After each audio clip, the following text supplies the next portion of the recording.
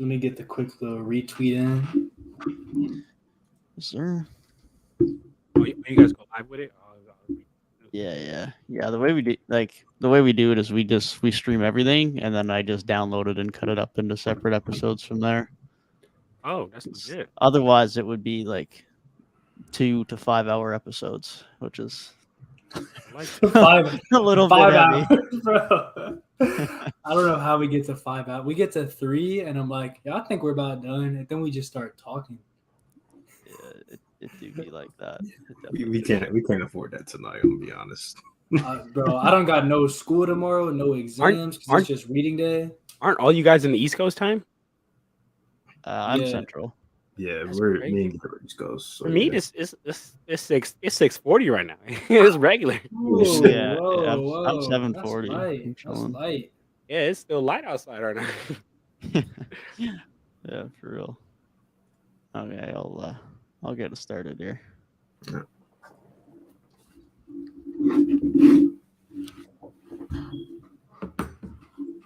Hello, everyone, and welcome back to another episode of 3 Point Weekly. Today, we are joined by a great guest in ClutchTalk. We are going to talk about the first round of the playoffs, and especially we will have a good discussion about his Lakers and how they are doing against the Memphis Grizzlies. We're also going to briefly talk about the Orlando Magic. We're also going to have a Jeopardy game to close things off about said first round of the playoffs. But first off, how are we doing today, ClutchTalk? Doing good, man. I've seen a lot of notorious content creators come through here, man. So I'm happy I finally got my chance to come on the show. Appreciate all you guys for having me on. I'm ready to talk hoops with you guys, man. Of course, man. Of course. Definitely glad to have you on. Going to be a very good episode here to talk about the first round. And let's start with your Lakers, who have got off to a pretty good start against the Grizzlies. Of course, the Grizzlies have had some very interesting moments and some highs and lows in this series. Of course, Jaw's been in and out. Dylan Brooks has been doing his thing, and the Grizzlies had a disastrous start to their last game. But what have you thought so far of your Lakers through the first 3 games of this series? Man, I've thought that when Anthony Davis is out there, this is, in my opinion, the team that I have making it out the West. If Anthony Davis can play at the MVP level that we all know that he can play at, right? What I like when I talk about Anthony Davis, I say the best kind of ability for Anthony Davis is availability. Because when he's available, in my opinion, he's the best big in the league, and it alters every matchup. And so for right now, with the Grizzlies, I think that the Lakers ultimately just match up way better than them, especially with Steven Jackson now, with Brandon Clark out, and just so many injuries that they're dealing with. That means that when Jaren Jackson Jr. gets in foul trouble, you're having to bring in Xavier Tillman, David Roddy, and don't get me wrong, like they had a good game too, and got to Anthony Davis, but throughout a 7-game series, we can't expect first-year, second-year players to match up against a first-ballot Hall of Famer. So I think that unfortunately with the Grizzlies, they just got hit with some injuries at the worst time, and with their current roster construction and the way the Lakers roster constructor is, I just think it's just not a good matchup for the Grizzlies, and the Lakers are going to be able to take that out. And Dylan Brooks, don't get me started on that guy. Ooh, hey man, I like that. I like that take a lot, bro. Because listen, 2 weeks ago we did our playoff predictions, and I believe I don't even know if we had the Lakers coming out of the first round in our predictions, but in my personal predictions, I had them going to the conference finals, and they were like, "That's kind of a crazy take." And now I think it's looking a lot better. Looking at this matchup, I think the games they've won have just been really impressive. And the game with Ja out that the Grizzlies won, it feels so weird because, it's harder to game plan for teams when they're not at their full strength, especially just on the fly like that. But, I mean, stealing home court, that first game at LA was just electric. The Grizzlies came out flat on the road. It's I don't think it'll be too hard for the Lakers to replicate that kind of performance. The only thing that the Grizzlies can kind of take as a moral victory is that once Ja ramped up, he ramped up. When he scored, 22 straight points for them late in the game, I genuinely thought they had a chance. And they were still pretty far out, but around 3 minutes left, I think the Grizzlies get an offensive board, Ja top of the key, wide open 3. Announcers screaming. I thought it was going in, and that would have cut it to 8 with 3 minutes left. And with how hot they were, I thought that would have given them a shot to come back and win the game, but they fell short there, and the Lakers ended up taking it.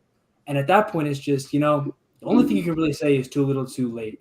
So, I mean, I liked a lot of what I saw from them later, but you can't come out flat like that in LA. I think that fan base is just too riled up, and those players have too much experience to really let it get away from them. So if Memphis wants to have a chance there, they got to come out game 4 and be ready to take it early, or they might find themselves out of this series quick. Yeah, I mean, you can't come out down 38-9 against any team in the postseason because that's just such a terrible deficit to try and overcome, especially on the road against LeBron, Anthony Davis. I like what ClutchTalk said. When AD is locked in, when he's playing at his best, he looks like a top 5 player in basketball as far as I'm concerned. Just especially the way he can control the game on the defensive side of the floor. But then it's like you do have those games like Game 2 where he's getting outplayed by guys like Xavier Tillman. But I expect them to be able to bounce back from that like he did in Game 3. If they can win tonight, they definitely have a good chance. A potential second-round matchup with them and the Warriors would be like crazy box office. Like everybody would want to see Curry against LeBron. So if we do get to that point, that's going to be a fun series. But I've definitely been impressed. Obviously the front line matchup was definitely in the Lakers' favor with Adams being out, with Brandon Clark being out. That definitely just catered a lot towards the Lakers. But still got to go out and play, still got to go out and execute. And they've done that so well. They've gotten great games from their role players. Hachimura, his just kind of out of nowhereness in this playoff run has been kind of, a sight to see. Because in the regular season, he had some solid moments for them. But, I mean, he's had like some 29-point games, some 20-plus point games in this series. So if you're getting production like that, it's definitely boding well for the Lakers. Yeah, definitely. AD and the depth is the two things that stand out for me, and you guys touched on that. AD, other than Game 2, has been extremely, extremely dominant. And even though he's in a series with the Defensive Player of the Year, he has been the best defensive player in this series, no doubt about it. And even though AD's been pretty good, and like LeBron's been good, but he hasn't been anything amazing. The biggest thing that I noticed from this Lakers team offensively, like you alluded to, Tyrik, is Rui Hachimura has been absurdly good for them.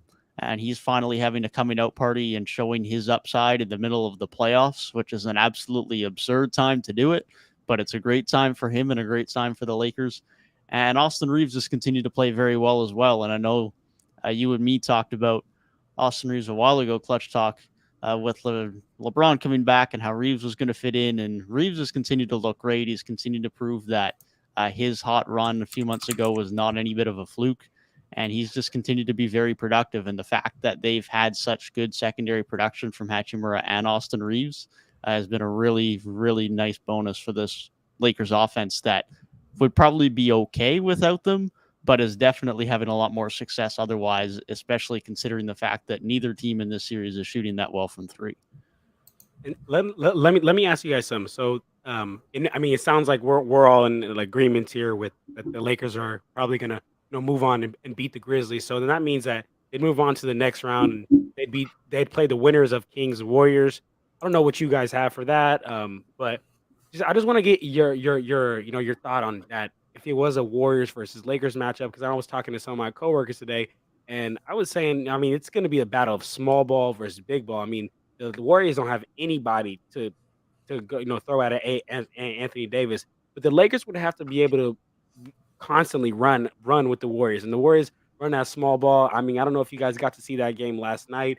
They had this beautiful play at the end where they were just passing, kicking the rock. I think it was right at the end of the third quarter, and it was just great off-ball movement. And it's tough. It's tough for especially older teams to be able to keep up with that kind of play. So I just kind of want to get your guys' thoughts on if the Lakers do advance, what are their chances against whether you have Kings or Warriors, in that series?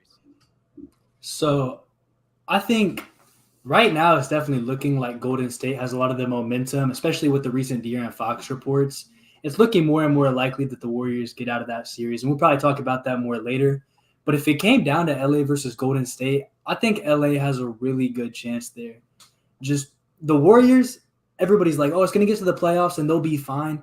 They're still 0-2 on the road this series, and we'll see what Game 5 brings, but they still haven't shaken that. And if the Lakers can play their Game 4 like they play Game 3 and they keep looking good at home, those games in LA are going to be really important. And there's just a lot on Golden State that doesn't really convince me. I still don't know what each player is going to bring night in and night out.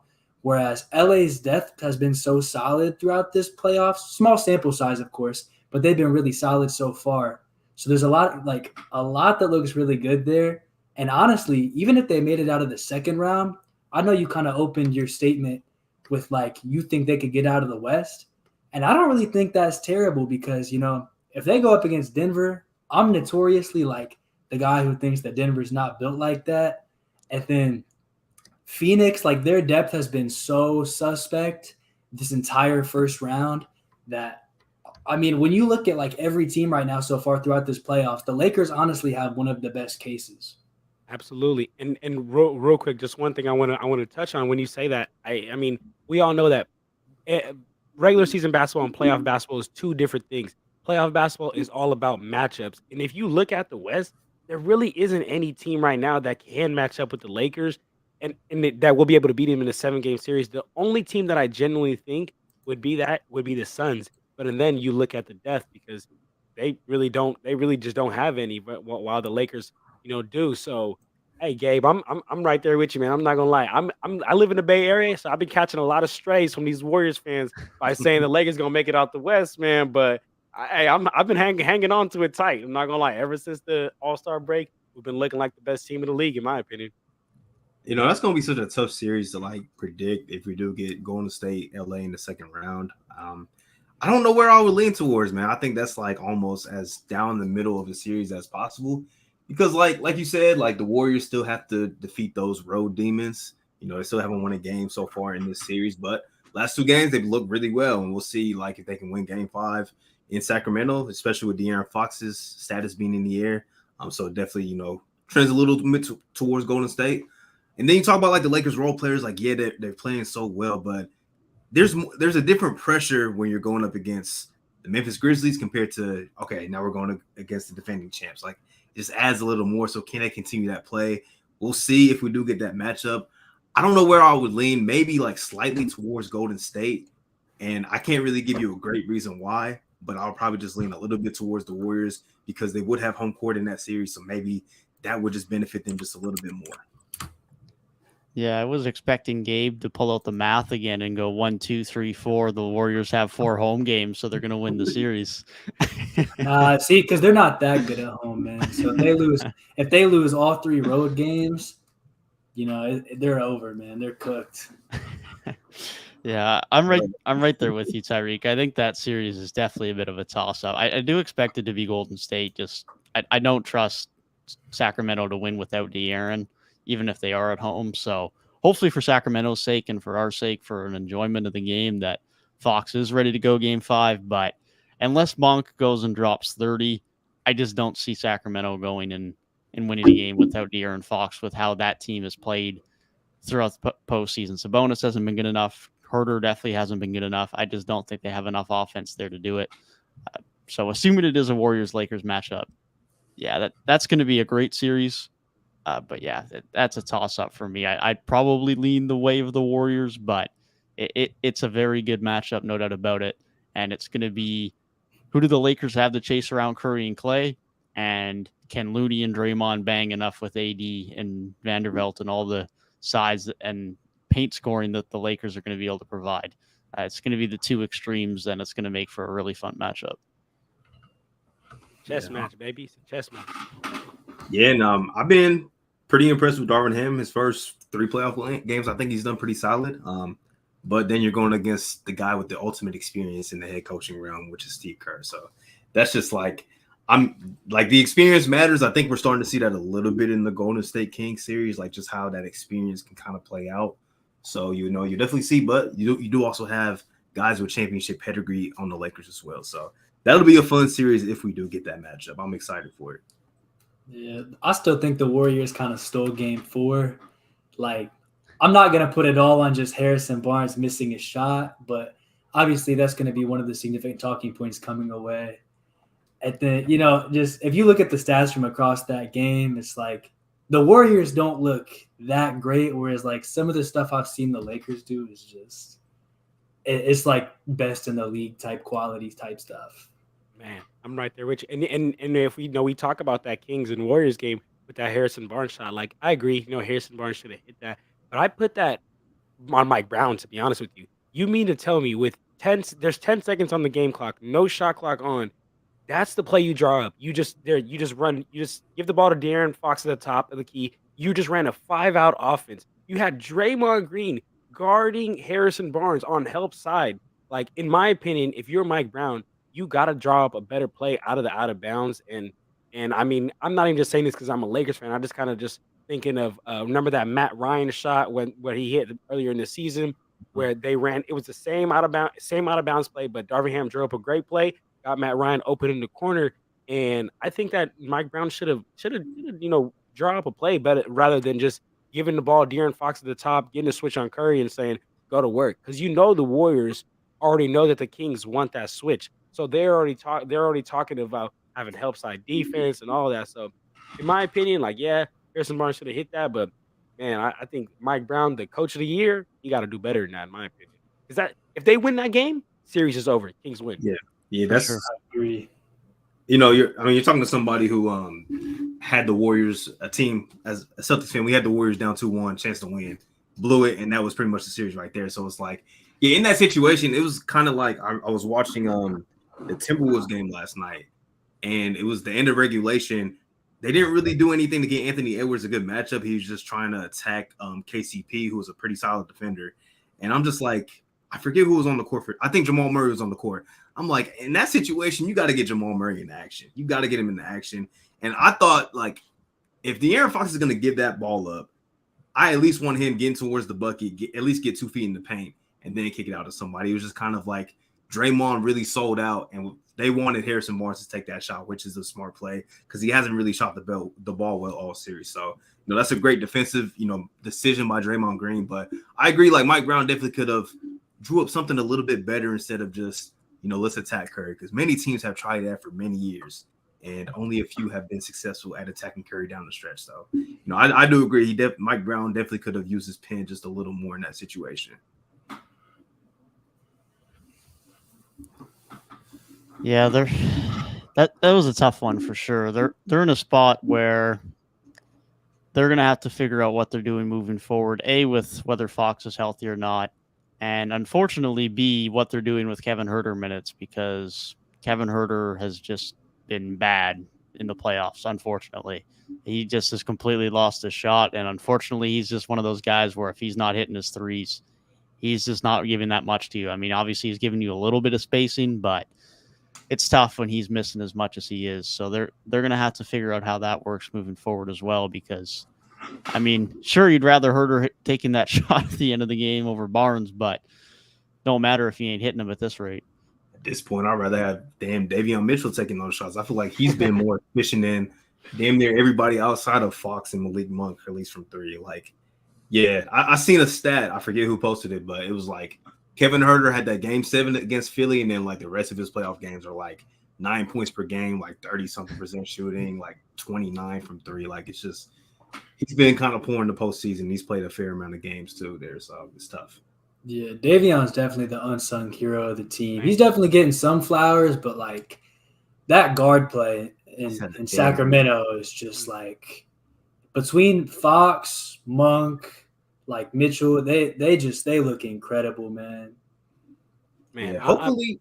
Go ahead, Reek. Go ahead. I was just gonna say, hopefully De'Aaron can play through that injury. I know that's tough, but if he can, like, that gives him a chance at least. But if he, like Devin said earlier, if Fox doesn't play, there's no way in hell they win Game 5, man. Like, no shot. Yeah, it would take like another Malik Monk 50-point game, and I mean Malik Monk is a bucket. Like, I don't put it past him, but I think at this stage and at this, not regular season, this is playoff basketball. I don't think the Warriors would even let, if he going off like that, they throwing double, triples, they doing whatever, boxing ones. So unfortunately, yeah, if Fox isn't playing, it's wraps things. Definitely. Well, let's hope for, as a viewer's sake and for Sacramento's sake, that Fox ends up being on the court for Game 5, because as much as Monk is great, if he's the number one option on the court, like you say, they're definitely not letting him have that good of a game. There's just no shot. All right, so I have a series that we need to talk about next, because I've got it up on my TV right now, and I can't refrain from talking about this any longer. Dude, Jimmy Butler is incredible. Jimmy Butler is incredible. If you guys don't have the score up at the time of recording, there's 58 seconds left in Game 4. The Heat are up 3. Jimmy Butler has 51 points, and Giannis is playing. They were just down 10, with 3.5 minutes left. Yeah. Listen, Jimmy Butler is actually having a legacy game. And I'm smiling. I don't know if Super Mario is in chat right now, but he was the same guy who said, I think Jimmy Butler's kind of overrated as a playoff player. Every time people say that he comes out and does stuff like this. And listen, I said before, Miami, they just needed to take advantage of that opportunity while Giannis was out. Now Giannis is back. They were up, and you just need Jimmy to get you a game. And now you're up 3-1. Come on, man. Hey, don't say now. The game still got to finish, man. Plus, I got money lines on this, so don't be jinxing it. The game's not over yet. Calm down. But once me take 8 threes in a ball game, I don't remember the last time I seen him do that, man. It's crazy, man. But like we kind of mentioned, even though as poor as Miami's been this year, they are not a team that you want to see in the first round as a 1 seed. That's just not because that team that even though they play so bad this season or just up and down, that grit that they have, just that winning mentality that they've been playing with, the culture that they've built, it's still such a tough team to see in the first round, no matter if you have the best player in the world or not. That is just not a favorable matchup, especially with Giannis missing, basically the first 2 games. Like Gabe said, Miami sees that opportunity, and I think they're a team that if you give them some confidence, that's all they need to see, and then all of a sudden they go from the worst offense in the league to, I think, statistically the best in the postseason, at least when it comes to points per game and 3-point efficiency and stuff. It's tough. It's tough territory if the Bucks do eventually go down 3-1. It's looking like they might. 32 bench points. 32 bench points for a team that we said had no depth. Wow. Yo, that's crazy that Super Mario said playoff Jimmy don't get activated, because I feel like that's Jimmy don't really care about the regular season. Jimmy always get activated in the playoffs, so that's kind of crazy that he said that. My guy, you gotta check that take. It's the Bulls fan. It's the Bulls fan. Yeah, he's holding over some of those bad memories from the Bulls before he really became a playoff performer. That's hilarious. I'm also smiling because if Boston doesn't have to see Milwaukee, dude, if we get Boston, Miami again, though, if Miami can play like this again, that'll be a really fun series, because that was super fun last year. I'd rather see Miami than Giannis. Of course you would. Of course you would. For sure you would. Of course. For sure. And I feel like also in a way the Heat low-key playing with some house money too. They man, we came here through the play-in, and you gonna have to beat us. You gonna have to put us out, because now the pressure's on the Bucks and Giannis. They gonna have to do something 100%. because they lost to Atlanta on purpose. Man, they might have, man. They probably seen this matchup man, we beaten this team before. We beaten them before. All right, yeah, we're not scared of Milwaukee, man. But no, we all thought this was gonna be what, a 4-game, 5-game series? 5-game, I think. Yeah. I mean, we technically didn't predict it at all. I don't think we predicted it since Miami. We said Miami against whoever. I said Miami Celtics was a sweep. Yeah, we did say this was going to be the Raptors, but yeah. Jesus, man. Wicked, man. This would be my draft pick going down the drain in our wager here. Dude, I thought I was kind of after the first 2-3 games of the Clippers Suns series, I was like, my draft pick might be done kind of soon, but hey, hold up, wait a second. Suns ain't look that great either. I'm not gonna lie, they haven't looked amazing. While we're talking about the draft pick challenge, right? So Super Mario honorarily got Denver as his draft pick team. ClutchTalk, I think I know what your answer would be, but we have a little draft pick bet where sometimes we do drafts on the channel, whether it's a players under 25 draft. We did our own all-star draft, stuff like that. If you want to, you can pick a team, and I think I know which team you might pick, but you can pick a team and you can come back on for our next draft if that team wins the title, and you'll get the number 1 overall pick. Lakers. Lakers. Fair. Fair play. Fair play. I picked Boston. Gabe picked the Suns. I'm Phoenix, yeah. Yeah, and I got the Bucks. Bucks, and Super Mario got Denver. So yeah, All right, all different teams. Shoot, hey, my whole pick is holding on Anthony Davis's health. As long as Anthony Davis is there, I think my pick will hold up. Man. Ooh, that's a bad miss by Drew Holiday. Bad miss. Man, it's tough because we were really talking about Drew Holiday a couple of weeks ago. Is like maybe this would finally be the year he doesn't fold in the playoffs offensively, and unfortunately, it just has not been that year. It has not been that year. Yeah, his playoff efficiency numbers have to be like bottom tier all time for like an all-star kind of guy, man. Because it's pretty bad. This was the Brook Lopez game. They lost the Brook Lopez game. That's tough. He had the quietest 20-plus points I've seen in a long time. Brook Lopez had 33 and 11. Well, when I was watching early, he had like 21, and I'm like, it seemed like he had like 5. Yeah, Lopez is slept in a way. Man, the Bucks down 3-1. That's tough. If any team was gonna do it and come back, it'd probably be them. Maybe the Cavs will cook something up, but I think I'd have more faith in a Bucks comeback than a Cavs comeback. That's actually the series we gotta talk about next. The Cavs are not cooking up 3 games in a row. There's no shot. The way they're playing, they're not. They tricked me, man. I don't know if they're cooking up. I don't know if they're cooking up one game, bro. They might be going home. They might be staying home actually because Game 5 is in Cleveland. Man, Rick, hey, I feel you. You said they tricked you. Like they tricked me too. I'm not gonna lie. I was a type of person that I was saying like, all right, clearly Bucks and Celtics, they're clearly championship contenders. Philly, yes, just because it really Joel Embiid, and when you have the best player in the league this year, in my opinion, you have a shot for a title. But I kept asking people like, all right, well, like, are the Cavs far below them? Are they right there? And some people would say far below, but I kept being like, man, I don't know. They got the bigs, they got the guard play, they got good talent on that team, and I think they could get it done. But they just been letting me down over and time again, man. I mean, the biggest thing that I was saying when I would talk about this Knicks and Cavs series, that I was like, okay, well, Donovan Mitchell is the best player on the court, and when you have the best player on the court, sometimes you can be like, yo, the offense has broke down. Try to run every single play, nothing has worked. Go get us a bucket. And honestly, Jalen Brunson has just shown him up this entire series.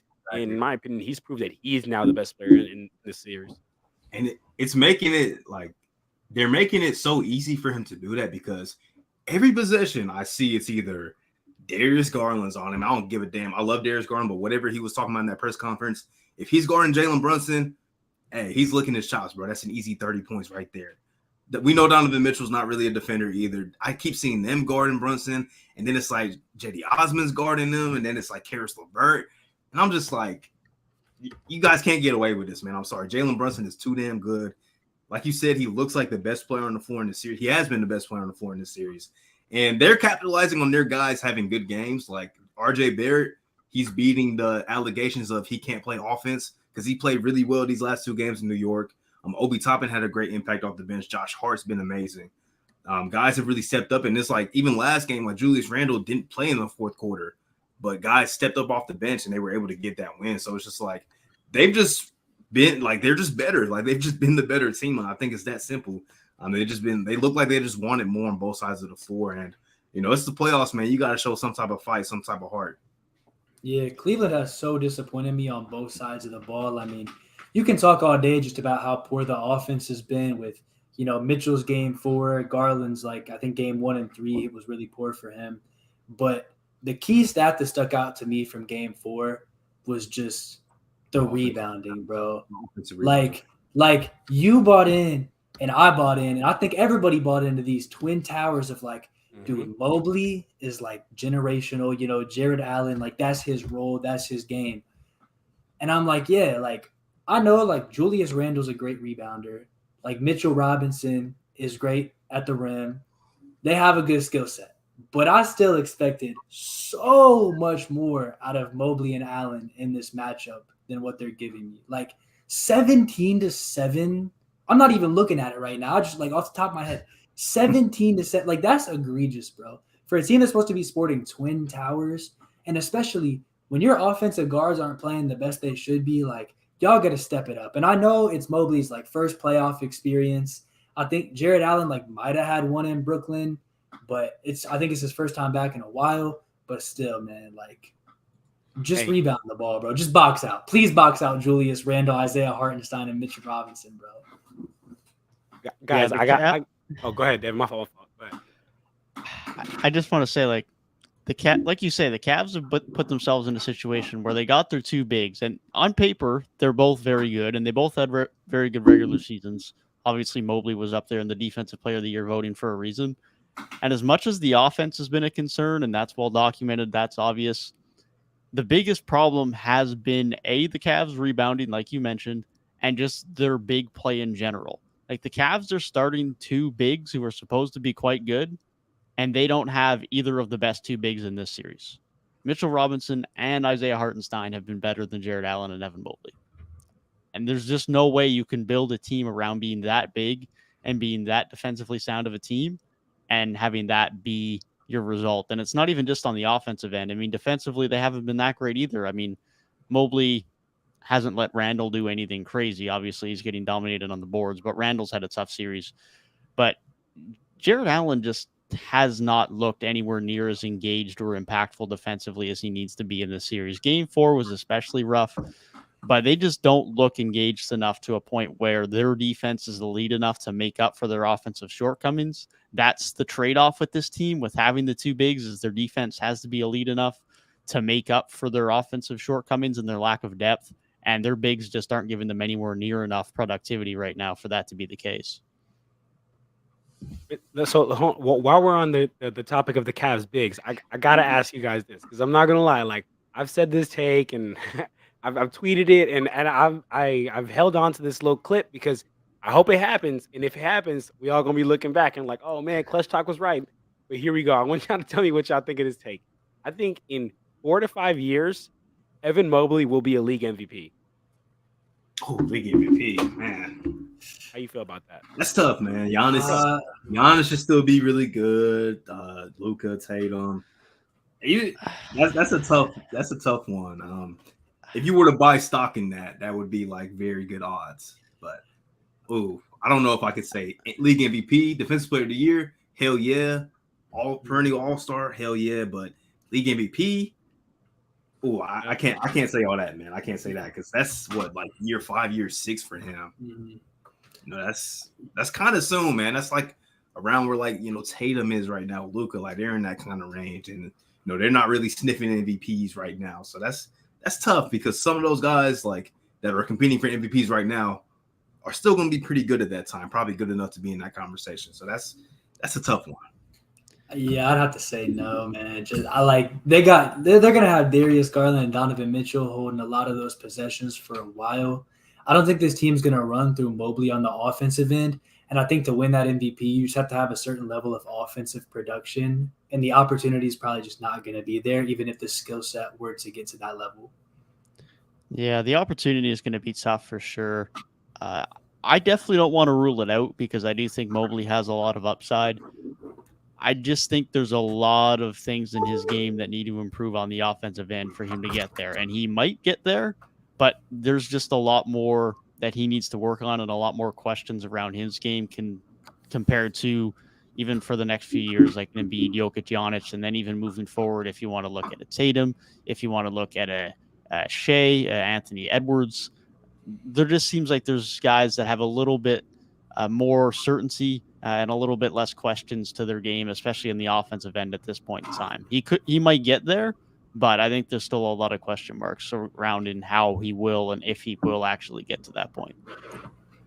Yeah. I mean, I totally understand why nobody's with me on the take, but of like where I'm coming from is just the fact of like, man, I mean, look, he's like the prototypical NBA like player nowadays, right? He's a big, he's 7 foot, he could run the floor, he could put the ball on the ground, he got the midi.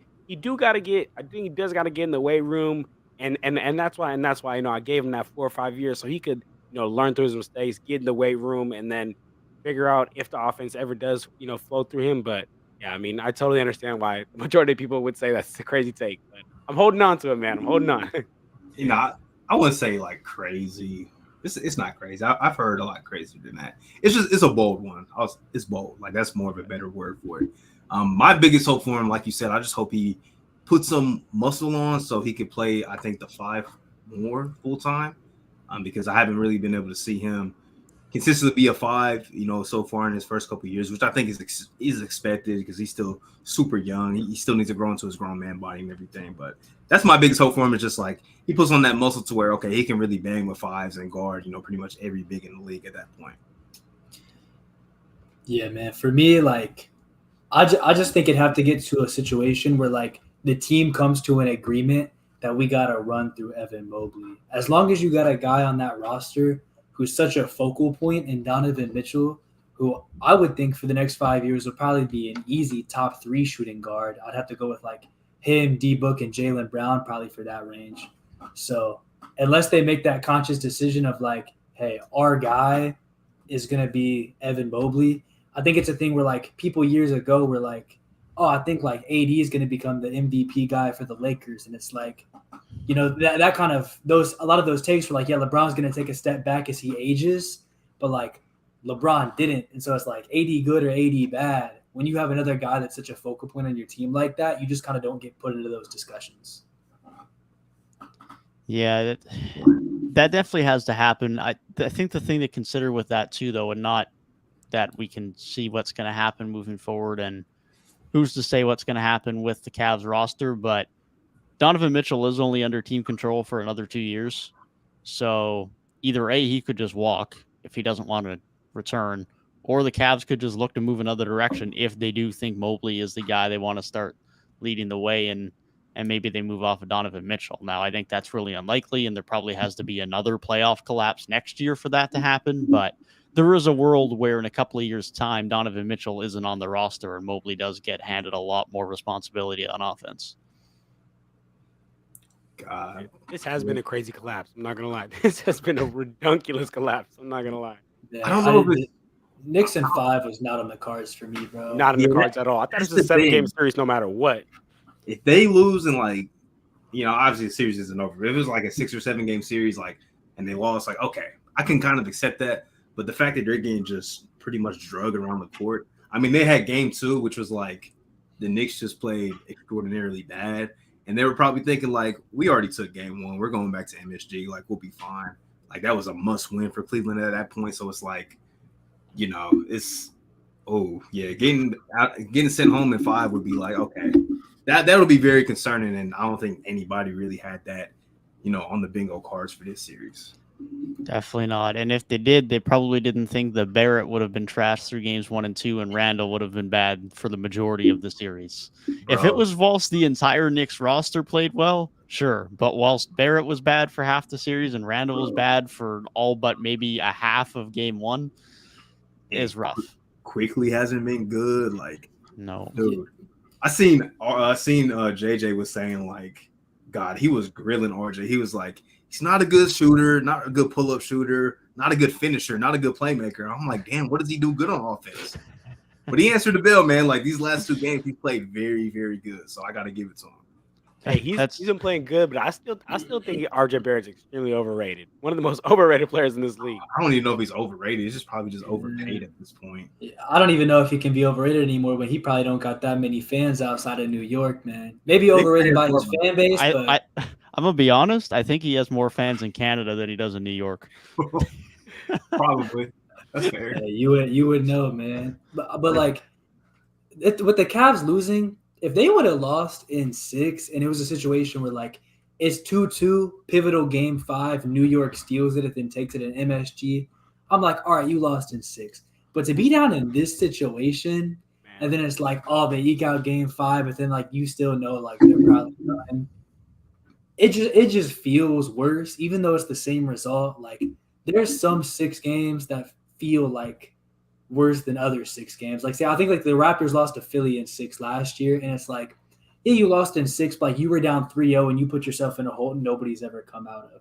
So yeah, you took it 6, but it's like, come on, man. Like, I'm not exactly happy about the way that series went. So even though 6 could be acceptable in some circumstances, I think the game number doesn't necessarily always equate how competitive or how interesting the series got as far as who was going to come out. Definitely. And they're probably looking at the Bucks being down 3-1 like, damn. They had it all. They had it all, man. They could have played Miami. Like, I mean, if Miami's depth plays like this, because I expect Jimmy to bring it, if Miami can get this production off the bench in several series, like, I'm fearing them because the whole reason they were an 8 seed was, no depth and Jimmy kind of coasted in the regular season. But, like, down Tyler Hero, and they're still able to get this production down the whole roster.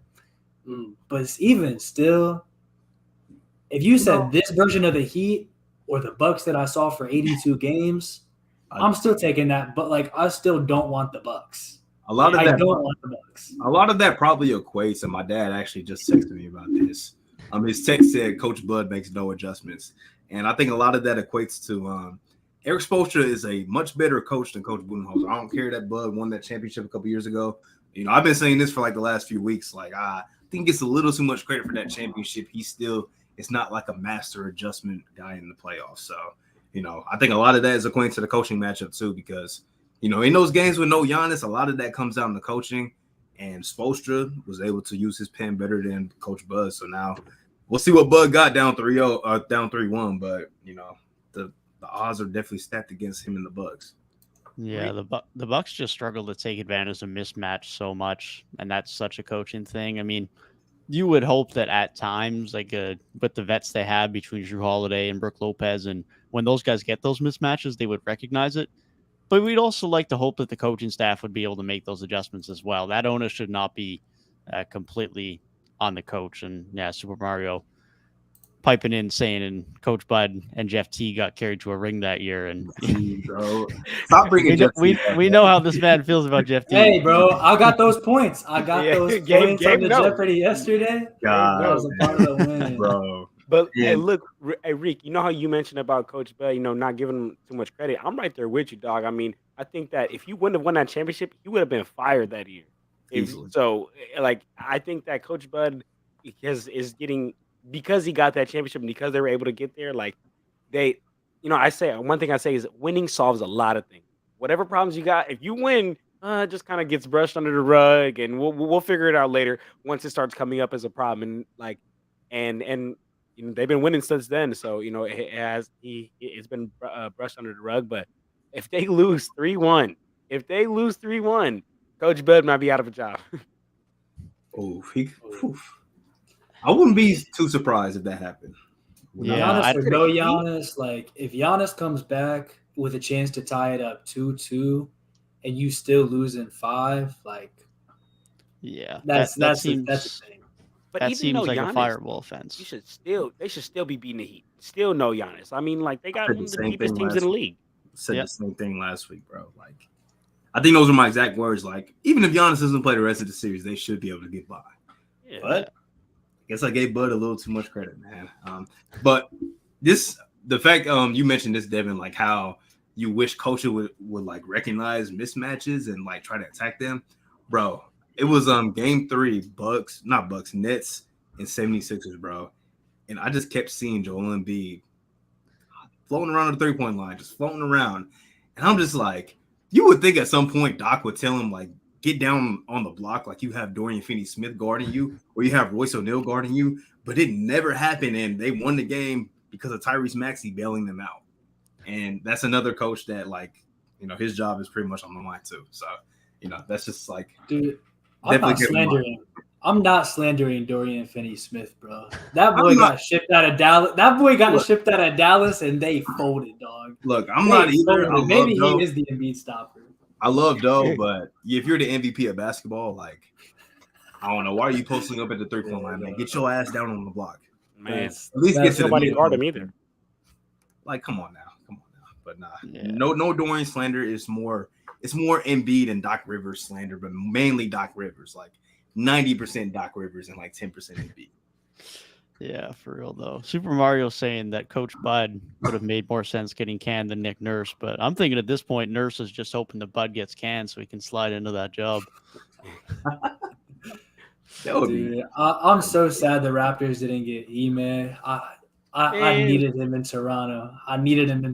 And now he's in Houston. Like, bro, the Raptors' job was right there, and you went to this dumpster fire organization. L decision. It's funny though, because it's like, of course, Raptors Twitter after the fact was like, "Oh, the organization's screwed up again, and we don't bring in a good head coach." And it's like, maybe he just wanted to go to Houston. Like everybody always just assumes that our organization is so fraudulent. Which, to be fair, the last couple of years it's been bad, but it's like maybe he just wanted to go to Houston. Man might not have wanted to be in Toronto. I don't know why. For basketball reasons, he would want to do that, but each their own. Yeah, I made that tweet earlier. Like I have so many thoughts, but I don't know if they're like logical thoughts right now. I feel like I still might need like another like day or so to like really process how I feel about this. You are Because like it's not even that. It's more just like Devin said, like why would you want to go to Houston for basketball reasons? I don't know. Like yeah, they have young players, young talent, but I hope he can really shift the culture in a bigger way. It's going to take more to shift this culture than it did in Boston. Like that's for damn sure because, these guys have had no guidance for the last 2-3 years. It's just been basically them playing AAU basketball out there. So, they got he has his work cut out for him for sure if he plans on making his team somewhat competitive anytime soon. And it's not good. It's not good when we're talking about a guy who's coming to the team with his baggage who has to change the culture. Yeah, that's the concerning part to me. You made Doka's baggage? Yes. Yeah. Man, honestly, I still would love to find out exactly what he did because people was acting like he like murdered the owner's kid. Like they were just they were like I don't know, and I'm not even gonna sit here and make speculations, but like I heard some crazy rumors and whatnot about maybe some wives and being involved and whatnot, but like this is just like crazy to me because like he had the head coach job in the Nets almost secured, and then they didn't go through. And I think it didn't go through because of what he did. Like, I don't know, man, but just had to bring that up with Reek here because I know Reek's a big Celtics guy. But I think Ime was a great coach. Definitely was a good coach. I hope whoever's making decisions in Houston, I hope they did their research, man, because you would hate for it to be like how Deshaun Watson was. Like the Browns didn't do their research, and then all of a sudden it's like, oh, this guy did more stuff than you guys were aware of, or at least he's been accused for a lot more. So hopefully they did their due diligence and checked all of their boxes. But we'll see. Basketball wise, though, I still don't really know how to feel about it, even if you take the baggage out of the picture. Yeah, I'm assuming if he did get the job, like I doubt it was something criminal or like something like that's like super like egregious. I know the main story was like a workplace affair, and I think there were questions at a time where it was like, was it consensual or not? And I'm assuming they came to the fact that it was, because if it was wasn't, not, to be clear, it wasn't. Yeah, it wasn't. It began consensual and got to a point where it was not consensual. Then no, that was the official report that came out months later. If that's the official report, I do not think I'm a fan of that hiring. Yeah, not at in all. any circumstance. But it makes sense as a Houston decision because that organization has had a lot of issues the past couple of years, and I think John Wall said it best, man, when he went on that legendary rant about Houston. Got shipped back there like 2 weeks later, but yeah, that was so funny. I'm not gonna lie. I was listening to that podcast like before like the whole stuff happened, and as soon as I got the notification on my phone, I was like, that was the first thing I thought of. I was like, he was just talking smack about that place. Is he still there? Like technically, John Wall probably at the house all the time. I don't think they bought him out. Yeah, I hope he didn't sell his house because. Well, wait. I think wasn't his Clippers contract only like a year contract because that's why he got bought out from the first Rockets contract. So that's why I think he'd be a free agent. He might be playing for the Guangdong Tigers next year, man. I think his Clipper one might have been 2 years. 2? Really? I think it was like 12 million or some shit like that. I don't remember. Oh, it is 2 years. 2 years, 13.2 mil. It looks like Close. Yeah. free. Yeah, he's a free agent, unrestricted 2024. So Yeah. technically, he's on the Rockets for another year. Level. I would fully expect him to be flipped for something. There's some team that Flipped for what? No, he was waived. He was waived. Oh, he was waived. He was Good. waived. He was waived 3 days after the trade was made.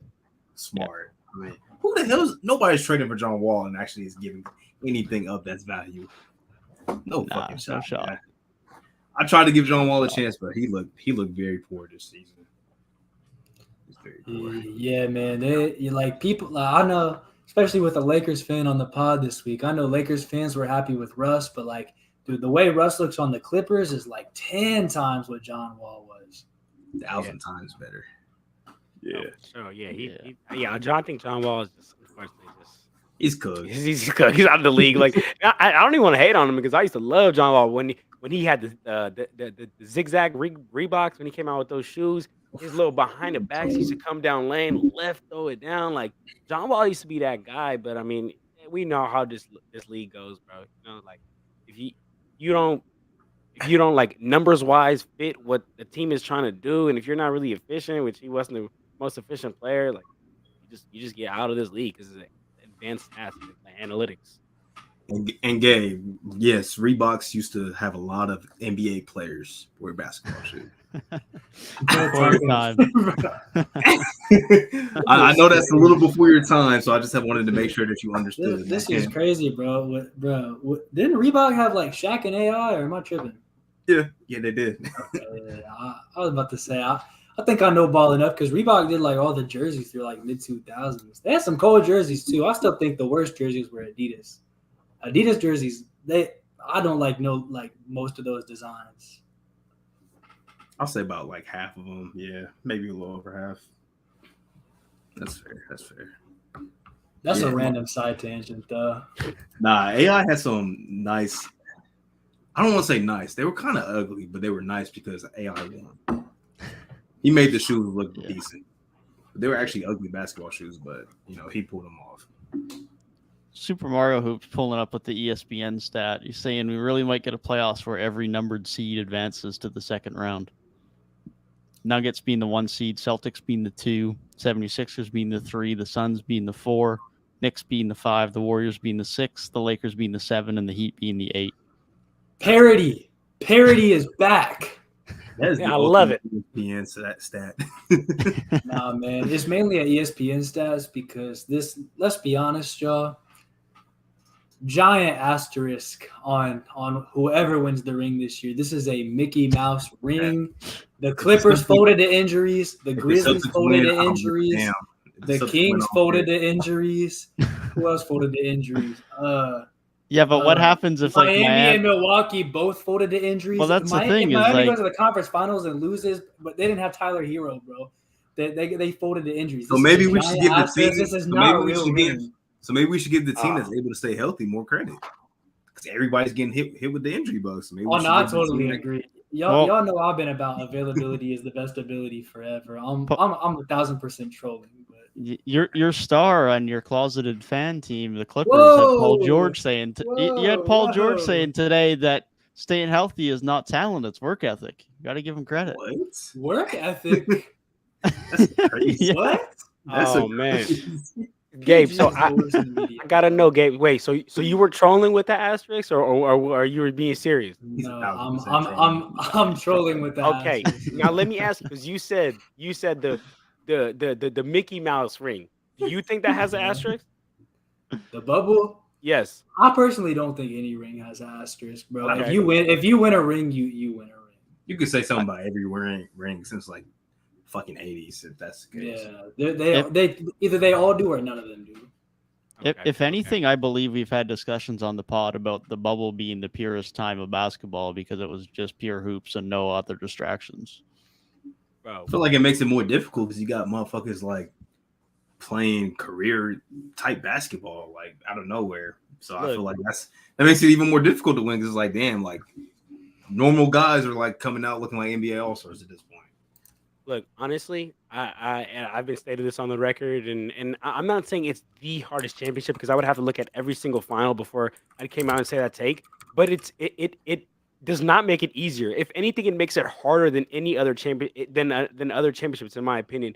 And here's why: because, and I actually talk about this with Super Mario Hoops all the time, right? Because Paul George himself came out and said, like, "Oh, being in the bubble like wasn't good for me mentally. Like I couldn't play." And you saw, look at Paul George's his bubble numbers. He was garbage, and he came out and said that the bubble mentally affected him. So like people got to realize that like these players in the NBA are also human beings. They're not robots. They also have wives, they have kids, they have families, they have dogs, they have things that make them mentally okay, right? Like I'll just use LeBron for an instance. Like the man didn't get to see his kids, the man didn't get to see his wife, right? Like those are the people who make you okay to, you come back, baby, I had a bad game, you know what I'm saying, or whatever, I'm going through it.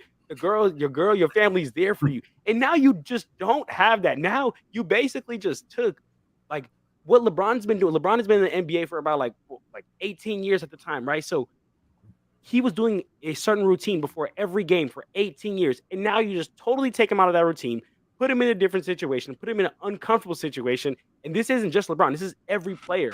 And I think the teams that rose to the top are the best teams. So honestly, I did get a little hitty with that one, man, because in my opinion, there's no way that the asterisk on that championship. If there's an asterisk, because it was harder than any other one.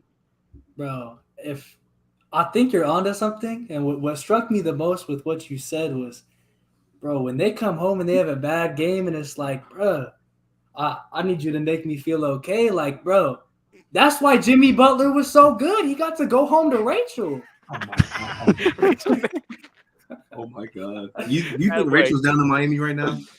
for sure, and Jimmy Hey, crib 56 tonight? 56 tonight? Nah, she's there.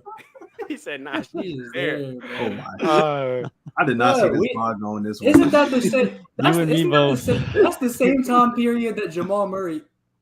God, man. Oh my god. Oh, that boy talking about Jamal Murray. I don't even know if I should say my point anymore. I was just gonna say another thing that made the bubble difficult is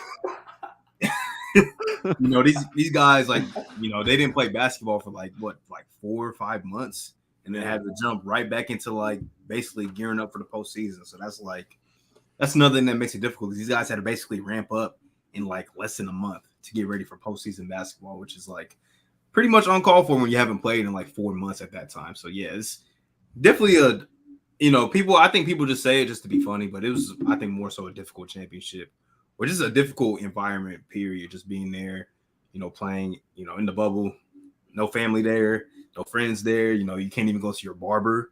You got to go to the bubble barber. Like, it's just a whole bunch of different things that add up to, you having your normal routine to where you have to completely adjust and, abandon everything that you've done for the last however many years of your career. Yeah, definitely. It was a really tough environment. I mean, like you said, with guys not playing for so long. I mean, of course, the bubble was some of the worst time for some of the slander Siakam was getting. And I remember, whether it was during the bubble or after the bubble, like he said, for the 2-3 months where he was basically just in his house when the league was shut down, like he didn't get a shot up for months.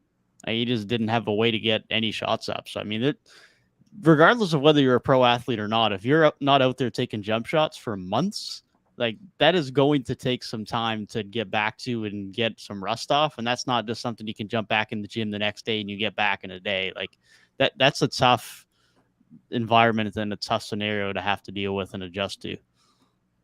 Yeah, 1000%. Man, I don't know how we got to the bubble, but here we are. Yeah, here we are. Yeah, man, I love this. That's the kind of special stuff you get on. You only get on 3 Point Weekly, man. You only get these type of. We just go from everywhere, man. I love it. You're not lying, because like we just have like times where we just start talking about random NBA players from like the mid 2000s. But that's how it's supposed to be, man. That's how it's supposed to be. And it's like, how do we get to this point? We never know. It's just like, it happens every week, bro. It happens every week. This has been a good playoffs, though. Even with all the injuries, like it's the same thing. Like last year, the year before, there's always going to be something where, people are going to say, "Oh, but if this player was there, it don't matter, bro." Like last year, it was Chris Middleton.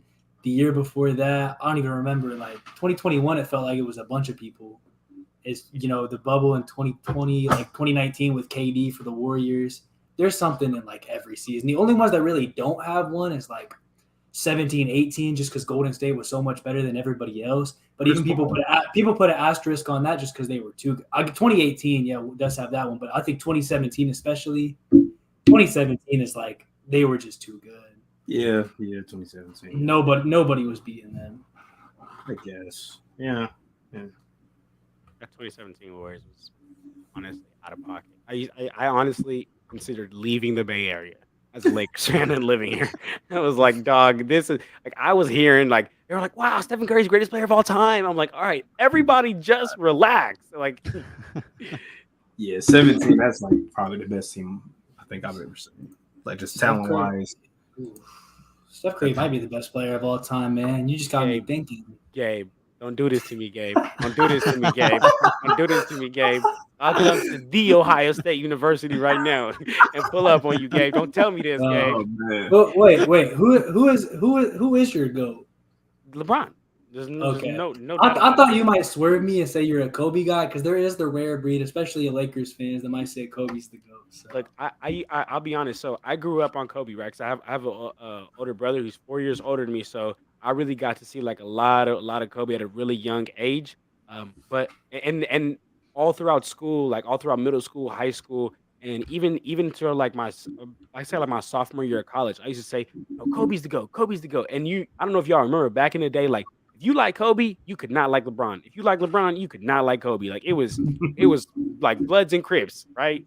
So the thing is that like I always be like, "No, Kobe's the GOAT. Kobe's the GOAT." And then once I saw LeBron become 35, 36. Win a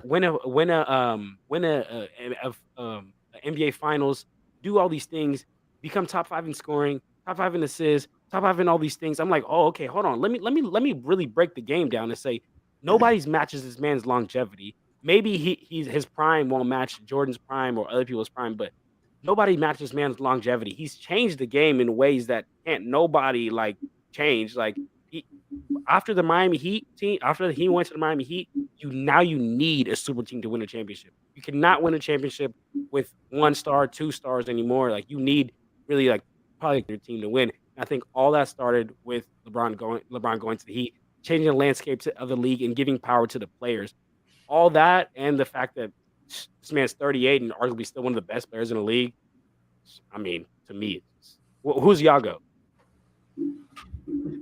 I know Devin and Tyrik hate these kind of questions. Yeah. Every time I get asked, I just say LeBron's the best player I've ever seen. Like that's my answer. I like that. I never got to watch Jordan in real time, and I feel like watching somebody in real time really speaks a lot more to it. So that's why I say LeBron's the best I've ever seen personally. Yeah, I'd probably go the same way, but like I don't partake in said discussions. I don't care. Like I'll compare and debate about players within an era. But when you start going outside of eras, and especially for me, like you say, just never got to watch MJ in real time. Like it's tough. It's tough. Super Mario will disagree, but that's okay. Yeah, I think LeBron has grown on me so much over time. Just I'm sure you can like you were talking about Kobe versus LeBron, but like Raptors fan, I don't think I need to say much more. Yeah, there was some times where LeBron really was not my favorite guy. Every year I'm like, hey, if the Warriors are just gonna like make the finals quick work, like at least let it be somebody different that goes. So, I was like, LeBron, like, what are we doing here? But in his Lakers days, he's grown on me a lot more, and I've just learned to be objective and like appreciate it. I think for me, like when it comes to the whole GOAT debate, it is just like both guys just have their own argument, and I just don't think. If the Lakers get it done this year, I think LeBron might become like damn near undeniable. But if just taking that out of question, I think it's just like, LeBron has like all these longevity stats, like number 1 in scoring all time, like, was one of the best players in the league when he was 20 and is damn near 40, still one of the best players in the league. But then MJ just has that like untouched legacy of like, 6-0, just like the perfect like storybook ending, last dance, all the stuff that he did, like most points in a playoff game, all that kind of thing. So they just each have like such a strong argument, and it really just comes down to like what you value more than anything. All I will say is though, if you don't have one of those two, I will be kind of skeptical of you because anybody else besides those two, I think is like a tier below. Facts. Yeah, I can agree with that. Hey, what were they calling? What were they calling Toronto back in the day? Like LeBronto or something like that, right? Hey, bro, you didn't need to say that. That was completely unnecessary, bro. Oh man, that's okay. Those don't affect me anymore since he won a title. It's all good. Yeah, man. Maybe I will start calling it a Mickey Mouse ring if you don't chill out on that.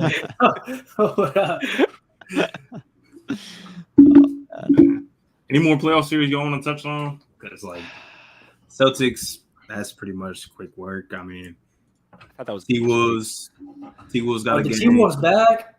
Anthony Edwards said that but Anthony Edwards is him. And that's all I have to say. Yeah. Anthony Edwards is him, and the NBA wanted to extend this another game, and they were like, "Man, we're gonna get so much more money if we do one more game. Let's just do one more." Is Cat gone? Is Cat on the first flight out of Minnesota? I don't care, honestly. If they can find a way to make that work. But look, if I'm the Timberwolves, like just off my pride and just off my heart, like I don't let Cat go because I had the team right there before we did that dumb before they did that dumb Rudy Gobert trade. Like you had the team right there. Let them build, let them go. Like you're gonna get better, and their players are gonna get chemistry in these next couple of years. But you blew it all up for Rudy Gobert to match him with another big over there. Like at this point, like you can't trade away Rudy Gobert because that's all the players that you wasted on. So I mean, I guess try Cat, but do you really think that team would be good if Rudy Gobert was just the only sole big out there? I mean, it'd be the same thing that happened in Jazz playoffs. He gets exposed. I'm low on Twin Towers right now, man. Between like Minnesota and between what Cleveland's doing right now, I'm very low on Twin Towers right now. Only way it works for real is like if it's like how the Celtics play when you got guys that can switch all around. Like that's really the only way it can work. And Cat is not defensively inclined really, and Rudy's been exploitable in the playoffs and switches. So it's like, they got kind of like the worst combination that you could put together, on that side of the floor. Hey, Devin's offseason center rankings look better by the day, man. They look better by the day. He was a Cat slander. You guys were calling me crazy for having Cat at 5. Maybe the Donovan Mitchell at 6 ranking isn't that bad right now either. Come on, bro. No matter how bad he's been at stretches, like Donovan Mitchell is still like he is about to be all minimum top 3, bro. He is about to be all NBA. You can say Booker and you can say Brown. Nobody else is above Mitchell. Only thing I got to say about the Timberwolves, I love how Anthony Edwards last night, he had a big game, hit a clutch shot. He only talked about his teammates the entire minute and 10 seconds of his post-game presser. I love that, man. That shows like a very mature 21-year-old, and for somebody who had character concerns coming out of the draft. So, I just love seeing that. I'm not gonna lie, I was one of those people who said I had character concerns in him. I'm not gonna lie, because really? I had a big problem. To be honest, so I love basketball. I've loved basketball my whole life, and like I try to watch every single game every night. Now I know that's not realistically possible because like there's like 12 games that start out one time, so it's kind of hard unless you rewind and whatnot. But I had a really big problem with him saying like, "Oh, I don't watch basketball. I watch football. I like football more." In my opinion, I was like, maybe and maybe I didn't know him yet because he just trolls, and he'd be trolling with the flip phone at the press conferences and all that. Maybe he was just trolling, and I didn't know that. But when he was coming out and he said that, I had a big problem with it. I was like, "Oh, how are you gonna be like? How are you gonna love like be in the NBA and not like love the game and not like want to soak it in and watch film and watch this and that?" Like, I don't know, but maybe he was just trolling me. So I gotta take responsibility for my take. It's cool to own up to the rough takes, man. We all got to do that at some point. All got him. I think, like, honestly, though, if I was an NBA player and I spent, like, hours in the film room and, like, I was playing at that level on the court, I don't know how much I would, like, just casually watching basketball. Because I'd probably see it and just, like, if I was a top-level player, I'd be like, oh, I would have done that so much better. And I'd probably just get mad and be like, why are they running that offense like that? And then also, like, you just get burnt out on, like, watching film. And it's like, yeah, let me put something else on. That's the thing, right? Is like at that point, as much as a lot of those guys obviously just have innate passion for the sport, at the end of the day, it still becomes a job. So, like, everyone needs an escape from their job. Even if that is your passion, they're going to have to go home at the end of the day and do something that isn't basketball related. And I mean, it's obviously to a different extent that I don't do this for a job, but like, even before I started making content, I watched way more NBA content on YouTube than I do now. I hardly watch anything now. I already am consumed enough with basketball and make my own content to the point where it's like, yeah, if I see a random video pop, like, I don't know if I've watched Kenny in months, or Rusty Buckets I used to watch a ton. I haven't watched him in probably over a year. Like, I don't tune into that anymore because I'm already so consumed with it now. So, I mean, obviously, if you're just that much of a guy who loves basketball, yeah, you might do your job all day and then come back and still watch basketball. But definitely makes sense if there's guys too that are just like, I'm just gonna chill out for 4 hours and do whatever else I'm interested in, whether that's music or spending time with your family or gaming or whatever. Just some form of something that is just not work. Makes sense. I'm not gonna lie, I never thought about it like that. That makes sense. Side note, bro, Anthony Davis is so hilarious. I don't know if y'all got the game on, bro. Anthony Davis is so hilarious. I don't know. This is like the second or third time I've live commed on this pod. But, bro, he just goes up for a layup against Memphis, like slides into, like, I don't even know what you call that, like The the stanchion. hoop base, I guess. Yeah. Mhm. Bro. He's just this dude, he is never going to beat the allegations, bro. He's Dog, never going to beat the allegations. Honestly, Always like, not only do I get scared whenever he jumps, like, even if he just goes up for a jumper, I just get scared. But like, I came to the conclusion, and I was telling one of my homies the other day, I was like, yo, like, how just some people are just like more dramatic than others? I think he's just a dramatic person. Like, I think he's just like Anthony Davis is just super dramatic, and like the smallest thing happens to him, and he's just like, and then he's like, oh wait, I'm okay. Like, remember that time he was like, what? I can't move my arm. And then like 5 minutes later, he was like playing basketball, and I was like, dog, like, come on, Anthony, like, chill out. But wasn't that like 2 weeks ago? Yes, game bro. one. Yeah, it was game one. Yes, It was this is game in one. Game one. Oh, yeah. He's like, I can't move my arm. He like got up and like looked at Darvin Ham. Was like, I can't move it. Super Mario saying AD all drama. Bro. The AD impression is crazy, bro. I can't move my, like, I'm dead, bro. Dog. Oh man, that's too good. Hey man, has discounting like our draft pick bet, because I know we all picked like our team with the draft pick to win the finals. Through what you've seen in the first round, has any of your guys' like idea or like pick of who's the favorite right now to win it all, has that changed at all?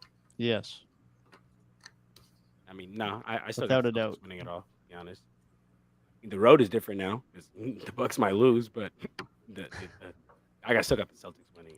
Still got the Celtics. Still the same. My boys got to win 3 in a row, so mine has definitely changed. Your boys.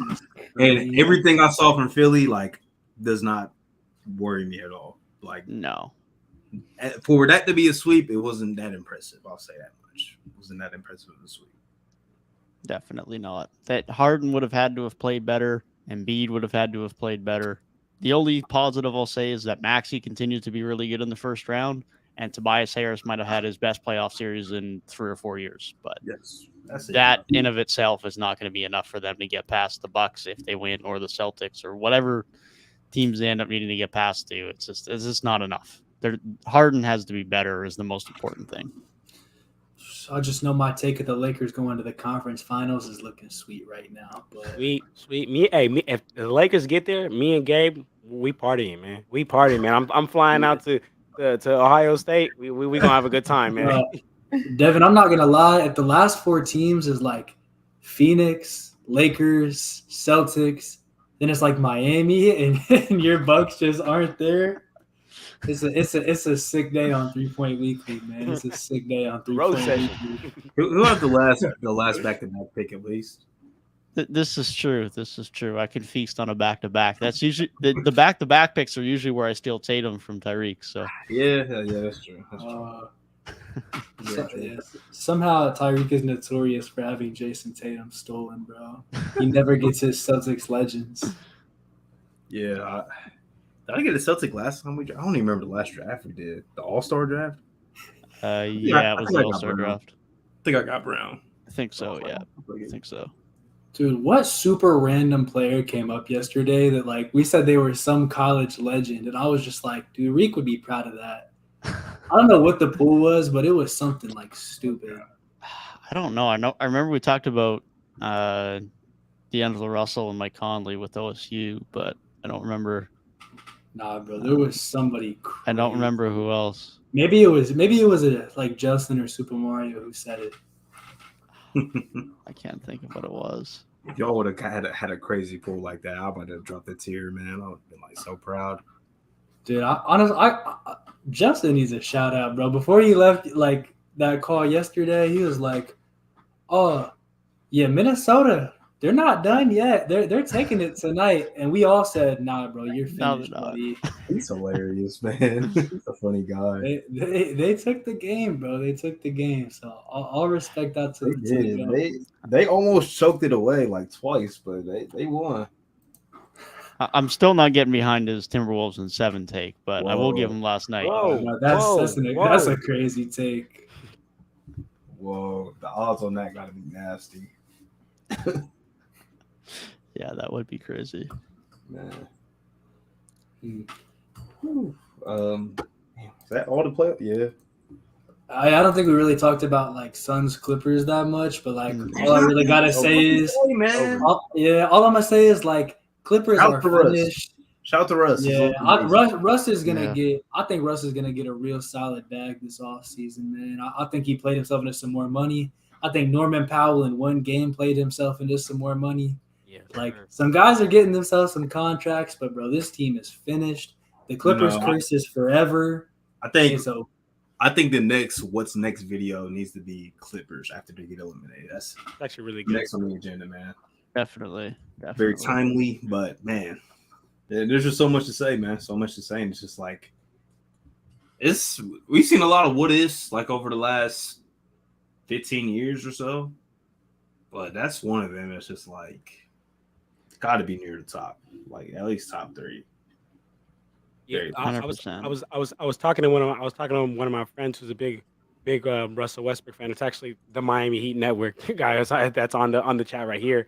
And we were talking, and I'd said, like, do you think Russ signs for the vet minimum? And he was talking about he thinks he's signing for maybe a mid-level exception. I'm thinking a vet minimum. What are y'all thinking that Russ signs it? Because I agree, like these past couple games, like the turnover rate has been kind of high, but he's played himself into showing that like maybe I'm not as bad as all y'all had drawn out to me for me to be, as the media has drawn out for me to be. So, what you think Russ is gonna get next year, and then also like. Think he'll come back to the Clippers? You think he'll go somewhere else? But how are you feeling about that?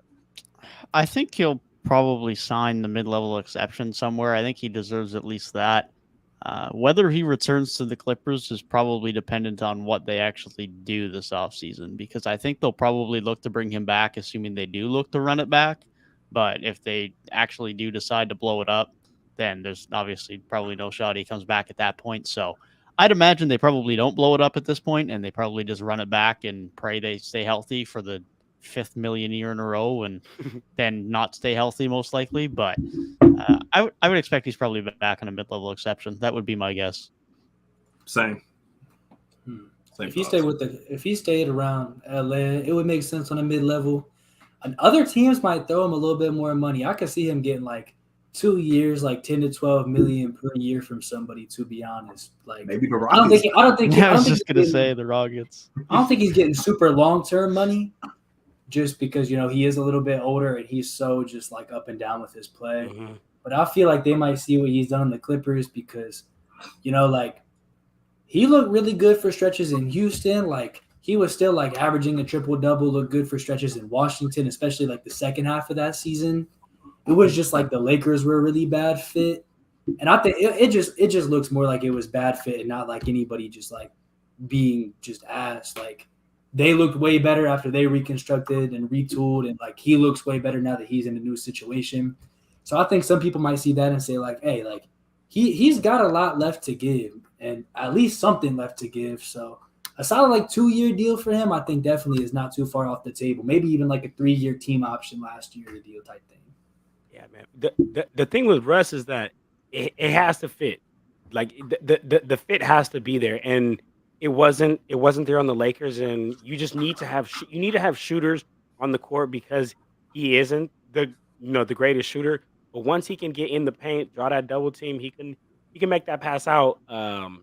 And he's just like on the Clippers, right? Like a perfect example I give is like when he was on the Lakers, he was still on that like millions of dollars contract, and people were expecting him to play like that. And he came into the Lakers with the perception of, all right, it's going to be 360, right, with LeBron, Russ, and AD, and he just never really was that that third star or even that second star to the team. And I think that's why so many people were like, man, I'm just giving up on him. But now his expectations, I think, were so much lowered when it came to the Clippers, and it was such a better fit.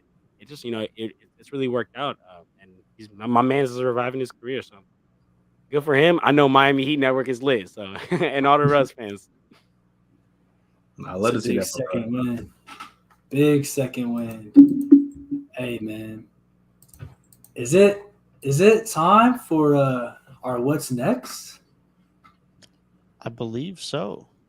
Unless we have any other comments we want to make on the playoffs, but I think we're about that time. Lakers are going up 3-1, and Memphis might be cooked. That's my last comment. Shout out to the Miami Heat. Get it done. Get the job done. Hemi Butler is back. Hemi Butler. Hemi.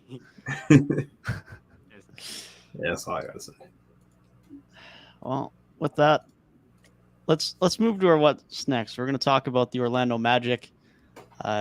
Well known on the pod to anyone who watches that I am very much the leader of the Orlando Magic push back into the postseason next year. I've been high on them for a while now. Meanwhile, Tyrik and Gabe have been pushing the Pistons bandwagon a little bit more, and they had half of the Magic wins this year. Just side note, but nonetheless, the Magic had a very good year. 12 more wins this year than last year. Of course, Paolo was likely going to win Rookie of the Year, but we'll start with you, Gabe. How did you feel about the Magic season, and what do you expect for them heading into the summer and into next season? I think this season they showed a lot of promise. I think what they finished as like the 12th seed, maybe 13. Not at the bottom of the conference, so they showed a little bit of an ability to like win some games, get some winning experience under their belt. And there's still just a ton of room to grow. Like some guys that they kind of brought in just as flyers, like a Bull, or like even you can still consider Markelle that to an extent, kind of showed out and really showed what they could contribute. And so they might be pieces that could stick with them moving forward. But the main thing here is really that you got number one. You took Paolo, and a lot of people thought you were going to take Jabari until like the last second. And you ended up making the right pick. Paolo went on to win Rookie of the Year. And now you're in a situation where you could really add one more great piece onto that and give yourself like a perfect young core to start making a big push. This team from top to bottom, you've got like in the guard play, you've got a lot of options, whether it be like Suggs, Markelle, Cole Anthony, whatever decision they make there of who they're going to keep. Like you've got some at least decent guard play, and they might even use their pick this year to bring in another top guy at that position.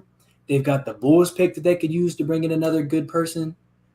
And then, like, forward positions is even better. You got, like, Paolo, Franz, and then Wendell at center. Like, this starting lineup, they could for real be good for years moving forward. So there's a lot to like here, but I'm going to pass it off to y'all and see what you think. You go first, ClutchTalk. Man, you put that perfectly, Gabe. I mean, I think that they had a very predictable season. They finished at the 13th seed, but I mean that's pretty predictable for a young team.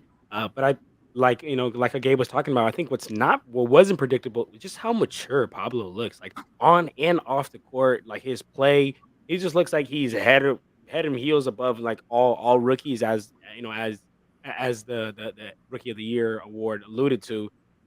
But yeah, I mean, I don't know if we're gonna get to the off-season stuff later on whatnot with them, but I mean, they have just an array of players and picks, and just they just like all they got to do is decide which way to go. They have all the options as to where they want to go. I mean, like all I know is that they just better not stay put with all the talent they have, and in Suggs and Bull and the Wagner brothers and Markel Fultz and Wendell Carter, Cole Anthony. I mean, you're gonna have to choose who are gonna be your top 3 guys. You're gonna have to choose who you're gonna go with, and the other guys you're just gonna have to ship to be able to get role players around those top 3 guys. But right now, I mean, is the way I'm feeling about Orlando Magic, Devin, I'm not gonna lie, brother. I gotta go with the Pistons. I'm more leaning on the Pistons side as to who's gonna have a better season next year. Because I really am starting to believe in Cade and especially James Wiseman and kind of what they're starting to build out over there.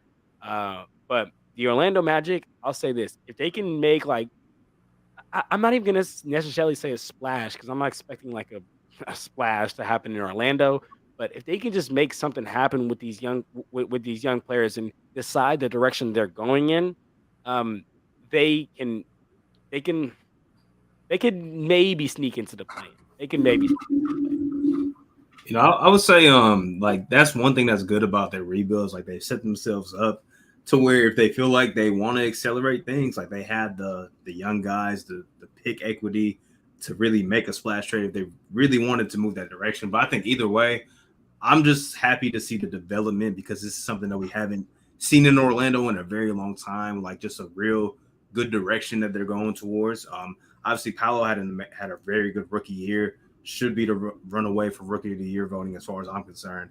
But I'm just happy to see guys like Markel. Everybody knows I'm a Markel guy, but like see his development this year for him to like really look super confident for one of the first times in his NBA career for a full season was definitely good to see. And then, Franz Wagner, continuing to improve his game after having, I guess, kind of a surprise rookie season to some people's standards because he was kind of like, like that fourth guy out of that class that played very well last year, but he even got better. And I'm just, Wendell, I know Devin probably has a million things to say about Wendell, but his continued growth. Shout out to Jamal Mosley because he has done an excellent job developing these guys, getting these guys ready, getting them ready on the defensive side of the floor because they've been gritty. They've played well against some of the best teams in the league too this season. Like I think they beat the Celtics 3 times this year. Like they played well against some of the best teams. Definitely a little bit of maybe ahead of schedule, like some people I think than I really thought that they would be. But they're putting themselves in position to make a push to, if not the play-in, potentially the playoffs next season. Man, I'm starting to see the vision with this team pretty high on them. We'll see what decisions they do make when it comes to like picking between those guards. I hope they stick with Markel, but we'll see how they feel about that financially. But I think they're playing with house money at this point. It's just about making the right decisions. Yeah, Super Mario Hoop saying the Bulls and me and Gabe's Raptors are going to be worse than Orlando next year.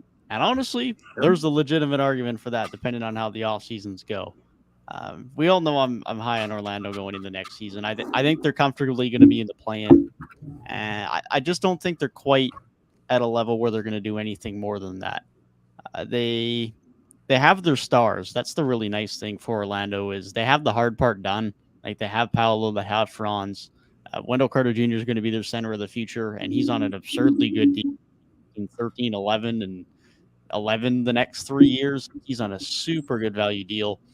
The biggest thing for them, like you talked about, ClutchTalk, is they're going to have to start picking a little bit of a direction over the next year or two, and that starts this offseason with their guards because Cole Anthony has a year left and Markel Fultz has a year left. They're both going to be free agents in a year's time, so they're both extension eligible this summer. And between those two and the fact that Jalen Suggs is still in town and obviously hasn't been amazing through his first 2 years, but definitely had a much better year too than he did his rookie season and is still a high lottery pick that they've invested so much time and resources in that they're still going to have to consider him as part of their future in one way or another. That's going to be the key thing for their offseason is how they start to go in their backcourt.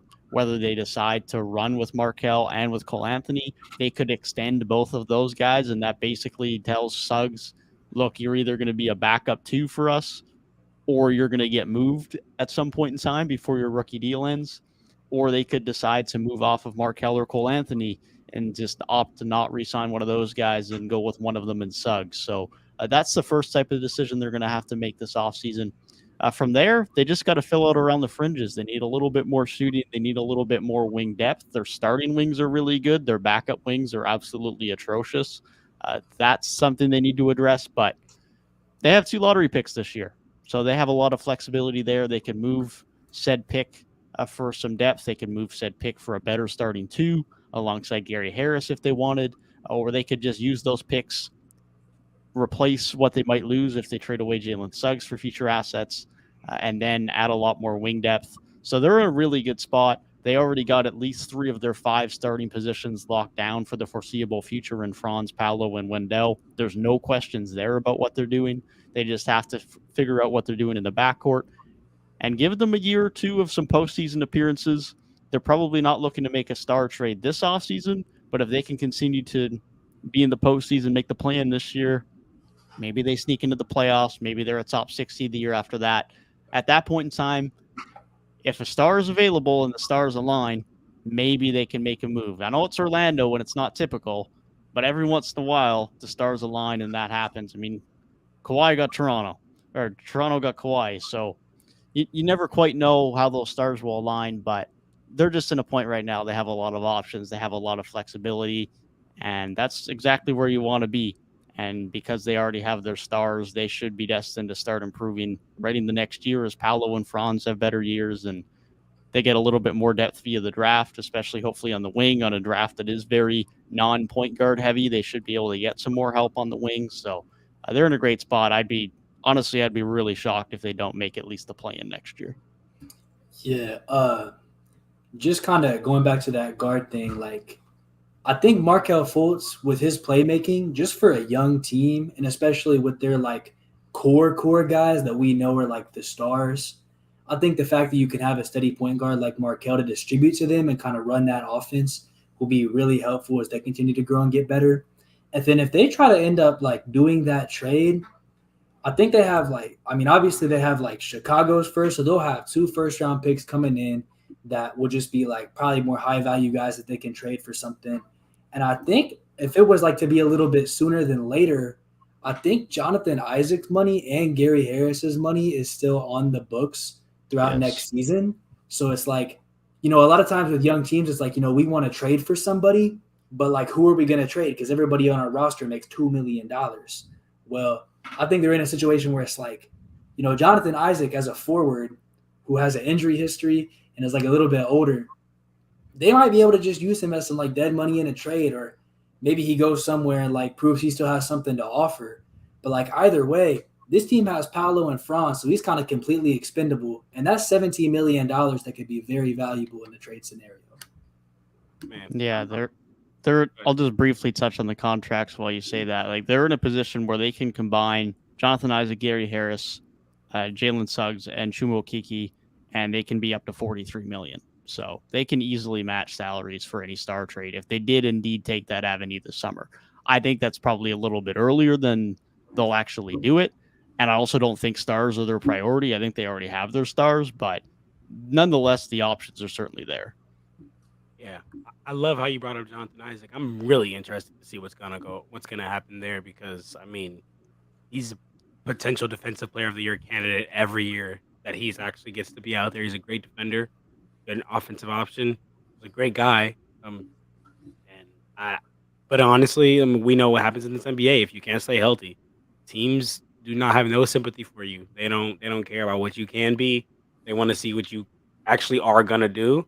And unfortunately, I just don't think he's gonna be able to stay healthy. And he might have to get shipped. And Gabe, like how you said, I think he's gonna have to go prove to the rest of the league, like, yo, I'll go take like a 1-year contract or whatever contract and prove I still got some, and then get a bounce back here. So all prayers and hopes up to him, man. But he's gonna have to do it. Yeah, I just hope that they don't.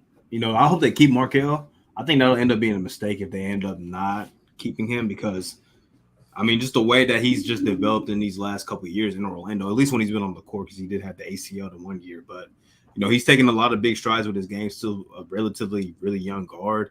I would just like to see him build with Paolo, with Franz, with Wendell, and just pick between Suggs and I think Cole Anthony, because I think Markel's outplayed those guys. So he would definitely be the guy that I would try to keep. But we'll see. it's weird, but I kind of trust him to make the right decisions, which has not been like the Orlando Magic kind of way post Dwight Howard. But, I trust this front office and this regime right now. Yeah, I think the only argument you could say for whether you want Markelle to be the guy long term or not is Franz and Paolo are clearly going to be the top two guys. Do they want to find someone who's going to be a better off-ball catch-and-shoot three-point shooter? Because Fultz is a very good playmaker. He provides very good rim pressure. But the fact of the matter is Paolo and Wagner, especially come playoff time, are going to have the ball a lot. And so they might get to a point where they decide they want someone better as a three-point shooter, as their off-ball guy, as a point guard, because he is going to spend a lot of time off-ball. Yeah. The counter argument to that is in Orlando is their spacing is probably going to be fine anyways, even if Markelle is never going to be a great three-point shooter, because his rim pressure in of itself is enough to counteract that at times, as long as his rim pressure is going to be enough that he can attack bad closeouts enough, and you have to respect his athleticism enough to the point where he can still be productive. And the fact that they have a center that can shoot the three ball as well as Wendell can. If they didn't have a three-point shooting center, it'd be tough. Yeah. It'd be really tough for them to make the spacing work. But I have no doubts with Paolo's three-point shooting. I know his struggles from three are well documented this year. If you ignore his 1 month where he shot 5% from three, I think he was like 33 or 34% from three this year. He's going to be a more than fine three-point shooter. That's not a concern to me. So with that being the case, and I think Wendell is up to over 35% from three this year, they can still get away with Fultz's lack of three-point shooting. And then at that point, personally, I would imagine they retain Cole Anthony over Jalen Suggs, because he's more of your prototypical sixth man who's a really good scorer off the bench. And that's the type of role he embraced this year. It was the best year of his career. Not as many points as year two, but drastic increase in efficiency. And I would imagine that's probably more the way they lean. Maybe Suggs breaks out year three, but I'd imagine Suggs probably does end up being the odd man out. I think Fultz's playmaking is just way too valuable to this roster. You talk about playoff time, Paolo and Franz are going to have the ball a lot. And it's yeah, that's true. And while having a shooter there would be valuable, I think even if they have the ball for stretches, just when it comes playoff time, if you just have super ISO heavy offense and it's just you have the ball, now I have the ball. Not saying they have no playmaking chops, but having an actual true playmaking point guard out there that can truly facilitate just an effective all-around offense throughout a playoff series, if they were to get there, I think where they're at now and with this roster construction, until they have just enough playmaking around the roster to kind of make that not as valuable, Markelle Fultz is a piece you need on this roster. And as a Lakers fan, I got to say, man, every time Markelle Fultz played the Lakers, he always just giving it to us, man. He's just he's that herky-jerky type player. He honestly, every time he plays the Lakers, I'm pretty sure he's gotten close to having a triple-double, man. So he's really one of those all-around, just great players. It was unfortunate that at the beginning of his career, he got riddled with those shoulder injuries, and then I think really it was the media that just kind of tried to drown his career out. But Markelle Fultz has been making a big time comeback.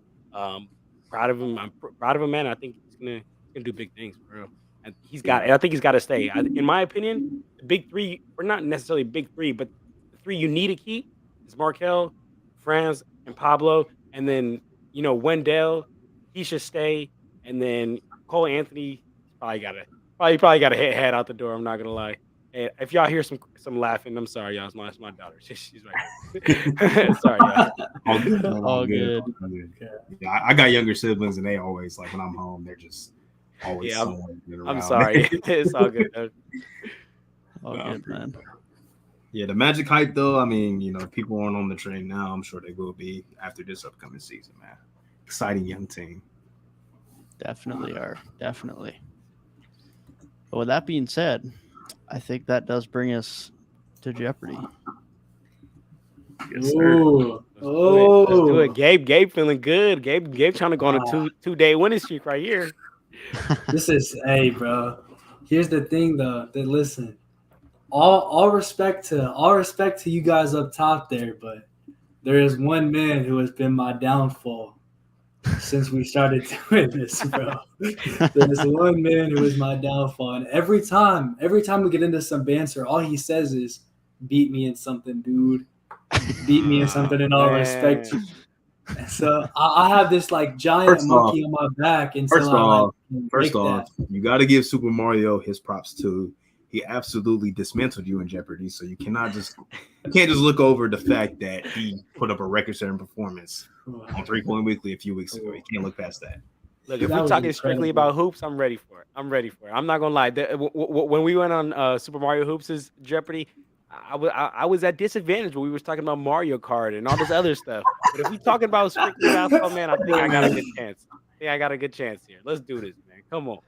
Okay, give me 1 minute. My monitor is dying. I'm gonna unplug and replug my cord real quick. All good. I'm typing up this final discussion post for this class, so you're all good. Dude, that is. He said I wasn't your downfall, Mr. 3,000 point loss. Here's the thing, bro.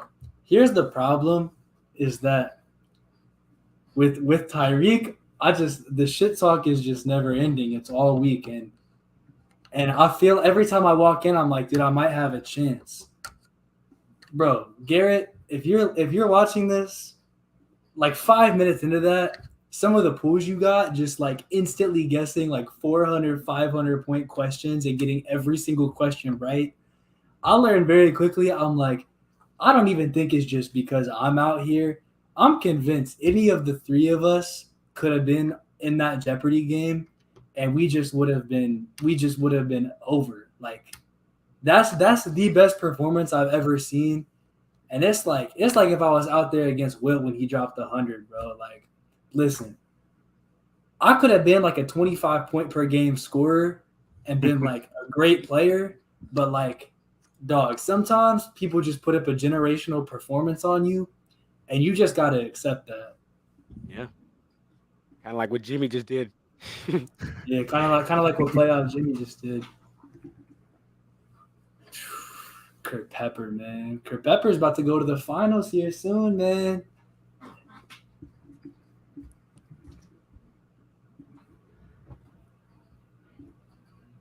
Okay, we should be good to go. I think my monitor finally is not green screening, so we are good.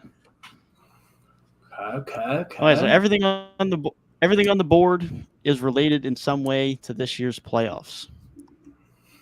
The bench category has everything to do with a specific bench player or benches as a whole for a team. The minutes category is just self-explanatory, anything to do with minutes played during the postseason. The statistics category is just different stats throughout the postseason, whether naming stats or naming players that meet certain thresholds.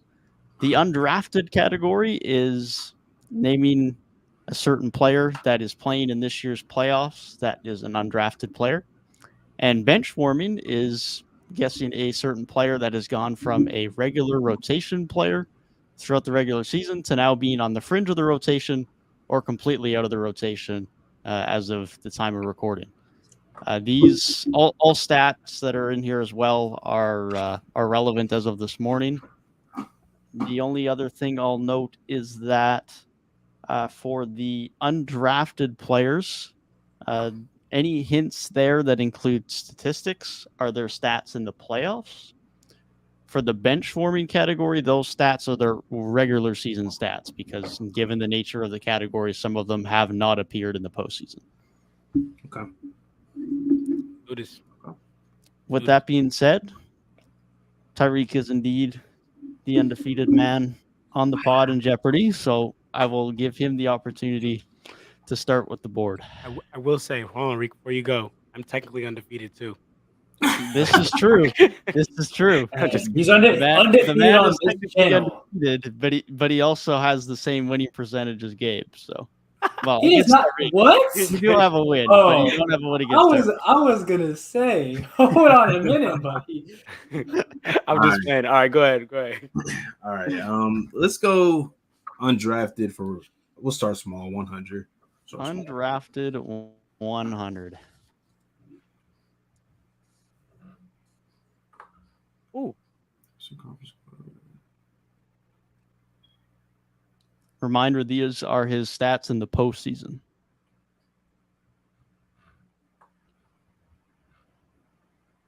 And the splits are field goal percentage, 3-point percentage, free throw percentage in that order. Just to clarify. I'm buzzing in. Yes, Gabe? Austin Reeves. That is correct. Wow. Austin Reeves. Come on, Clutch Talk. Lakers Playing player. right now. That's all right. I need it. All right. See, sorry. So y'all play Jeopardy for real. All right, I need to keep going. I was thinking of point guards for some reason. Yeah. Guards can indeed include shooting guards, and wings can include small forwards or power forwards. I was like, which Western Conference guard is like hooping? And I'm like, oh yeah, he was saying I'm him at the end of the game, bro. I'm just thinking of dudes that did not get drafted, and I'm thinking of like Timberwolves players for some reason. I'm like, all these dudes got drafted. I don't know if nobody's averaging 16 on that roster except for Ant, bro. Holy. I think Cat is like barely. All right, bro. Just because I want to see what it's like. So for the bench category, you said it's their stats in the regular season because they haven't played in the playoffs? For the bench warming category. Oh, okay. I thought you said for the bench category, and I'm like, wait, I thought this was based on the – okay. Yeah, so if you're saying that, I'm going to say bench warming for 300. Bench warming for 300. These are his regular season stats. Damn, I'm not finna win this. And these are guys that were in the rotation but have not played one game at all. They may have played in the postseason, but they're either barely in the rotation or their role has decreased significantly and they're like on the fringe of the rotation. None of these guys are regular rotational guys who have played in the rotation for every game. I think I said that first game. I'm not gonna lie. Yeah, no, you got it first. Tyrik did beat you. Yes, this might be a shitty guess, but I'm gonna go with Terrence Ross. That is incorrect. Okay, I'm buzzing in, and this might be just as shitty of a guess, and it's actually like the most similar guess possible. Hold up. I'm gonna stop you guys because I'm now realizing my mistake. This is indeed an Eastern Conference wing. I screwed up. Reed got to get his guess back. Yeah. Reed gets his guess back. Yeah. Can I rebuzz? Yeah, go for it. This is Grant Williams. That is incorrect. Really? His numbers are like damn near identical, man. Oh my goodness. Really? Grant only averages 2 rebounds? I thought he would have had a little bit more than that. Yeah, that's probably the number that's the most obvious that's different. Otherwise, it's not too Grant Williams is shooting like that, though? Yeah, he was still shooting high 30s in the regular season last time I checked. But it is an East wing. Ooh. It is an East wing, yes. And he's out of the rotation. This is hands down the hardest Jeopardy I've ever played in my life. First question too. Hey, down.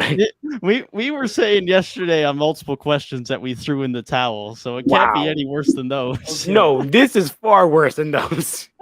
Wow. All right, here we go. That was a man's channel. Just think, there could only be so many Eastern Conference wings that have fallen out of the rotation. Narrow it down by team if you have to. There's only 8 of them.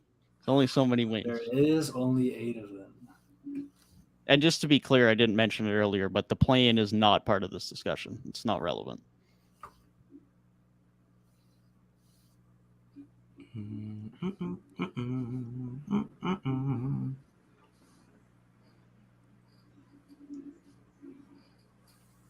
I should also mention for later, there is 5 questions where partial points will be available, but I will let you know when such questions do happen. Dude, my guy Jelson was stealing like all of those yesterday. I swear. Every time there was partial credit. He was scooping those up for sure. He averaged 9 points and fell out of the rotation. See, because I'm going to keep it a buck with you. I was like literally about to buzz in and say TJ Warren. But then TJ Warren played 72 games. Come on now. Yeah, that's fair. I would have been overlooking a pretty significant. Come on now. All right, I'll give you guys 1 more minute.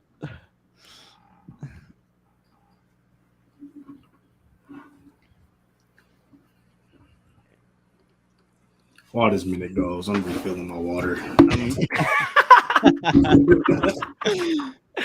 All right, Buzz. Victor Oladipo. It is incorrect. It is not Victor Oladipo. I'm gonna buzz in. Yes. I'm gonna say Lamar Stevens. Good guess. Good guess. A really good guess. Good guess.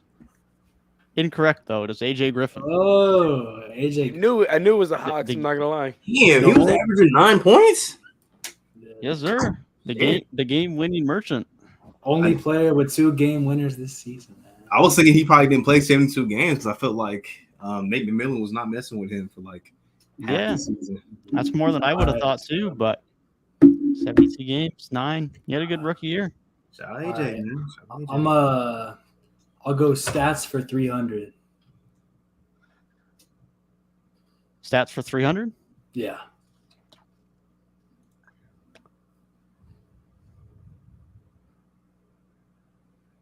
He's averaging the least points per game. Buzz.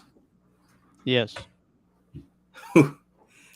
Oh, this hat, bro. If it's not him, then whoever's doing worse, god damn it. I'm going with Nicholas Batum. That is correct. Okay. Nicholas Batum. I kept seeing the stat. He was Very averaging good like guess. 1 point per game. Dude, I almost guessed it. Yeah, guessed out it's Horford bad. after that It's bad. I think it's 0-1 below game. 1 now. It's rough. Oh, that is mad disrespectful. Al is nowhere near the bottom. You said Al Horford? It's just based off that. crazy. Didn't he have like a 0-10-5 game or something? It was just based off that In one. like It was the a 4th bad game guess. of the series. Yeah, it would have been a bad guess, which is why I did not buzz in. Danny Green would have been a good guess too, Super Mario. He just didn't play in game 1, so he wouldn't qualify. The board is back on That is me. indeed back to you. Let's go stats for 2. Stats for 2. Which player or players are averaging over 10 assists? Or exactly 10 assists? Yes, ClutchTalk. Tyrese. Oh, this has to do with playoffs, huh? Playoffs. This is only the playoffs. All right. Well, then you could just take my answer. Pump fake. He's I'll pump be wrong. faking? He's No, pump I faking. mean that's wrong. So I mean, like, if you No. wanna- No, You I'm not you counting can- that. I'm not counting that. You can pump fake. He pump fake. He pump fake. Okay, all right. Hold on, give me a sec. I take my buzz back. Okay. First pump fake of the Jeopardy. So you need names here or just a number of players? The names. Okay. Shit. Who's been dishing out assists like that? Is this one of those where we can get those partial credits or no? No. No. Okay. All right. There's only partial credits on 400 or 500 pointers. There's no questions that are 300 points or below that have partials.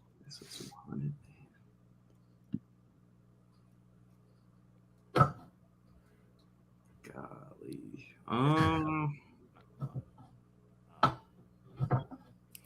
All right, I'm gonna buzz. I'm gonna give it my best guess. I'm gonna say John Morant and Jalen Brunson. That is incorrect. Does it count if they had just they just recently got eliminated? Yes. So like all, they'll be in here. All players that have appeared in the postseason are considered, Okay. excluding the play-in. Hmm. If we need a hint, I can give a hint. Okay. But then we have to put Gabe back in. I'm gonna buzz. Okay. Trae Young, James Harden, Jokic. Good guess. That is incorrect. I'm gonna take my hand. I'm gonna take your hint. That means Gabe and ClutchTalk get another guess, though. Hey, I'm not scared. I ain't ducking. Bring him back. Okay. My He hint ain't is going ducking. to be it is only one player. Trae Young. Buzz. Trae Young. That is incorrect. Only one player. Dang, so it could have been somebody I said already, but because I said one more, I could. Eee. It's possible. That makes me scared, bro. That makes me scared. Possible. All right, I think I'm gonna buzz in. Yeah. I'm gonna say Jokic, just because you said good guess. And I'm gonna say you're incorrect.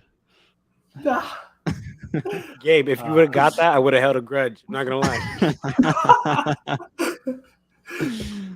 Oh, I'm gonna buzz, and the only guy I can think that would average 10 assists is James Harden. So I'm gonna just say James Harden.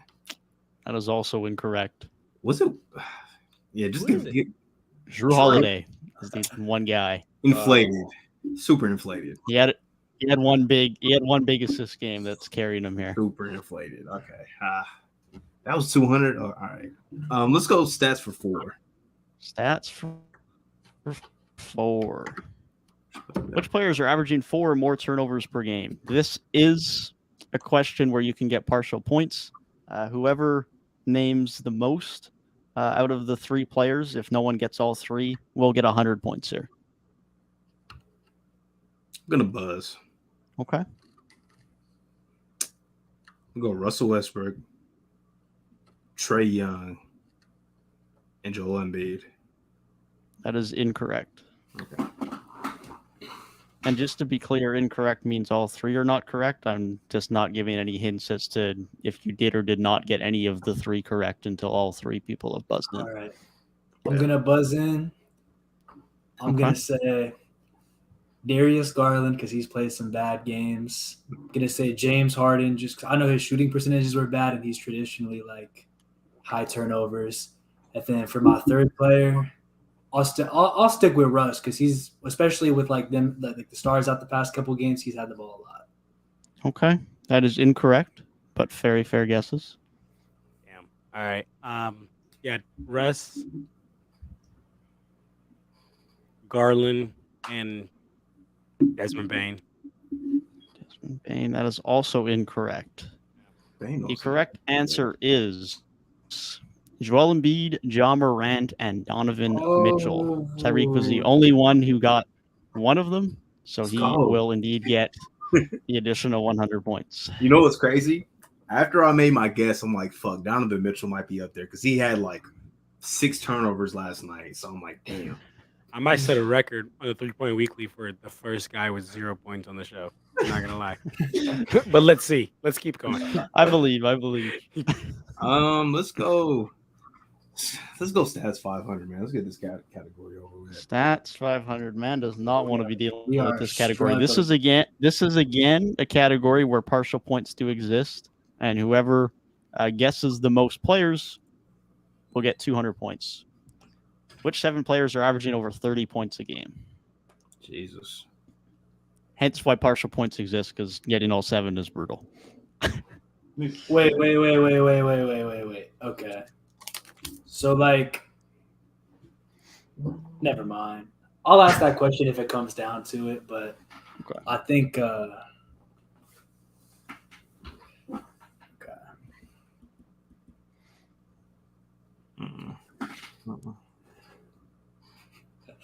I allowed to just get a blank Google Doc up so I don't, like, just have to count on my fingers? Yeah, write them down. Do whatever you need. Whenever there's lists like this, I pull out my flashcard and I start writing down names. So Okay. do what you need to do.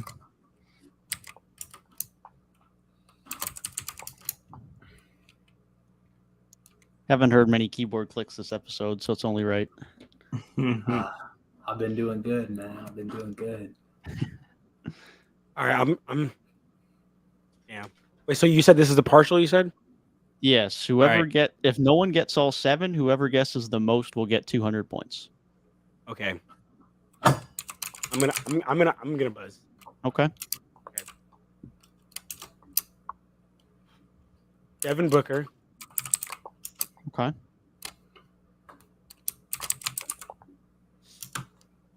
They don't have to be in order, right? Just No, whatever order. yeah. So Devin Booker, Aaron Fox, Jimmy Butler,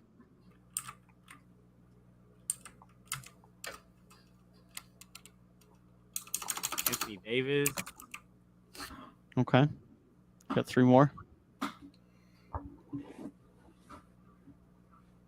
Kawhi. It's gonna be inflated. Kawhi.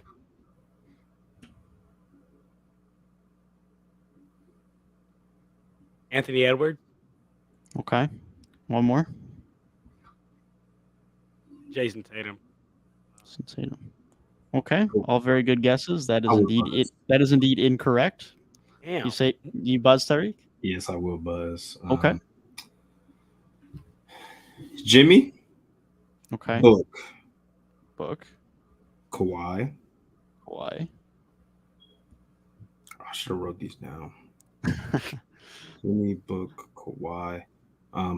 Ja. That's 4, right? That is 4. You got 3 more. Okay. I hope I should write these down. Jimmy, Book, Ja, Kawhi. Hold on. Jimmy, Book, Ja, Kawhi. Fuck, I just had this motherfucker's name in my mind, and now I can't think of it. Damn, I should have went last. That was dumb of me. That was so dumb of me. I should have just went last. Stephen Curry, De'Aaron Fox. How could I forget that series? Stephen Curry, De'Aaron Fox. One more. Need one more name. This is the motherfucker I can't think of. So I said Book, Jimmy, Ja, Kawhi. I'm gonna throw his name out there because he's been hooping recently. He might not touch 30 a game, but I'll say Russell Westbrook. Okay, that is incorrect, but a Dude, very good guess. I was gonna say I almost wrote down Russ, but that game 1 was like so bad shooting wise. Yeah, it was, but I didn't think he could get there. Okay, so I'm gonna give my 7. Kind of a I feel like a last play, like going last advantage type thing. But so Ant has exploded, so I'm gonna say Anthony Edwards. Okay. Ja Morant, I would have like 1,000% assumed that missed game wouldn't be like a 0, and he played pretty deep into the game. He got injured, so I'm gonna say Ja Morant, especially because his like last game was really good. He only has 3 games to work with. Devin Booker, because he's been like just scoring crazy. De'Aaron Fox, he's had like 2 games where he's touched like high 30s. Kawhi Leonard, because in the 2 games he played really well in both. And then I will go with Steph Curry. Unless I missed one, that is only 6. Only heard 6. Oh, I don't think I said Jimmy Butler. Jimmy Butler's my last one. Okay, yes, Jimmy Butler indeed would be the 7th. Booker, Kawhi. I'm just making sure I got every name here. Booker, Fox, Kawhi, Curry. I don't know why I Jimmy say Butler. Anthony Davis. Okay. That is indeed correct. The master strategist, baby. Crazy. The master strategist. Wait, so The man waited till the end. Tyrik, which He one got did you it. not say? He did not get Edwards. he did not get Anthony Edwards. Oh, Anthony Edwards, I swear he had like 44. I was gonna ask if when I like almost had a question at the beginning, I was like, what if Jimmy was hovering at like 28, but he just had 56 tonight, and now he would be like probably like at 36 or something crazy. Yeah, no, we were not considering tonight, but even still, I think it was right at 30 going into tonight. So Okay. Yeah, if he wasn't on the list and I would have like got it wrong by 1, I would have been asking for a league official review. I'll be honest, I did not expect that to be a full 500 pull from someone, but Honestly, credit, he takes the board back. Damn, that was my only chance.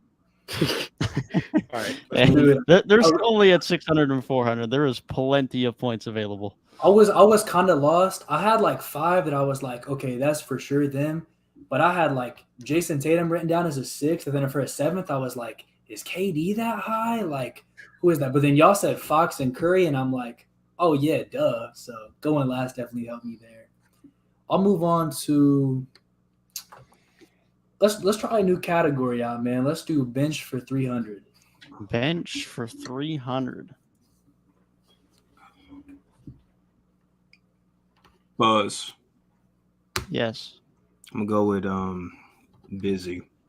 Great guess. That is incorrect. Wow. Ooh. Good Buzz. guess. Thanks, Reed. Yes. Thanks, Tyrik. I would have did that. My buzz is Landry Shamet because that man stays on the court. That is also incorrect. Buzz, Yes. Josh Okogie. That is correct. Good Josh fuck. Okogie, Josh after Okogie? Landry Shamet now plummeting out of the rotation the last 2 Good games, guess. it is now Josh Okogie. Hey, he played like 7 minutes game 1 too. That's crazy. Yeah, now Shamit's played 3 minutes the last 2 games. Good. It's Doom. I need it. And just like that, he's only 300 points back of first and has control of the board. He was down himself. He's on the board now. All right, I need to catch up here. So let's do bench. No. Can I do minutes? Actually, is that okay? Yeah, whatever you want. Okay. Can I do minutes for 400? Minutes 400. for 400. He's doing it all. Which bench player who has played every game off the bench leads the league in minutes per game? I did not want anyone to be included here who has started games because of injuries. It's only regular season stat or playoff stat? All playoffs. Okay, leads the league got me a little confused. Okay. Leads the playoff league. Yeah. This that leads the league. I'm like, that's all 30? I'm like, is he good? Okay. But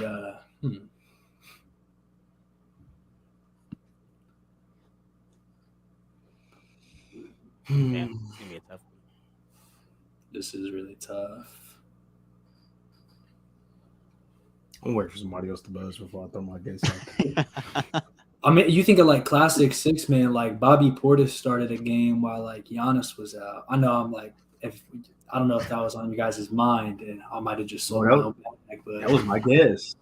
I'm about to say like he started.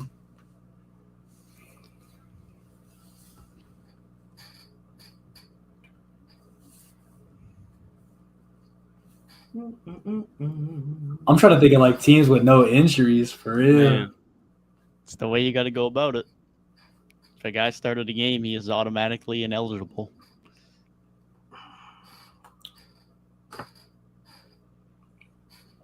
Okay, it's too silent. I will buzz in. I doubt you give me a Celtics question, but I'm gonna go with Robert Williams. That is incorrect. But valid guess for sure. Yeah, they played their same 7. There's no like I'm just already ruling out Malcolm Brogdon because there's no way you're giving the 6th man of the year for a 400 question about the bench minutes. I will not confirm nor deny. Okay. Emmanuel quickly. Sorry, I should have said Buzz.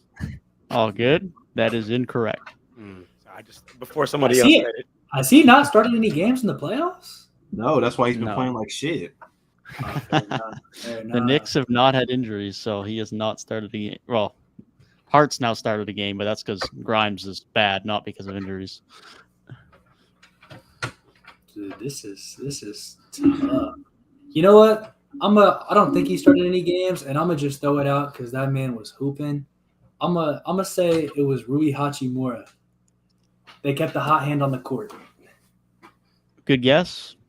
Also incorrect. Every time this says good guess, you know. Royce O'Neal is the answer. Not in a million years. Yeah, I would have never got that. Royce O'Neal. Could have given me 100 guesses. Fuck out of here, dude.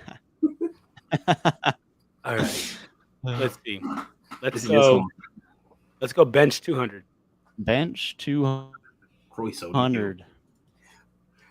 Which two players have switched in and out of the starting lineup for the Timberwolves? For the Timberwolves,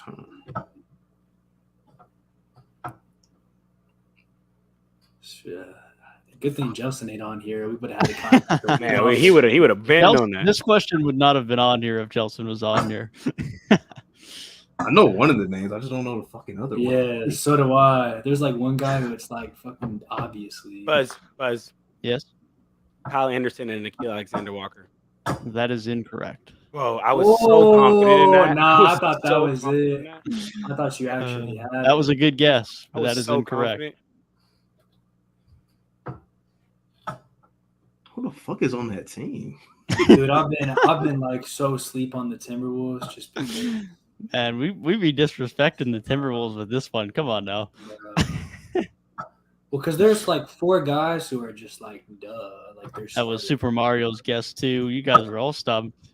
I know one of the names. I can't think of the other one. Yeah, honestly, like that was my best guess. That was just What college did they go to? I ain't giving you that. Come on now.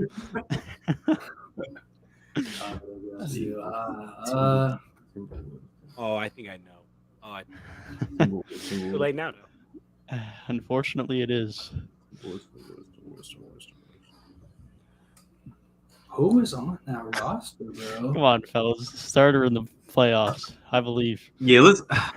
I'll buzz. I don't even know this motherfucker starting in the game, but Nikhil has to be right. So Nikhil's one of them, and the other, fucking Jalen Noel. I don't know.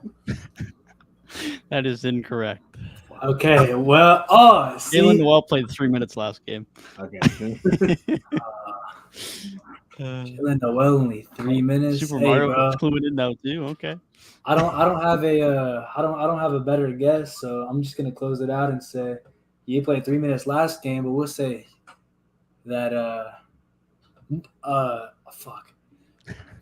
I almost just switched up. I almost switched up and said something stupid. Nah, I'm gonna say Jalen Noel and Kyle Anderson. That is incorrect. Nikhil Alexander-Walker and Torian Prince. That was the second one. We be disrespecting Torian Prince. I'll be forgetting about him. That is some rough Torian Prince disrespect. I mean, this is a perennial 3-and-D guy. That's oh my god, my bad. I was literally thinking like 3-and-D guy, and dude, you even forget he's on that team. That just shows you how interested I've been in that series. It's not much. Only if it's the only thing on TV. Oh, that is tough.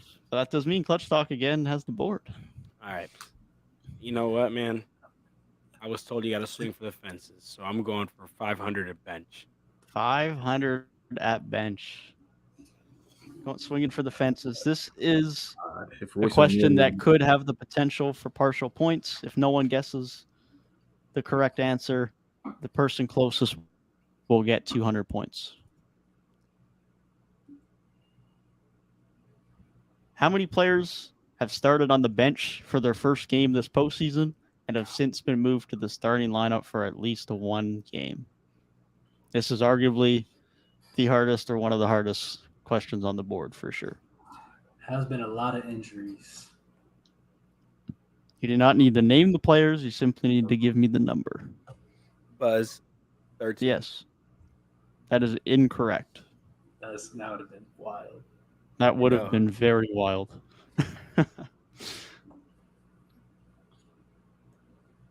Devin really pulling out the ESPN stats. Hey, I was digging for these. I was going through the stats.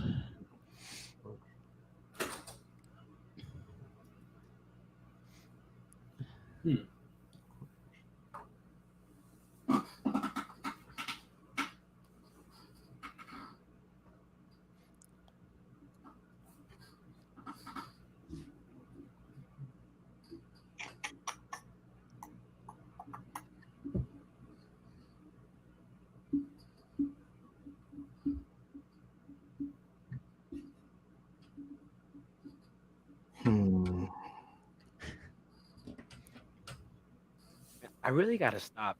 All right, I'm gonna buzz in. Okay. And just there's been a fair amount of injuries.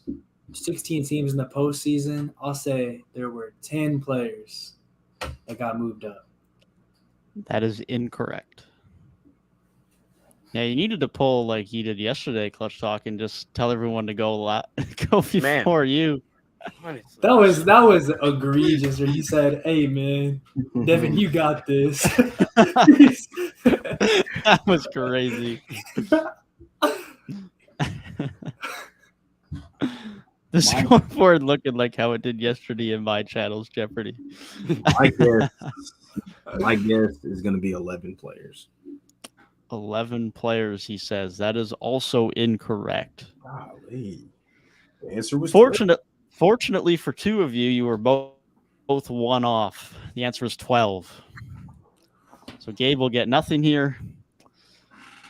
And the rest of the field will get 200 each. And Gabe's lead suddenly evaporates. I've seen this story before. So who gets the board? Given the fact that Clutch Talk most recently correctly answered a question, we will give it back to him. Fair. All right. I'm gonna just knock off these benches here. So let's go bench 400 because I've been getting these right. Bench 400. This is also a question that could have partial point eligibility. If no one gets the answer right, then whoever is closest will get 100. How many bench players have appeared in at least 2 games for the Cavaliers this postseason? And we are considering LeVert as the 5th starter here just to make the math easy. Consider Okoro a bench player. Wait, you said you're considering a Okoro bench player? Yeah, well, just consider one of LeVert or Okoro a bench player. It doesn't matter which one, but as long as you choose one as a starter and one as a bench player.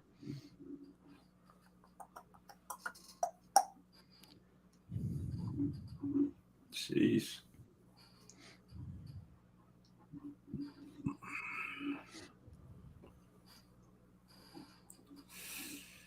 Yeesh. You You know, there's only so many answers it can be, but that makes me like more scared to say a wrong one because it makes it easier for the other But then one. it also could mean you miss out. Yeah. All right. I feel like okay. Okay. I can only feel a few names come to my mind, so I'm gonna go with 3. That is incorrect. I figured. Dang, I wasn't even thinking that. I was thinking it was going to be like some crazy amount, just because it's a question on here,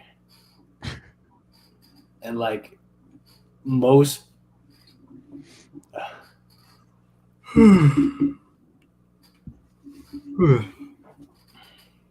gonna buzz at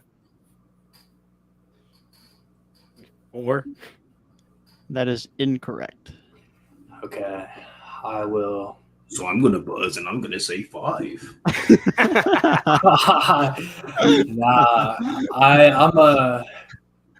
I'm gonna buzz, and I'm gonna say 5. Man, I almost don't want to give you the partial points for that. It is not 5. Dude, I was gonna say 7 was 7. the correct answer. No, dude, I was gonna say 7, and then Tyrik did that shit, and I'm like, nah, bro, I gotta do it now. Man, I do not want to give you those points, but per the rules and per what I declared, you do get the points. So you can take your 100. This is why I only wanted to make it 100 for 400 points, so you couldn't just cheese the system to get a ton of points. You watched Jelson almost come back yesterday. He couldn't take it anymore. No, we needed to. We couldn't give you half points. We had to do less than half. Let's go. I really wanted to say 7 because I'm like, as a 400 question, there has to be some egregious amount. But then Tyrik said like 3, and I'm like 3. Maybe I'm thinking about this all wrong. But I'm like, I know it has to be more than 2. You would be correct. Well, we're still got about half the board left. Lots of points to be gained. I'm gonna say minutes 300. Minutes 300. Name the players playing over 30 minutes a game for the Miami Heat. This does not include tonight's game. Is there a games played requirement? No, Right. there is not. Oh wait, I think he got injured too early in that game, anyways. Yeah, Hero is not considered if Yeah. that's what you're thinking. Yeah, no, I think he literally got injured like the first, second quarter. If we need a hint again as to how many players this actually is, we can provide such a hint. All right, can I get that hint? If we all agree to it. My guys? Sure. Gabe? You know what? Let's do it, man. Let's do it. 2 players are currently averaging 30 minutes or more. Yes, Jimmy Butler and Bam Adebayo. that is incorrect. Buzz, Yes, Jimmy and Max Strus. that is correct. Jimmy Butler and Max Strus are the only 2 guys averaging over 30 a night. I feel like I've been seeing him on the court a normal amount of time lately, so I'll take that. Man, Yeah, he has been back off the bench, man. Back. Very good pull. Yeah, let's go undrafted for 300s. Undrafted for 300. Wow. These are his playoff stats. Wow. He's hooping. All right. I don't think he was undrafted, actually. Can I buzz? Of course.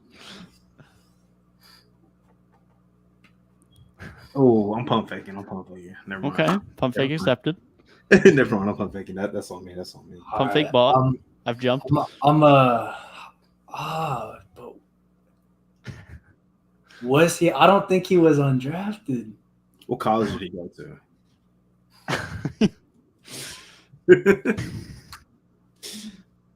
That is just asking for information that cannot be provided. I don't think I could. Anybody who's playing enough minutes. Let's take a guess. I'm gonna buzz. I keep saying I don't even think he was undrafted, but I couldn't tell you where he went to college at, so I'm gonna just go ahead and guess it. I'm gonna say it's PJ Tucker, man. That's why he's in the rotation for other reasons besides offense. All due respect, if PJ Tucker was averaging 1.8 rebounds per game, he would not be playing right now. That is incorrect. He had like a game where he had like 4 offensive rebounds in the fourth quarter. I just saw 1.5 points, and I'm like, maybe his rebounding numbers are low. That is not your finest guess. I'll be honest. Is it Kevin Love? That is incorrect. Kevin Love was a lottery pick, bro. That's disrespectful. Honestly, guys, I don't know. I didn't know. All right, I'm stuck between 2 players, but I think one guy had a game that was too good to only be averaging 1.5. So I'm gonna go with. This might be just a terrible guess, but I'm gonna go with Sam Hauser. The Celtics fan would be the one to get it. It is indeed Sam Hauser. I was gonna say Duncan Robinson. That was gonna be his numbers were. Big boy Duncan. Duncan's been hooping too much for that. He had a 20-point game. That's why I'm like, wait. Yeah, he's had some big games. So I'm like, 1.5 is crazy. Same with K Love too. He's had a couple good games. Big facts, man. Big facts. Okay. Let's go undrafted for 2. Undrafted for 2. Again, these are his postseason stats.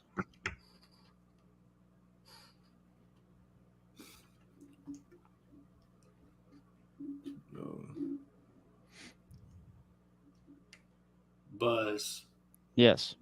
Rui Hachimura. That is incorrect. Fucking lottery pick, dude.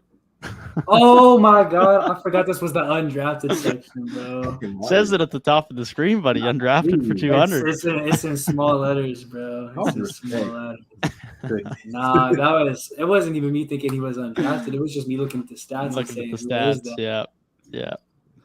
Remember the category. It is your friend. And is very much giving you extra help in this category.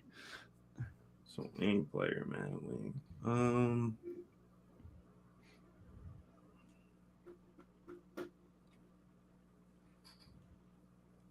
Oh, I'm buzzing. Yes. He's been shooting the fucking skin off the ball. Torrey Craig. Yeah. That is correct. Yeah. Torrey Craig indeed has been hooping to start the playoffs. Forgot what school he went to. I'll tell you that. So let's go undrafted for 400, man. Like it. Undrafted for 400.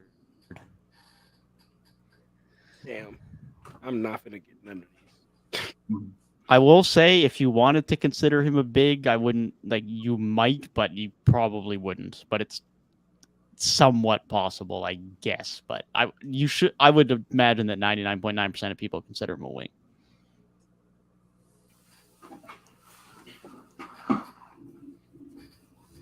.3, 4.5. This is 41 from 3.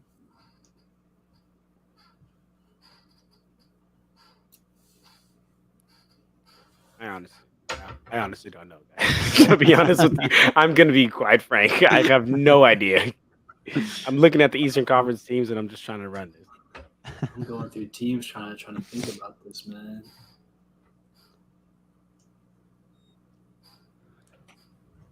Gotta remember. I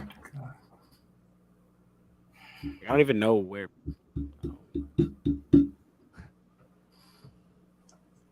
Eastern Conference. Okay, let me think of these teams, man. Think of wings in Eastern Conference and then eliminate the guys who you know were drafted. Process of elimination, if nothing else.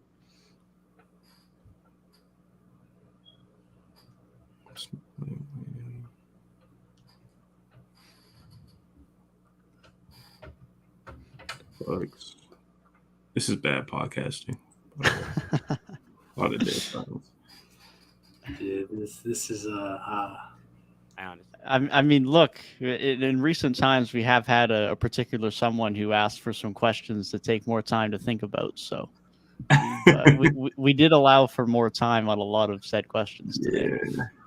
No instant buzz. I like it, man. I do like it, though. Does it favor you, though? Probably not. But what style will favor him? That's the question.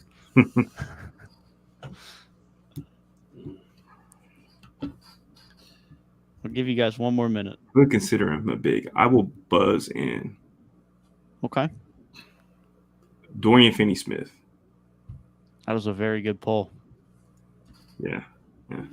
Dorian Finney-Smith, it is indeed. I only mentioned the big just because I wouldn't imagine you guys do, but he did play some 5 in the postseason. So just in case. But that is a very good pull. It's clear undrafted, man. I know my guys are probably not liking this category as much as I am. We'll go for undrafted for 500. Undrafted for 500. These are his postseason stats. Jesus Christ. I can provide regular season stats as well because there's not much here. Is he like in the rotation? Like actually playing? In the postseason? Yes. Let me give you an accurate answer to that momentarily.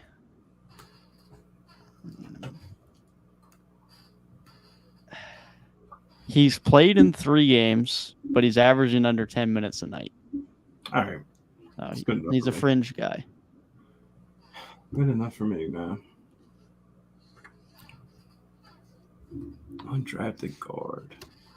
And just to make it easier for you guys, this is not a point guard.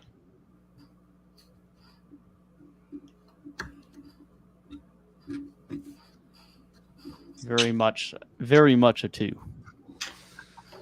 Is it Terrence Davis on the Kings? That is incorrect. That's a good guess. That is a very good guess, though. Yeah, that was a great guess. That's actually an amazing guess. Yeah, he's played 2 games. He's at 1.5 points per game, 2 rebounds, 0.5 assists. But very good guess. Similar range, undrafted dude. Came in the league around the same time.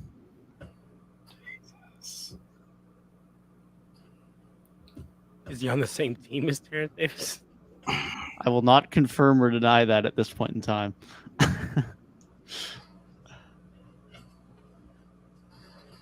For 500, bro, this is crazy.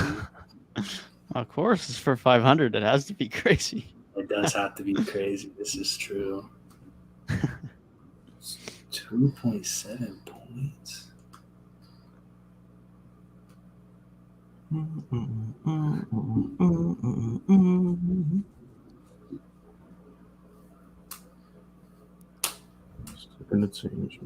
I will give you guys one more minute.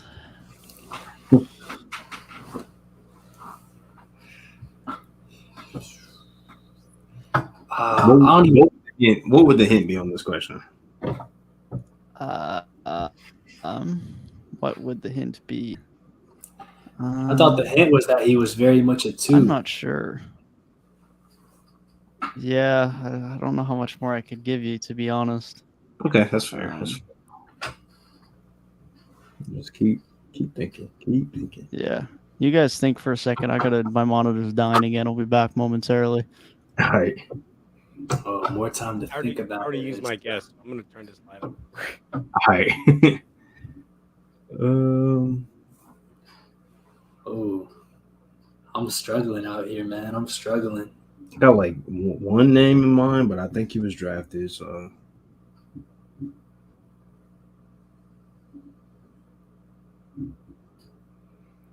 I'm genuinely like stumped.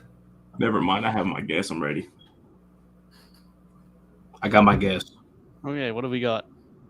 Jeez, this could be wrong. This might be my fellow short king, though, Jordan McLaughlin. That is incorrect. Good Good guess, though. Good guess. I'm toast, bro. What do you got for us, Gabe? I am toast. Give me some. I am toast, bro. I have no idea. When do you have a guess? 2.7 points. You can give me a in name. the Western Conference. That was such a I'm good out there, guess. Gabe. He's definitely a shooting guard. Throw some out there.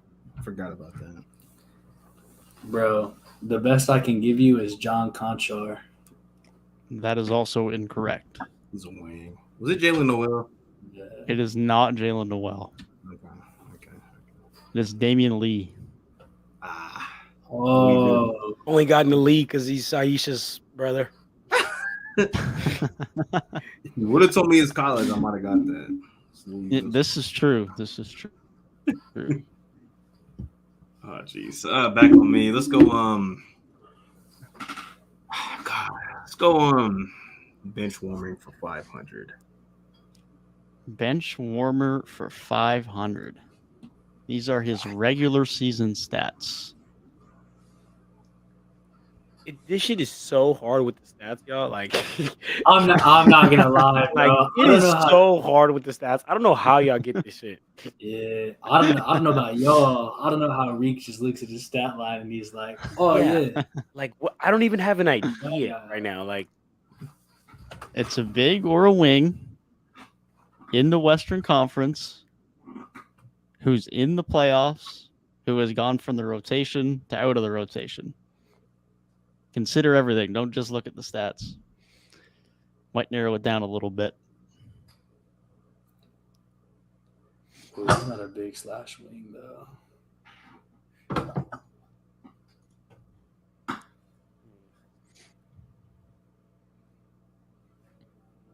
God, I just has. I don't know if he's shooting that good though. That's the thing. Does this player? Never mind. I'm gonna Actually, talk. I can say that. Is this saying that they haven't played any playoff minutes at all? Not necessarily. Just so I'll give you guys the hint, just because you guys might need the help here. He's only played 2 minutes in the playoffs. Okay. So, I mean, he's played, but not really. Damn, he might have played more than that. The guy that I'm thinking, he might have played more than that in the blowout. He played 2 minutes in the postseason, and he averaged a bit over 15 minutes a game during the regular season. Oh, never mind. He's not West.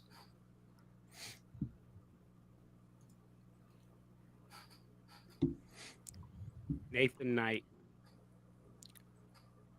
That is incorrect. Good guess, though. Good guess. I don't know if this motherfucker shoot. The guy I'm thinking of, I just don't think he was shooting 59% from the field, bro. Like, no way. No shot. But he fits the mold of everything else, like everything else to a team.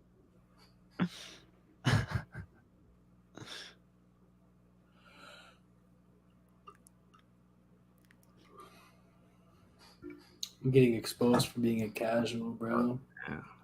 I'm getting exposed for being a casual. I can't look at this 500 stat line. I'll get you a name. Just remember, this is a 500-pointer. We don't have to feel too bad about ourselves here. My guess will be tossed out there, and I will go with Zeke Naji. That is incorrect. I figured.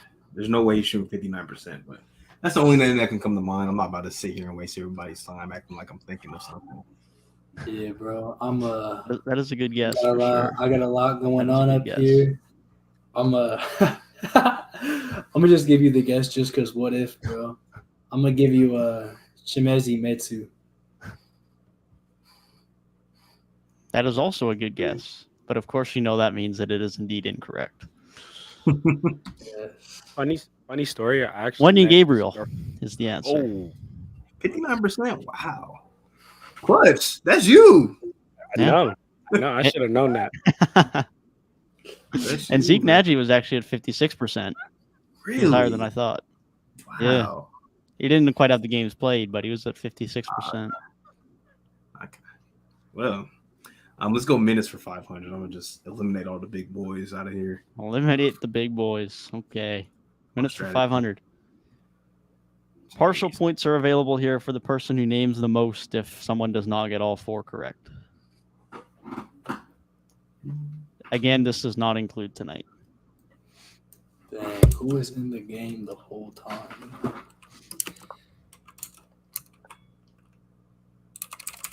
Buzz.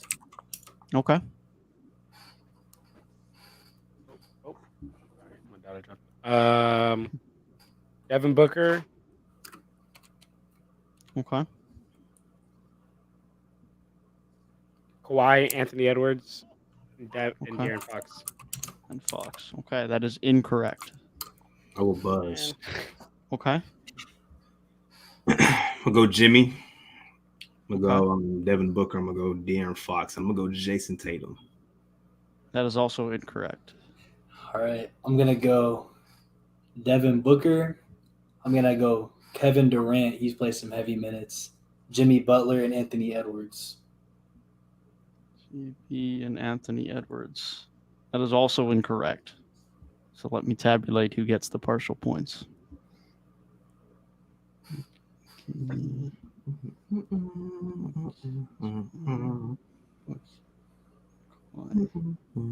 Two.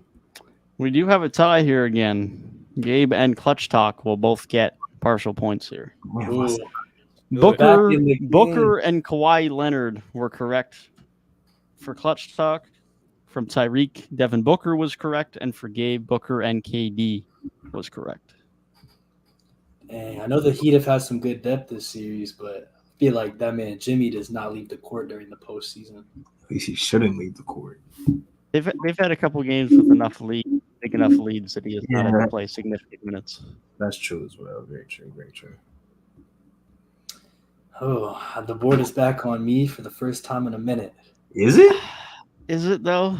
I feel like you should stick with me. I'm the last one to get a question. I'm gonna be honest. I don't know who gets the board here. This is tough. I think you should stick with me, man. I'm the last one to get a question right. Oh man, I'll let you have it, Gabe. I'll let you have it. All right. Let's go minutes for 200. Minutes for 200. Okay. Who leads the Brooklyn Nets in minutes per game?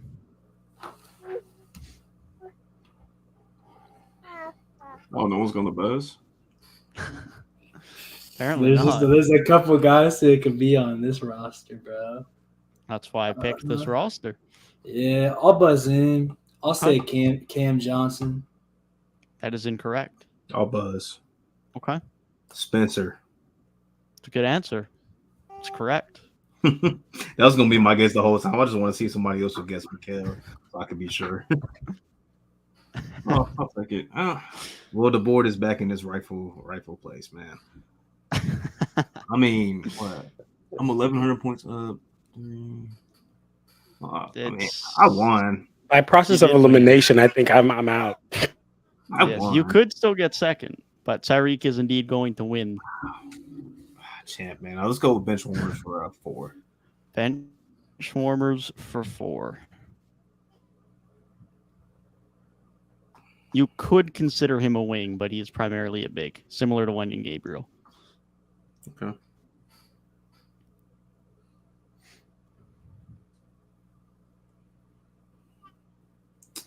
Five, 3, half an assist. Yeah. I don't got those skills like Reek, man. Like honestly, I look at the stat line and I'm like, it could be literally any NBA player. Bro, Reminder: this is a guy who's on a playoff team who has gone from in the rotation to primarily out of the rotation. The boys are back. I'm going with Chimezie Metu again. He is going back to it, and I'm glad you did, because otherwise you were going to hate yourself. We're so bad. We are so bad. Hey, bro, from the depths, we are so bad. For my pride. It's just for my pride. Sadly, you can't win, but yeah. Sadly, you can't win. ClutchTalk could still tie, though. If he wipes the board, he can still tie for second. I'm room for Super Mario told me I could beat ClutchTalk in trivia, and so far I'm 2-0. So,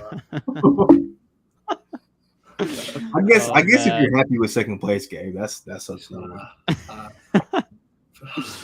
Man, if Reek is around, I'm forever Lil Bro. Sick work, man. Sick work. You pick a category, man. Man, I'll pick bench warming 200. Bench warming 200. Wow, he felt the rotation. With 11 points? Must be ass. Isaac Okoro. That is incorrect. Good guess. I consider him more of a wing. Yeah. Yeah, I would consider Okoro a wing too. I think that's a good guess. But definitely a fair guess.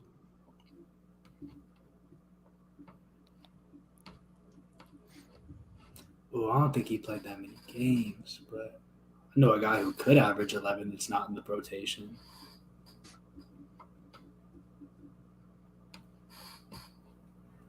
You know what? I'm gonna go for it. I don't even think he played 71 games, but I'm thinking of like who's not in the rotation that could have averaged 11.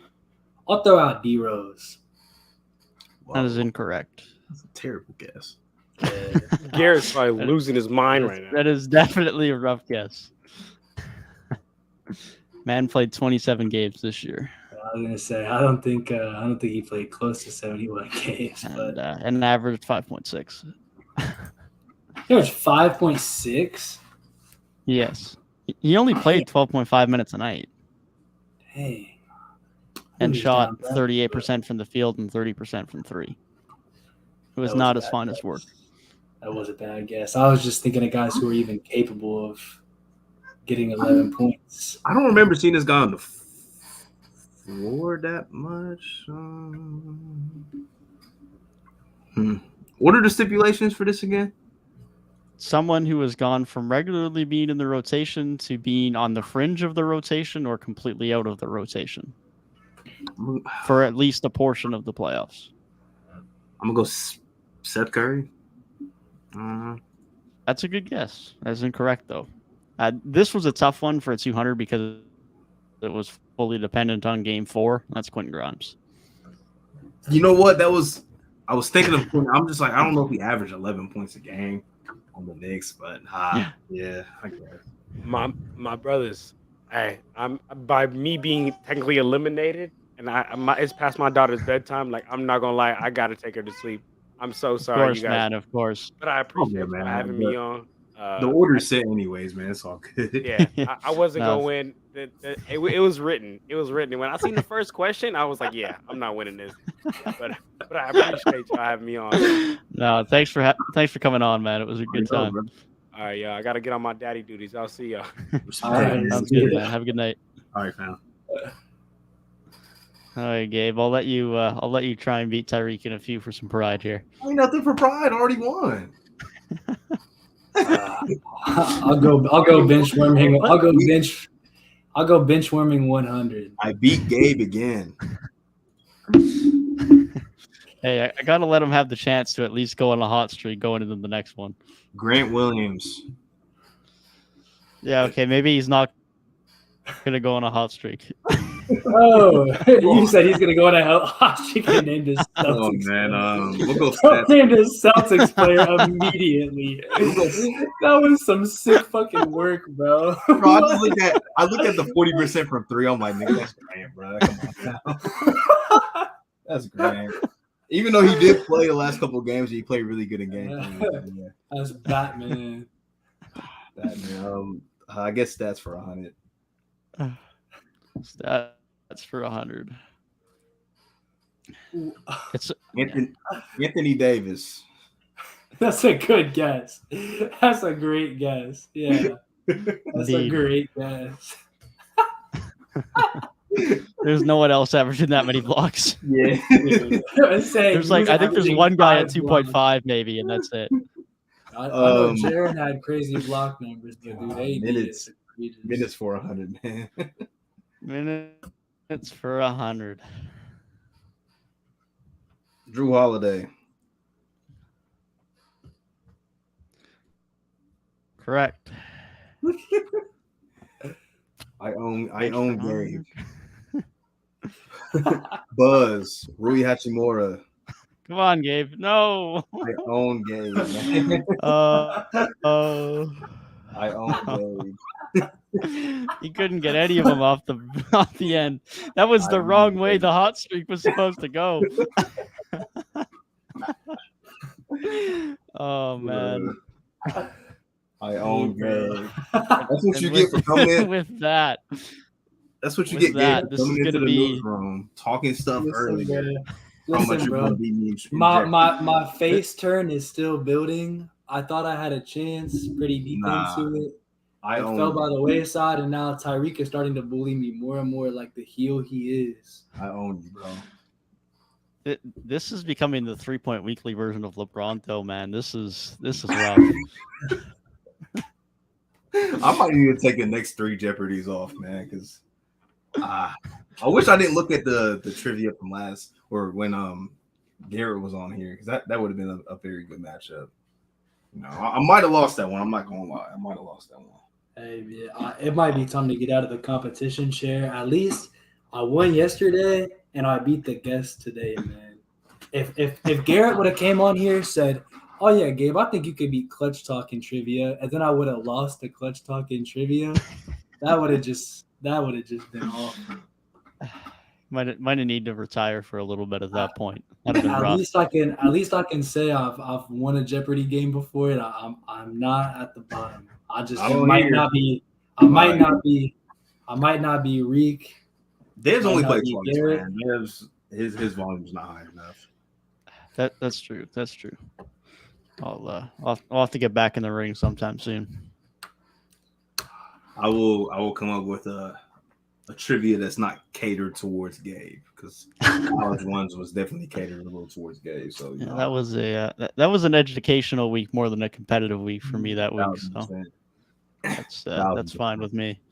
I feel like one. I don't know how good are you guys with this, because it was something that I thought I could make that like some people are good with and some people aren't. If I made a jersey number Jeopardy, I would be terrible. That would be too easy. I am worse at jersey numbers than colleges. I feel like I'm too good at like jersey numbers, and if Devin says he's terrible, then that would not be a fair matchup. No, I'm terrible. Like me and my buddy had this conversation one night, and we talked about this for like an hour, and we were talking about like DeMar, Siakam, Tom Brady, and I was like, I don't know.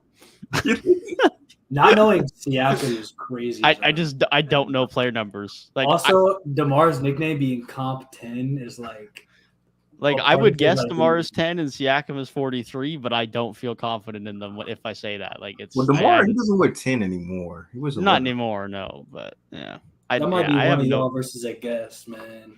I have no confidence in player numbers at all.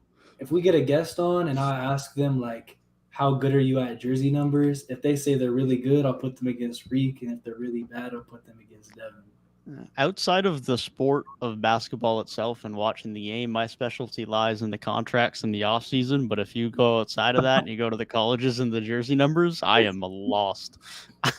That's crazy, but it's like, man, I know what John Lawler signed for back in 2016, but I can't tell you what number. For real though, he signed for 4 years, 48, and he played like barely over 100 games with the Pistons. But and that's my specialty.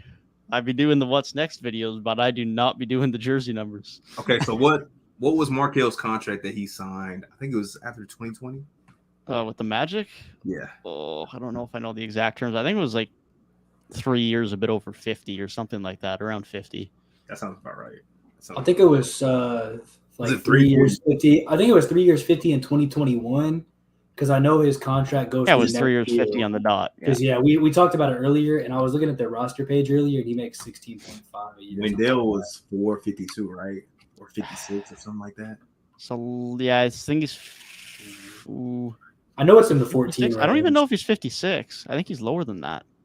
Maybe 54 then? Maybe in between? Maybe. Let me yeah, maybe he's 54. Maybe he's 54. You would think I would know this shit because I post NBA news for like not a living, but like every day. But I really I just know like it's in the ballpark of some type of number. No, he was 4 year 50. Yeah, he was even lower. Wow. It's such a good value deal for Orlando. He's so cheap. Amazing contract. And that deal always throws me off too because it's front loaded. I was about to say, I thought that like good roster base this year had him at like 14 mil. So. Yeah, he's at 14 this year, 13 next year, 12 the following, and 10.8 the year after that. A front loaded deal for a guy who like got that contract at like 22 is crazy. Him making 10.8 in the 25-26 season is outrageous. When he might be an all-star worthy player by then. Yeah, that's going to be one of the best value deals in the league for sure. Like he might. I don't know if he'll become an all-star just because like they got like Franz and Paolo. Are you doubting Wendell? Come on now, dude. Man's tempting me to make another video now. Come on. I'm saying that I'm not. It's like less doubting him and more so like being higher just on the giving upside. credit to their other young players. That's exactly what I'm doing, bro. They'd have to get like 3 all-stars for him to make the team. Yeah, I agree. He'll probably never be an all-star, and if he is, it'll be like Jared Allen. He's just a one-time all-star. But then you think Jared Allen's not making it back? You're doubting Jarrett? Fuck no, he's never making another all-star team. I would put a lot of money on him never making another all-star game. You know it's strong. You know it's strong when Devin starts saying fuck. There's no way. There's just no shot. Like, no disrespect to his season last year, but he's not making another all-star team. Yeah. Lakers Grizzlies are having another hardwood classic as we speak. Especially considering the fact in like a year or two, he's at best the 4th best player on that team. So, yeah. Bro, why is Tristan Thompson on the NBA team? Whoa. My bigger question is why is DeAndre Jordan closing quarters for Denver? He's like getting the last 30 to 45 seconds of the quarter so Jokic gets extra rest. And it's driving me nuts. Is Thomas Bryant just not good? Did we get tricked? He was so bad once he got traded there, and it's funny because I never liked him in Washington because like I liked his skill set. I just didn't think it was actually that productive for winning. But Ben was good with the Lakers. But damn good with the Lakers. I remember he was an easy parlay machine back then. He went from shooting 65% with the Lakers to 48% with the Denver. TV man. What school did he go to? Huh? Oh, what school did Thomas Bryant go to? I feel like I should know this, but I definitely don't. I have a school in mind, and there's no way he went there. The school in my head was Texas, but that's so wrong. It's not Texas. No, it's not Texas. Yeah, and I'm thinking school does wear red. They wear red. They wear red. Yeah, I was. I got spoiled in chat. Me too. Yeah. IU legend. Okay. Is Super Mario still in chat? Yeah, he'd be here the whole time, man. He's a true supporter. If we have one fan, it's Super Mario, man. Like we have one fan, it's my guy. If 3 Point Weekly has 0 fans, Super Mario Hoops 24 is dead. He either passed away or he got banned. I would hope so because listen, dude just did like a Jeopardy on the history of his channel for the 8K special, and I won it, and Devin tied for second. So it's a very mutual support. Shout out to AK, by the way. I don't even think I congratulated you on that. That's a big feat, very big feat. Hey, I told Devin, man. I told Devin, I need the 2K special, man. We need the 2K special. We do need the 2K special. I'll be honest, you're not getting the 2K special. No 2K special. I told Gabe yesterday that has not once been considered and is very much not in the content plans. Just do all right, when you get to 3K, just do a deep dive on the white bikes. I don't want bikes. Just do a deep dive on the white bikes. There's no shot. Oh man, that'd be crazy. Can you get a Dwight Powell video? Oh fuck, no. Dwight Powell. No. What's gonna happen is when I get to 5K, I'm gonna do a Yusuf Nurkic video. I need to see the Devin hater arc, bro. I need to see Devin make a video. These are the 5 worst. These are the 5 worst rotation players in the NBA. I have some Dwight Powell credit. I don't really think he has too much to do with it, but according to NBA University, like all of the Mavericks' best lineups were with him on the floor. Like they were like +10 net rating. So the more you know. Wow. Super Mario was already trying to beat us. He said when you hit 2K, just do 200 minutes of reacting to Yusuf Nurkic highlights. Oh man, my channel would be striked and removed from the platform Or after not, that just- 200 minutes. Just now, title the video. The video ends when I'm impressed by Yusuf Nurkic. The videos could be like 10 hours long. The video that ends my channel. Dude, that's unironically my favorite career highlight from Ben Simmons. My second favorite career Ben Simmons highlight is when he dropped 40 on Gobert. But my favorite Ben Simmons highlight is when one of them was at the free throw line and he looks at Yusuf Nurkic and he goes, "Man, you talk a lot of shit for being ass." that's the best shit Ben Simmons ever did. To be fair, the next video I'm scripting will be what's next for Portland, so it'll get its feature soon. Although it won't get anywhere nearly as much hate as it deserves. But Shaden for the Raptors fan is coming on. Shaden for Pascal. Shaden for Pascal. Run it back with Dame one more year. He's in his prime. I don't know if I'm gonna do that video super superficially just because I don't want to go into it and it's gonna be 8 minutes, or I'm just gonna deep dive and it'll be like a 30-minute video. Do not know which direction I'm going yet. If it's what they could do, there's a lot there. If it's what they will do, the video could be like 3 seconds of you saying nothing. Literally. Could just put my eyebrows into my webcam and just say they won't trade Dame and then end of the video. But I'm beating for it. Why not? that might have to be a short. That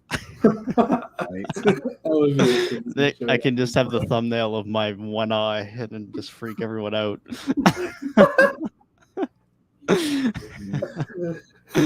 Oh man. For real, that video could already be an absurd length because I think already my Hornets video is edited down as 19 minutes, and that's just for the Hornets. I don't even feel that strongly about them. I don't know. Your Twitter said that you were having a lot of positive thoughts, man. You said that video kept getting longer and longer. That's relative to how I felt about them 8 months ago.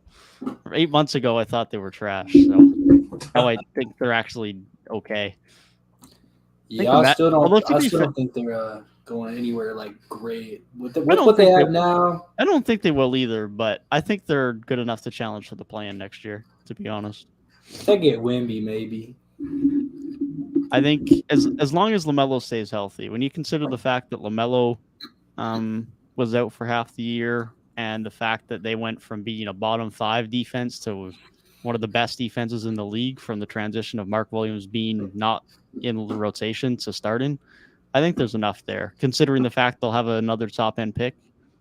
And I'm also banking on the fact that their front office has some brains and does something with their 4 additional picks between pick 27 and 42, because they either should trade up or trade for some bench piece or something.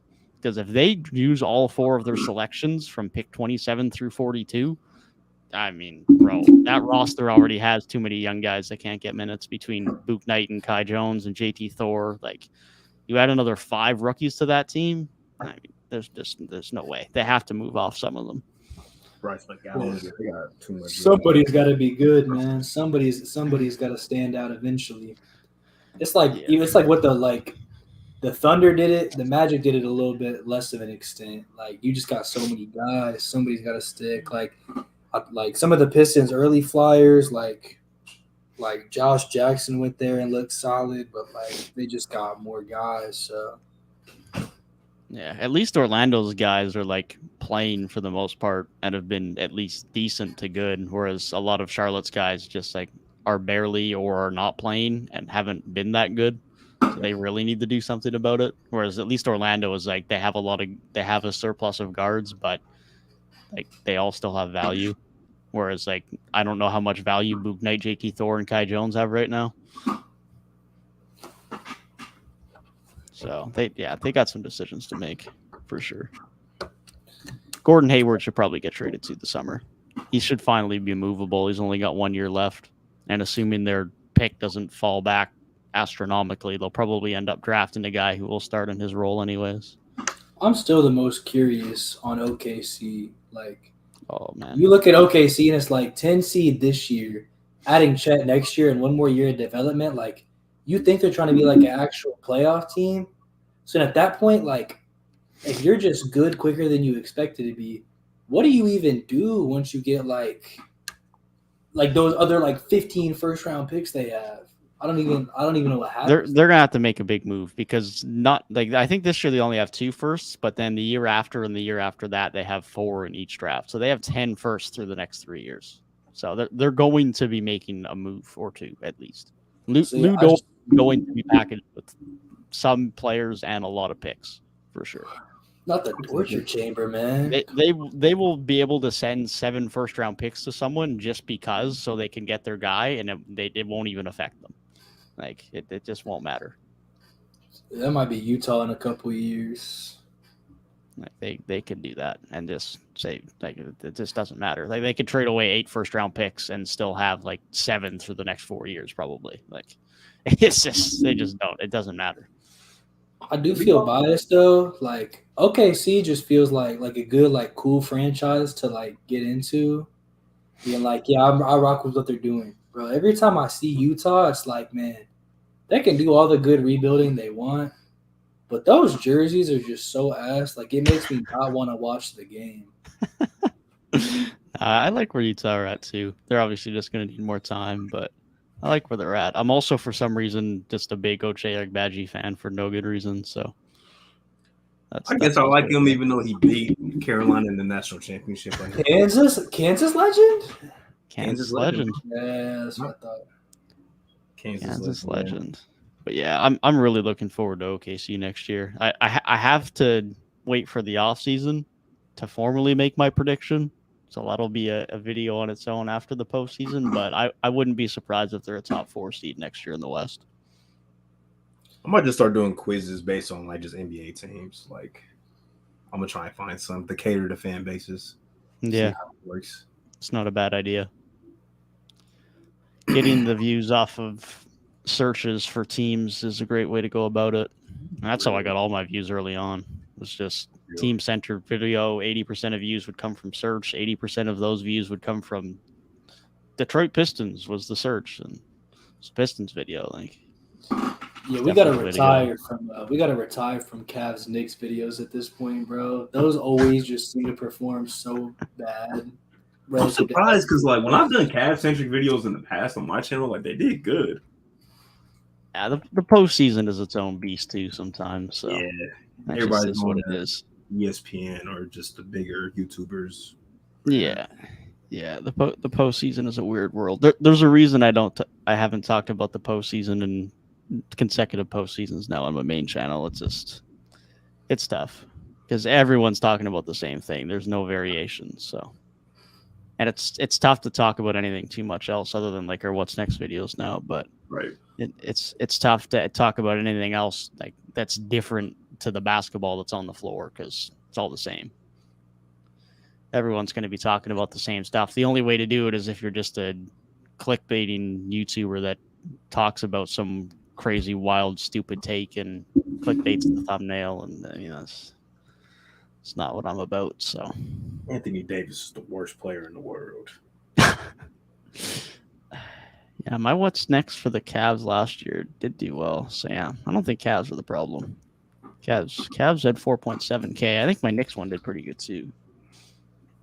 Yeah, well, not as good, but 1.2K, still fine. That was, to be fair, that was earlier in the off season before I got as many views, so it's not as bad. It's just it's a postseason thing.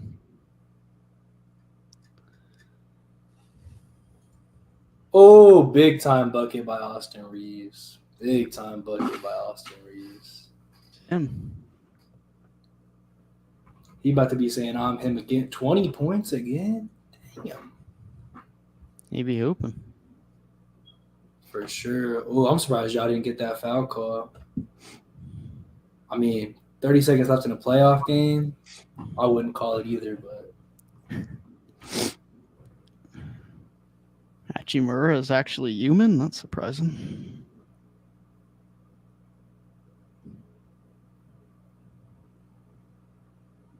Oh.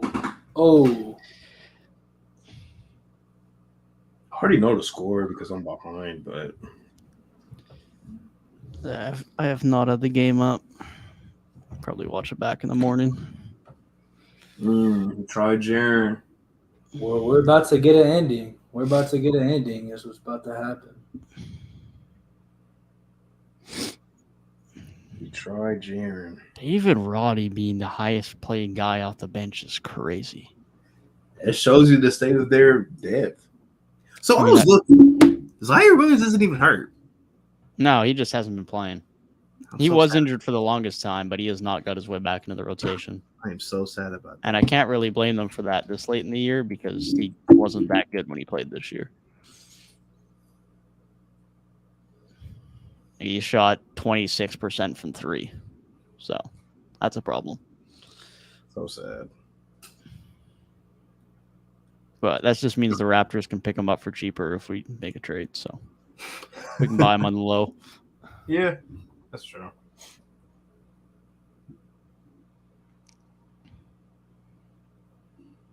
He was so good for them in the playoffs last year.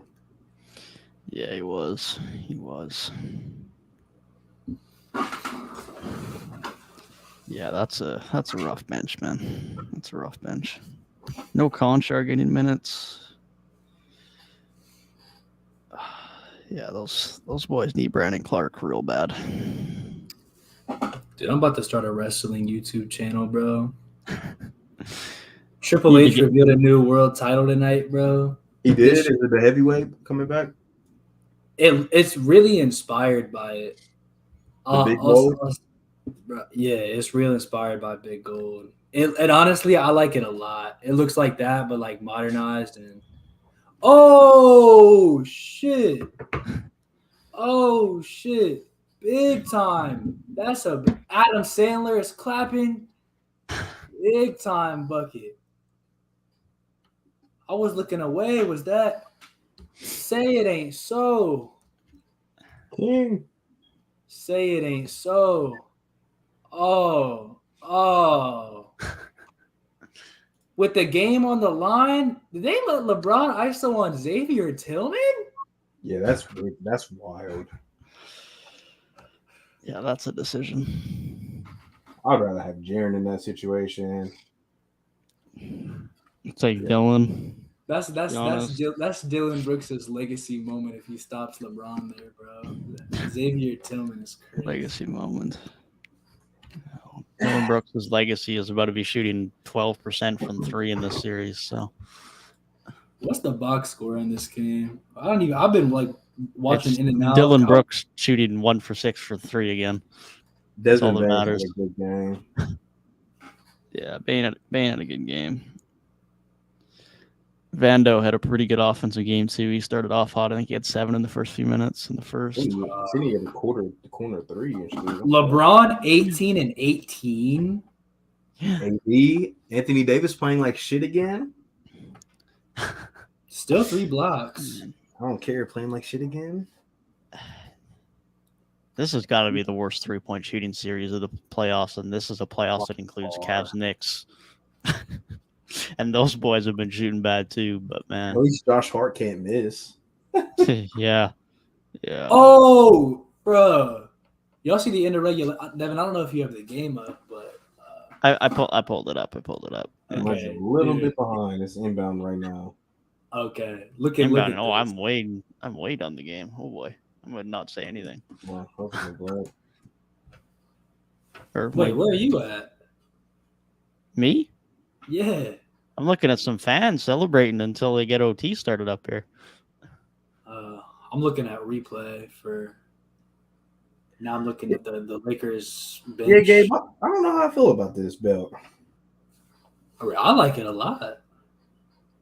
Might as well just brought the big gold back, man. That was such a belt. Bro. It was a good belt, but like you gotta bring out something new eventually, bro. You can't rely on what was cool in 1993 forever. That belt is timeless. This one right here, I don't know. I don't like it. You don't like it? Yeah, I mean, I think the OG Big Gold is better, but I think this is like, I think it like if I saw somebody wearing this, especially compared to like the belts Roman has, if I saw somebody holding this, I'd be like, dude, this is a champion.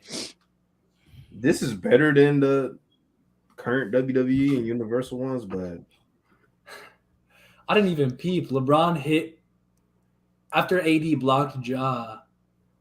LeBron got the ball and made it from 3. I saw on a replay it showed like him making like a deep shot. I'm like, when was that? That was right then. That's crazy. Would have been the craziest shot since Kyle Lowry against Miami.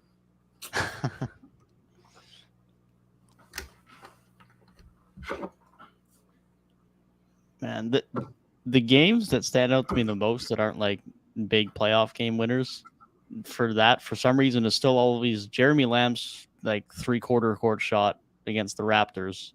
And then I forget who the other guy was, but it was the game last year where Devontae Graham hit a shot and then someone else hit a shot like in the 9 seconds. I forget who that was. I think it was against OKC. Oh, Shea hit one and then Devontae Graham hit the Right. Yeah. That was a crazy ending.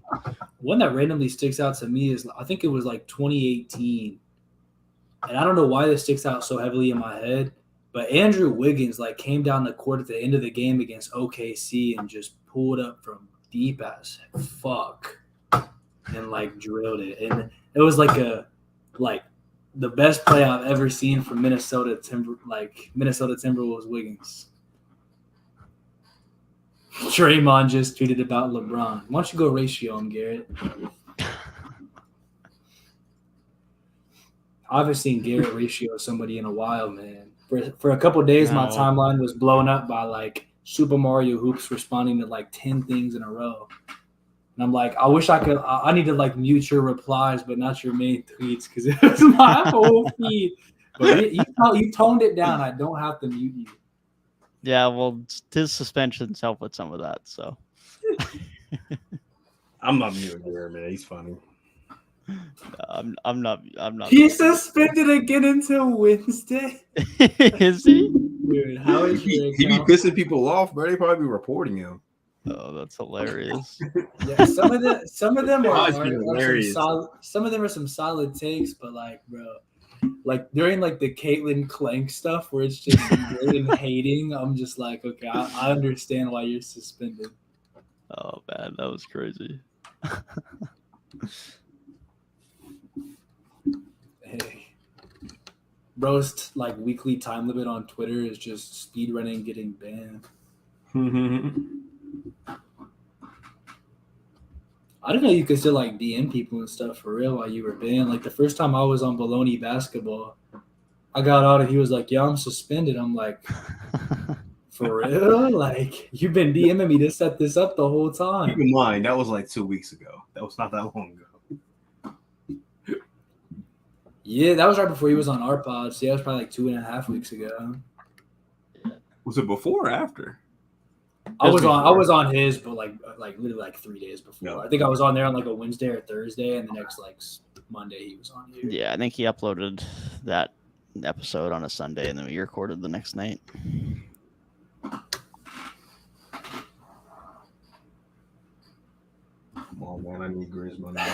Like, Boas had 3 days on Twitter in April. That's outrageous. There's no way. That's branding, bro. There's different kinds of branding, I guess. Oh, man can only brand for like 10% of the month. it's effective though. The engagement numbers are up there. They gotta be up there. Not wrong. Hey, he does have more subs than all of us combined. So this is true. Very true statement. Very true. Podcast included. Yeah, John, good shot. I'm coming for him, but it's true. On the way. Hey, yeah, because Devin's not getting suspended in these What's Next videos. All right, watch out, Garrett. Watch out. I just need to start dropping fucking content, bro. I had a thumbnail made, and like the timeliness of the video just did not make sense, so I scrapped it. But I got another one. I just need to record the video. I'm just being lazy about it. But All right. Tomorrow's reading day for both of us. I know it's reading day for you too. No jackets. You got the gym. Go to the gym. Come back and let's make some videos. Hey, man. you're still only one video in, bro. Like catch up. Hey, bro. But listen, bro. So tomorrow, bro, we'll both make one tomorrow. Like catch up, brother. Like catch up. Dez about to drop. What is this? Is this the third one since the comeback? It'll be the 4th. Yeah, I mean, I'm about to be editing all day tomorrow, so if we need some inspiration from a collective, I will be around.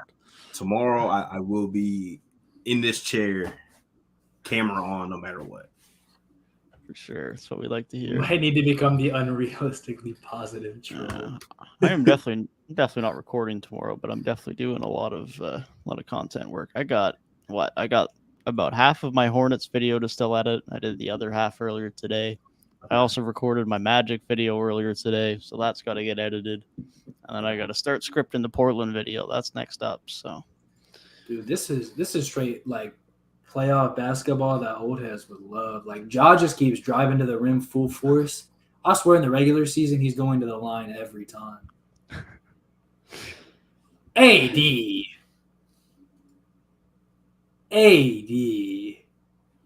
Hold up, I'm not there yet, man. Too far away. Yeah, I'm keeping my mouth shut for that reason.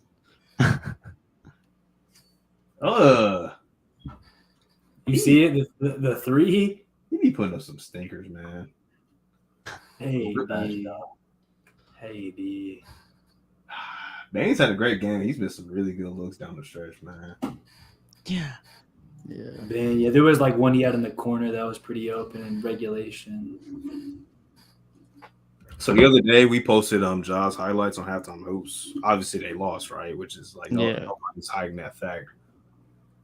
Video got a bunch of likes, bunch of views and everything, but all the comments are like, but he lost.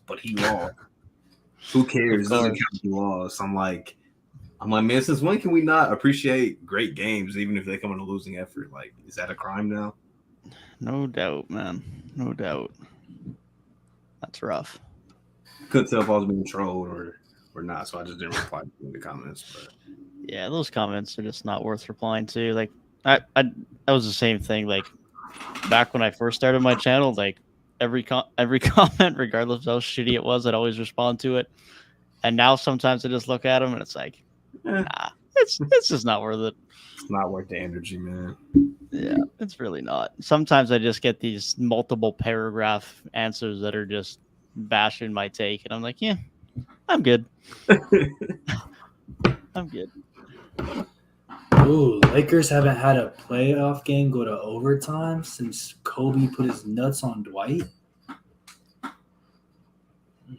Stop. Derek Fisher saved them. No, I'm just playing. Didn't they win that series in like 5? Yeah. Closer 5-game series than people remember, though.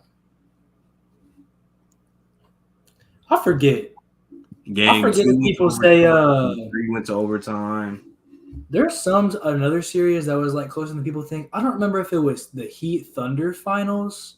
That was a closer series than people remember. Too. Yeah, I knew there was some. Yeah.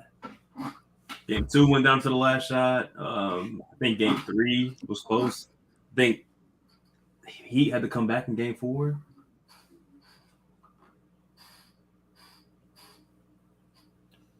Yeah, a close 5 is always cooler than a 7 that's 6 blowouts. Although a good game 7 can sometimes make up for it. I'll always take the 7. If game 7 is good, I'll take it. But like if it's like a 7-game series and one of the like 5 blowouts is the game 7, I mean, like, okay, I gotta say this. Okay, Dylan.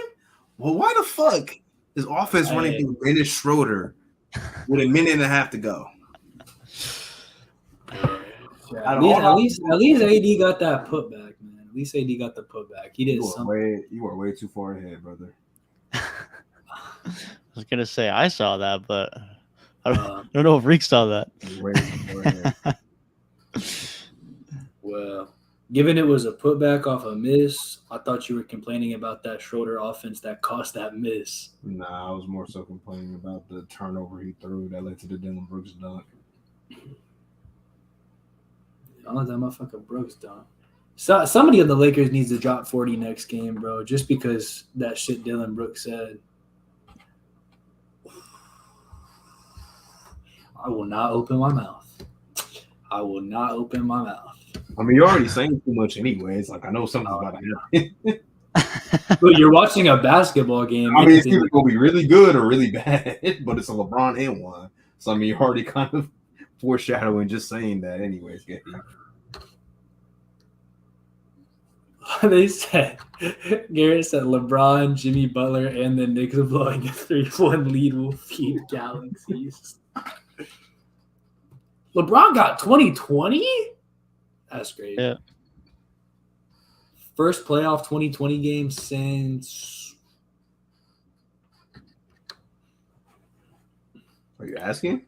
I'm going to look it up. I don't fucking know. Probably Giannis. Probably Giannis for had one. Jokic.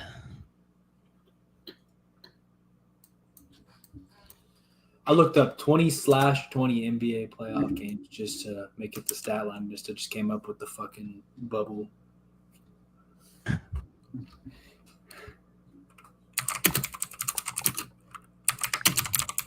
wonder the last time somebody had 20 points, 20 assists. Probably CP, probably at some point. Or if not, then Rondo. But Players with the most 2020 playoff games. Who's the most recent player on this list? Dwight with 6. Dwight's the only one. Oh, Giannis has 3. So Giannis is the last one. Giannis and Dwight are Giannis, Dwight, Shaq, and Tim Duncan are like the only ones this millennium. It looks like, unless there's somebody at the bottom with like 1.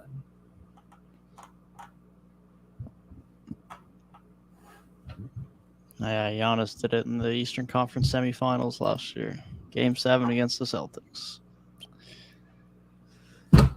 Oh yeah, I see that. He's got the 2 most recent, then Jokic, then Giannis again, then JV actually, 2018 against the Cavs, which makes sense because He was balling back then before he got injured. Dude, what game was that? I'm not sure which game that was. It looks like 21-21.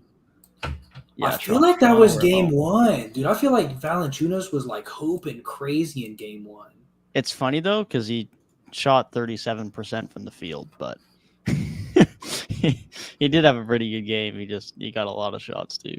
And that offense. Then Dwight with Houston actually is the most recent one after that. Said Dwight had 6, but I thought they would have all came in the There was a 3-year gap from JV to Dwight, and then a 4-year gap from Dwight to Gasol, and then Gasol and Randolph both had 1 in the same series against OKC in 2011. Back to back is crazy. In the same series on back-to-back nights. Marc Gasol's came in a 57-minute game. Yeah, if there was one thing that Zebo was gonna do, it was gonna be get boards like he was saying. Yeah. Carlos Boozer has a few appearances on this list. Boozer being the only player on here without a stat muse illustration is so funny. Yeah, it is. Joakim Noah's in there. I don't know why. I just used to really dislike him. Sean Marion being on there is pretty sick too. I know he was a good rebounder, but seeing a non-big on there is a W. Amari and Sean Marion, yeah. I guess those running gun style teams, man, they were getting rebounds, offensive and defensive, playing up and down the court every 10 seconds. Nah, Matrix was just like that. Yeah. I mean, Amari had one too, so. Sean Marion would be making a lot. I mean, he already made a lot of money back then, but he'd be making a lot of money. Lot of money. Yeah. You think Josh Hart's good? Just give him like way more offensive talent. Imagine Twitter with that. And arguably an even better defender. God. I think Sean Marion never made an All-NBA defensive team, which is like probably the worst snub of any award. That's crazy. Time. That's crazy. But yeah, I don't think he did. No, that's ridiculous. They called that motherfucker the Matrix because you couldn't escape. It was great, bro. That's like my dad's like one of his favorite players ever. Like he loves Sean Marion. Yeah, my dad does too. Players with funny jump shots, man, always get a pop out of me. He's like 35%, I think, in his prime. Like he's actually all right. Like at least he was hitting. Oh no, it went in. It's He was hitting them. It was just that motherfucker was ugly, but he was knocking them down. Yeah. That's like, dude, still the funniest nickname I've ever heard. They called Corey Maggette bad porn because it looked like ass, but it worked. Bad porn. Oh, man.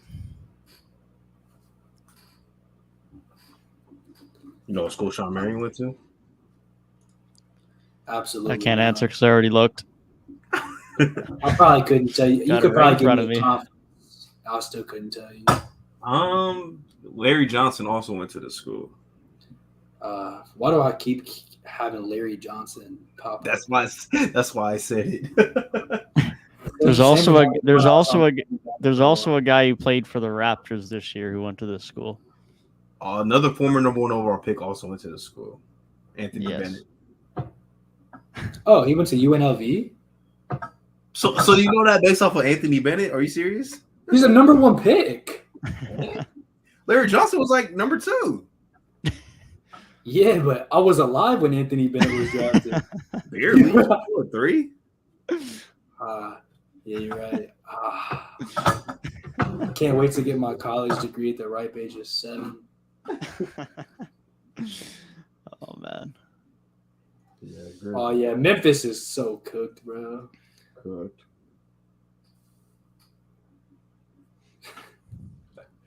D'Lo is a happy guy right now. You played good tonight down the stretch. Yeah, him fouling out was like the Grizzlies' only hope.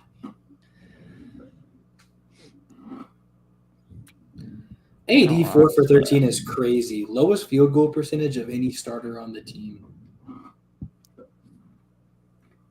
Also, second least shots of any starter on the team, only to Vanderbilt. And Vanderbilt was hitting threes too. Yeah, he was hooping tonight. It's the Anthony Davis saga, man. Dude, I need to see LeBron's playoff 3-point percentage. This man is like 1 for 7 again tonight. In this postseason?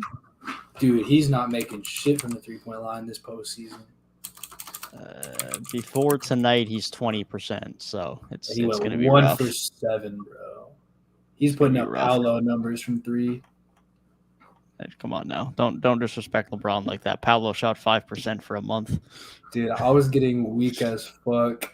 My boy ClutchTalk kept saying Pablo. I was getting weak as fuck. Yeah, that's always how he says it.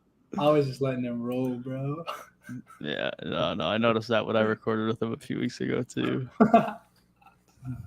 Pablo. It's about to be Pablo in the backyardigans. It's going to be the Magic Squad. I'm about to have to make that meme at some point. It's about to be Pablo in the backyardigans. They need the only other guys was what, Tyrone and Austin. So Yeah, I think so. They need to get Austin Rivers back. that is the city, man. You gotta check in when you go to Orlando. I was checking for Austin. Yeah. They got to get Austin Rivers. They have Pablo, Austin, and why is it Tyrone slipping my mind? That's a common enough name. There's got to be a No, never mind. Tyronn Lue. Fire Jamal bringing Tyronn Lue. I was about to say Ty Jerome, but that's a combination of the two. I just looked up NBA player named Tyrone. Tyrone First Hill. name that comes up is Tyrone Hill. This one has Tyrese Maxey on it. That is not Tyrone. Yeah, that's rough. There's no active NBA player named Tyrone for real. Oh Shit! I always forget that Muggsy Bogues' actual name is Tyrone. Tyrone, yeah. Damn, I gotta record my championship winning game tomorrow with Super Mario. Okay, yes, yeah. Defending the crown. Are you against somebody head to head, or are you just on there by yourself? I mean, it's not like head to head.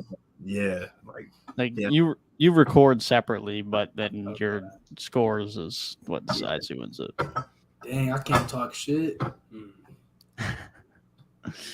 There's nothing I'm better at than talking shit and probably losing. And losing.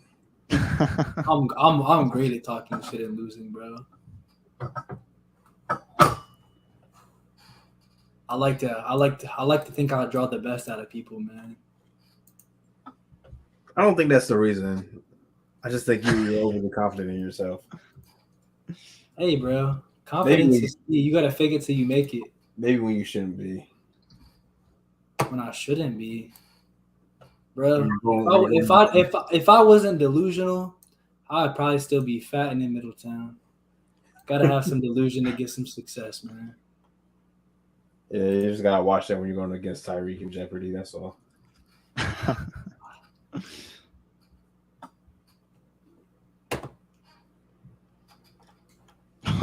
That's a brutal quiz. Oh man.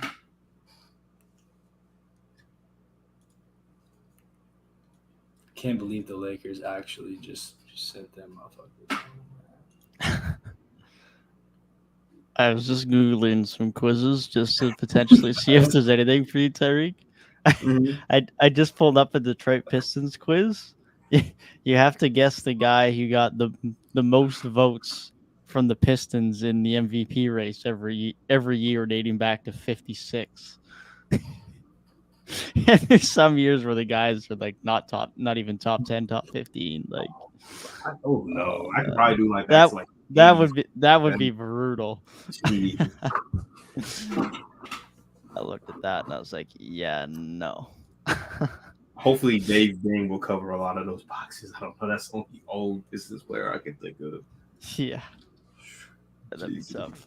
No way, bro sent me a tweet and said, looks like Denver wasn't the fake 1 seed because the Heat won. This motherfucker, bro. Heat would own those Mountain Range frauds. Run and dunk, man. Hey, man. If Run and Dunk Man was still playing, if he played the whole series, Heat would still win. He said Mountain Range is wild. Hey, you feel free to use that. The Mountain Men. Hey, man. Playoff Murray is back. I guess he was getting that. He did have that one big game, yeah. Yeah, I'm not ready to call him back yet. He was good at home. He was not good on the road. Bro, isn't he averaging like crazy? I guess if it's too inflated. Yeah, because he had a crazy good game. Go look at his stats on the road. He was mid to bad. If you drop 40 and score like 5 points per game in the other games, you're still averaging a decent amount of points in there. He's getting locked up by Cliff Paul, bro.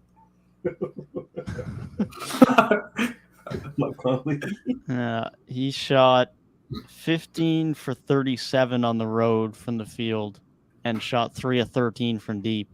The kill. Road games did not impress me. The Timberwolves still stink, bro. I still don't change my mind on the Nuggets based off of what happened. I went into that. I said the Timberwolves weren't even going to make the playoffs, bro. Denver should be playing the Pelicans right now. We said the Heat stunk too. Yeah, we did. Yeah, but like we said the Heat stunk because they had no depth, and we were wrong apparently. Like we weren't wrong based on evaluating their regular season, but apparently we were wrong in predicting how they would be in the playoffs. Usually your depth gets worse in the playoffs.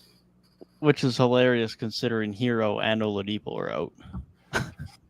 These guys are literally playing Hayward Highsmith in the postseason. And they're up 3-1 on the Bucks. Duncan Robinson back in the rotation. Yeah. Man, he's been shooting it. Yeah, shout out to Coach Spo, man.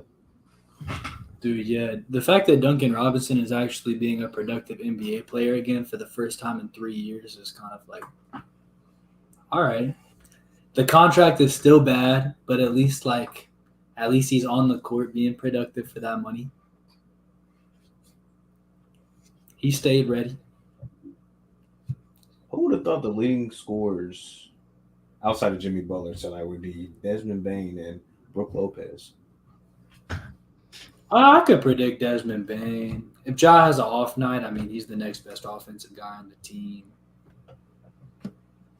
Brook Lopez, after the way he played the first, 3 games, he should have more games where he's, top scorer, but Well, would you predict Austin Reeves being the leading scorer for the Lakers in an overtime game? Probably not. Probably not, but I also don't know. I also don't know who I would predict to be the leading scorer on the Lakers right now, to be honest. I mean, Because LeBron's been fine, but he's not been great. And AD apparently has one good game, one bad game. And Rui's been good, but it's still Rui. Not exactly betting on him to lead the Lakers in scoring every night. So, dude, the Grizzlies are better without Ja. Agendas are about to be crazy this offseason. I hate to say it. I really do hate to say it, and I do not think I agree with the take. But actually, I really the fact that they won that game without Ja. People are going to push dirty agendas. I'm still going to blame the Lakers taking this pretty quickly on the front court differential. Yeah, I mean, you can't be too critical of a team and of Ja when you're literally missing your starting center and your second best bench player who was crucial for you in the postseason. No. There's no shot. And Ja missed a game. There's just no way. I still just think when star players go out in the playoffs like that, the game plans get weird because you don't know exactly what to expect. Yeah, for sure. The Bucks only game they took was without Giannis, so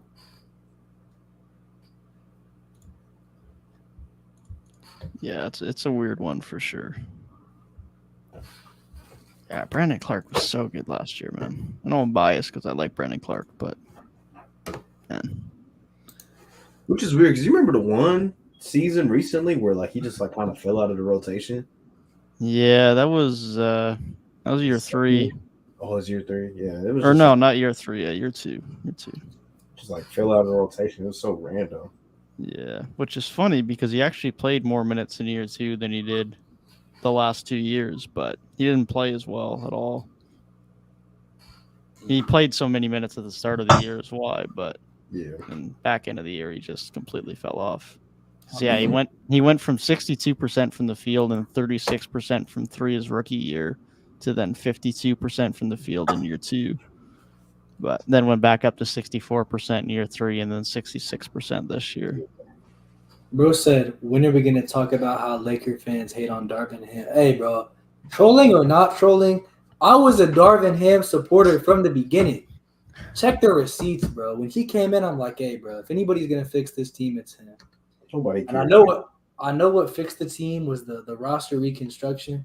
I was a Darvin Ham supporter from day one. And motherfucker, I was right. Nobody I was cares. hey, bro, ClutchTalk was on here. He's like, hey, bro, Mike Brown, he should have drew up a play like Darvin Ham drew up this play for the Lakers. Listen, man, it was really just that simple. He's just a master with the pen. Name 3 ATOs that he's drew up in this series. You got me. Name 3. No, that'd be crazy if you name 3. I'll probably just give it to you because I can't name 3. You got me, bro. Taylor Jenkins is about to have nightmares about Xavier Tillman guarding fucking LeBron. Dude, crazy, I watched that replay. I'm like, there's literally no fucking way. There was no switch. It's just nothing. No. You put Xavier Tillman on the greatest player of all time with the game on the line. That is nutty. It's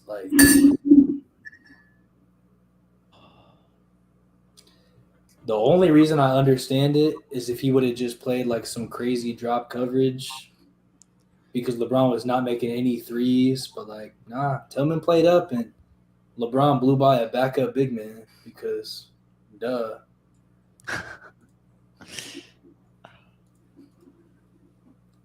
We're about to have another 3 series end tomorrow. LeBrick. No way. Hawks done. Timberwolves done. Clippers done. See, you're saying one of those teams are probably gonna fuck around and win. Nah. Tomorrow's just a day of death for the lower seeds. I told y'all Trae Young can get a game, man. That is we didn't talk about that series like at all, so I didn't get to give you proper credit. That's my go-to byline, man. Trae Young can get you a game. I'm gonna keep preaching that for as long as this team is mid. Trae Young did indeed get him a game, although he needed DeAndre Hunter to have his one good playoff game a year he always has, but that's okay. I feel like I don't. Maybe I'm thinking wrong, but I feel like it was the same thing last year. He just had one random really good playoff game. Game 5, he had like 31 points. I was like, what the? I'm like, where did this come from? Yeah, I don't know what it is, but he always seems to have that one good game. He's one of those players that's like a good defensive player that you're like, I see the offensive potential there. I think he could really be something special within it. Like it's a different position, but it's like in lower level defense too. But it's like, bam, bro, that same like occasionally you're like, oh, he could be so great on offense too, and it just never is like. It's really the most direct comp is a slightly less skilled OG, really. Yeah. Again, not quite as good defensively, but if he got the opportunity, he'd probably average 20 a night. But if he's averaging 20 a night, you're probably a bad team. So he'll just continue to be a 3-and-D guy. Dude, nothing wrong with that. He's about to make a few $100 million doing that. But John Collins might have the worst contract in the league. I think I'm standing by that, man. Man, he's like, it was a bad contract at the time, and like he was fine. But like, oh man, I feel like he's just getting worse. I don't know. I saw somebody say John Collins is not good at a single thing on the basketball court. That's what, bro. Honestly, I was talking to. I'm like, bro, what does he do now? Like, he's not a good shooter anymore. What's that mean? Anymore? He doesn't defend, and he doesn't play make. He doesn't even rebound like he used to. What the fuck does he do? He just jumps. Like, he's just athletic. Like, that's it. So bad, man. So bad. Talk about getting your bag. I mean, I respect bag chasing, but talk about getting your bag and just saying, fuck it. I'm cool. No doubt, man. Generational wealth, man. Generational wealth. Man. It's great. He's really the trade talks champion just because nobody wanted that motherfucker, bro. Like, there's no way. For good reason, I guess. I guess they saw it. Man, it's crazy. Like, he legit looked like he was gonna be like a borderline all-star guy. He's 20 and 10 now, too. Yeah, he's 20 and 10 year 3, shot over 40% from 3 and 58% from the field. Oh, he was and then was really good in the playoffs defensively. Oh, and then it's like, yeah, no, I'm good. I'm just gonna be like not even good enough to be a starter anymore. I don't even know what his numbers were this year. I just know they were bad. 13 and 6.5 boards on 51% from the field and 29% from 3. That's better than I thought. Dude, Hawks are like so textbook. This team should be better on paper. I feel like I'll just look at their roster and I'm like, yeah, this player makes your team better. This player makes your team better. Like, if you said, oh, yeah, their starting lineup is Trae Young, DeJounte Murray. So I'm like, oh, like 2 all-star level guards. Saddiq Bey, bit inconsistent, but like if he's playing good, he can be like good. You know, theoretically, John Collins should be able to do a damn thing on the court. And then Clint Capella is like just a solid low maintenance center. And you look at the bench, like you got like, I guess honestly, I just overlooked DeAndre Hunter entirely because they made the Saddiq trade. So that's actually your starter. So you like Sadiq's on the bench. Bogdan's on the bench, like Okongwu's on the bench. Like, you got a solid at least like 8 deep. AJ Griffin was like good this year. Like, you got a lot of talent on the roster. Jalen Johnson. A lot of talent on the roster. Jalen Johnson's better than John Collins at this point. Saddiq Bey is better than 100%. 100%. Yeah, honestly, before the season, I would have agreed with you and said the Hawks are a team that on paper should do better. After watching this team for this season and how I actually feel about the players currently on the roster, I think they're just mid. I think they're just very mid. Super mild, man. And Because Trey is not as good as he was. Hopefully that bounces back, but Trey wasn't that good this year. DeJounte was fine, but he wasn't as good as he was with San Antonio and wasn't as impactful on the defensive end. Hunter's fine, but like he's just fine. And then Collins was bad. Like, I don't know. Clint's not as good as he was. Pistons fans were like not sad about losing Saddiq Bey at all. No, not at all, which is funny because if you asked them 6 months ago, at least from Pistons fans that watched my videos, they were big on Saddiq. They thought he was going to be like a future borderline all-star, thought he was a core piece. That changed real quick. What happened to the Saddiq Bey that was dropping damn near 50? I think he actually did drop 50. He did drop 50, yeah. It was the stretch of 50-point games, and it was the only game that night. And he saved the day and kept the streak going. I remember that because I was at my grandma's house. I'm like, what the fuck, Saddiq had 50? Yeah, I don't know. They stink.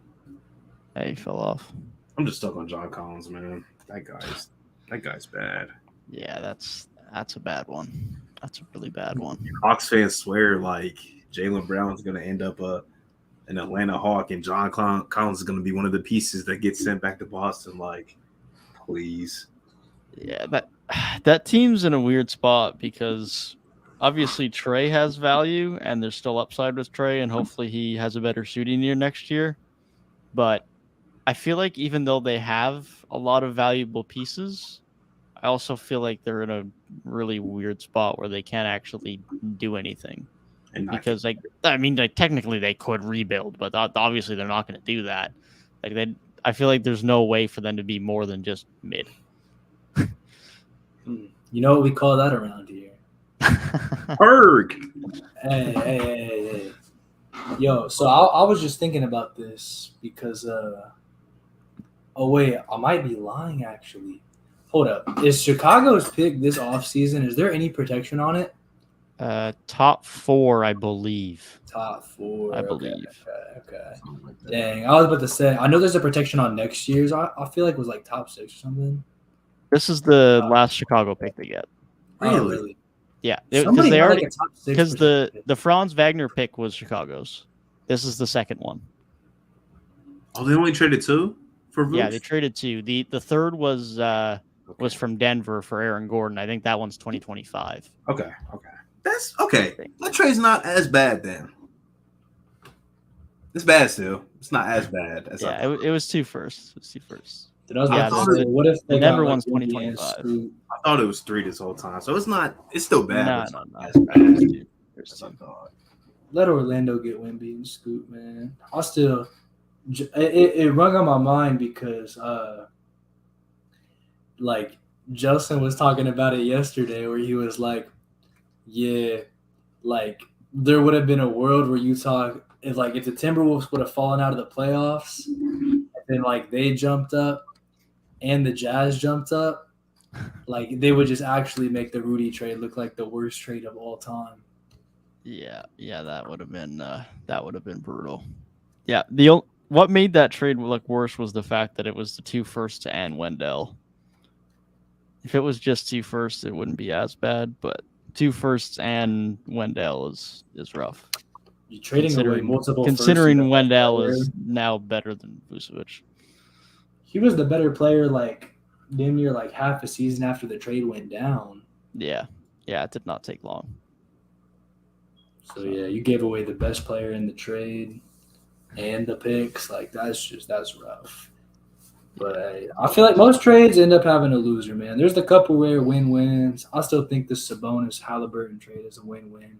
Oh, 100%. I'll still hold on to the fact that when Paul George got moved out of Indiana and they got Oladipo and Sabonis back, getting back 2 guys who ended up becoming all-stars didn't pan out long-term, but just that trade on what those 2 guys were for Indiana, win-win. Oh, for sure. Yeah, I saw, it's probably a couple of weeks ago now, but I saw some people on the timeline talking about how the Halliburton Sabonis trade was not win-win because the Kings are so good now and the Pacers are bad. And it's okay, I get it, but the Pacers were better than expected anyways. And what's the argument for the Pacers winning then? Keeping Sabonis and continuing to be bad? Everyone knew that the Pacers had to make a move and everyone had been campaigning for that. So if what they did was a lose, then how do they win? I don't get that argument. Yeah, he said Sabonis is only a win right now. In 3 years, the Pacers will have won. I don't know, bro, because what are 24, 25, 25 and 26 or something? Fox and Sabonis. So it's not like they're old. Like they can for real compete for Sabonis ain't even that old for real. At least I don't think. Yeah, he's been around for a while, but they're both around mid-20s at this point. So What college did he go to again? Who? Sabonis? Yeah. Zaga. Okay. Come on, bro. You didn't even know it, Gabe. You didn't say anything. I stuttered for a second, but I was pretty sure. I was like a white big. Come on, man. Kings had a fluke year, bro. Stop. Number 1 offense in the league. Actual good coach that's won rings. Kurt Pepper's getting bailed out again. I'm not calling that a fluke, bro. My only concern with the trade at the time was that. Well, I shouldn't say my only concern. But my biggest concern was that Sabonis was just going to walk in a couple of years' time because I think he's only got 1 year left now. But he's resigning. I would think at this point he resigns. So, dude, the beam shit. Tyrik, you might have more input on this because you're a social media guy. So, but whoever came up with the light the beam shit, dog. They got to be making millions. I know it's got to be so fun to be on the Kings roster and just be in that organization. Probably not making millions. They're probably not making that, but they deserve millions, bro. I mean, that's whoever started the Light the Beam campaign, bro, is that's not even a social thing. That's more like arena entertainment. Yeah, that's what that falls. I mean, it took over social media. Yeah, but it's more like arena entertainment, so a little bit of both, I guess. Yeah. Jimmy basically had half of these motherfuckers' points in a playoff game. For real. That's crazy. If there was anybody that I wouldn't be surprised if they did that, it's him. Next would be Anthony Edwards or Donovan Mitchell because the Cavs offense stinks and the Timberwolves just stink in total. Embiid doing it. He's already done it. Giannis doing it. The Kings had a fluke year. It'll be a play-in team next year. Yeah, you're right. There's probably not going to be a 4 seed with 45 wins next year in the West. There's definitely an argument for that. I think if the Kings are a play-in team next year, it's more so because other teams are good than they're bad, though, I think. But I could see it. Because the Nuggets will be up there, the Grizz will be up there, the Suns will be up there. Assuming the Warriors figure out their road games, they'll be up there. The Mountain Man? And then, if the Pelicans are healthy, which is a big if, but if they are, they're probably up there. The Lakers, depending on their offseason, could be up there. OKC could be up there. So there's some potential. No, I don't think Lakers stars probably aren't playing enough games. Suns, KD's not playing enough games. I don't even. There's a lot of teams the Pelicans are not the The Pelicans do not get my benefit. The Pelicans do not get my benefit of the doubt until Zion plays the whole season. I'm not saying it's likely, but it's possible. It's possible. There's 7 or 8 teams I could see realistically finishing above them next year if things went their way. Dude, the Flippers are finished, bro. Stop. They need. Yeah, I didn't include the Clippers. They need the tank. No, I'm talking about Garrett said that in chat. Oh. Yeah, no, the Flippers are done. Man. Yeah, I don't know. They won't tank. That was the problem. But my next tangent is a Flippers rant. They need to move off those boys before they walk for nothing in a year. They'd actually have such a good rebuild if they traded both those dudes away. When is Kawhi a free agent? They both have 1 year left of team control. They can both opt out after next season. If Kawhi just has another season that's like this one, and then enters free agency, how do you even approach that as a front office? Do you just have incentive-based deals? I think Embiid's his contract with Philly was it was max money, but it was incentive-based for hey bro, you got to start playing though. Yeah, Zion's extension's the same way, so I'd imagine they can probably structure it like that. But Kawhi ain't signing that dotted line if it has a games played requirement. I can't even say that though because it's not like Kawhi is wanting to sit out games. It's a recommendation of the medical staff, and B, he just needs to. But he still knows man's body is screwed. Right. But in his head, he still knows, like, if I sign this, like, my body can't handle that many games, so I'm not. Oh, for sure. For sure. I guess it just depends on A, what other teams have the money for him, and B, does he care enough if he makes 50 mil or 40 mil? Because at the end of the day, the guy's going to make well over 300, 400 mil throughout his career. Yeah, that man has made a lot of money. Made a lot of money.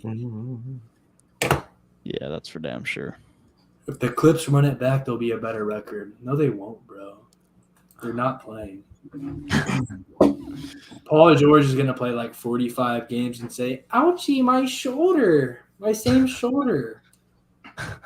Like, bro, it's been like, just take a year off and heal your shoulder. It's been the same shoulder for like 4 years. It's been the same shoulder since Oklahoma City, bro. I think his shoulders are just cooked at this point, unfortunately. Kawhi will play 66 games next year. I will guarantee it. I'll bet you $20 that Kawhi is not playing 66 games next year. No shot.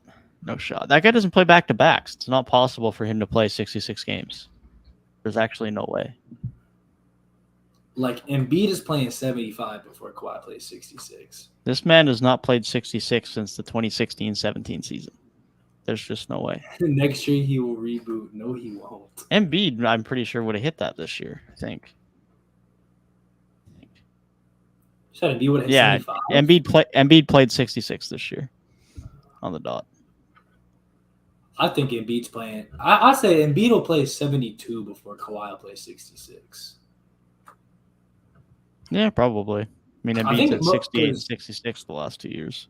Most of Embiid's like missed games this year were like pretty front loaded. I don't. He didn't really miss much the like back half of the year. No, he didn't. He didn't. Paul George gonna play 68 games. This is positive trolling, bro. Need to get this guy suspended on StreamYard. Get this guy suspended on YouTube, bro. Give me his subs. I could put the user in timeout. Love that. User in timeout is wicked. That's our hilarious. number one fan. That's funny.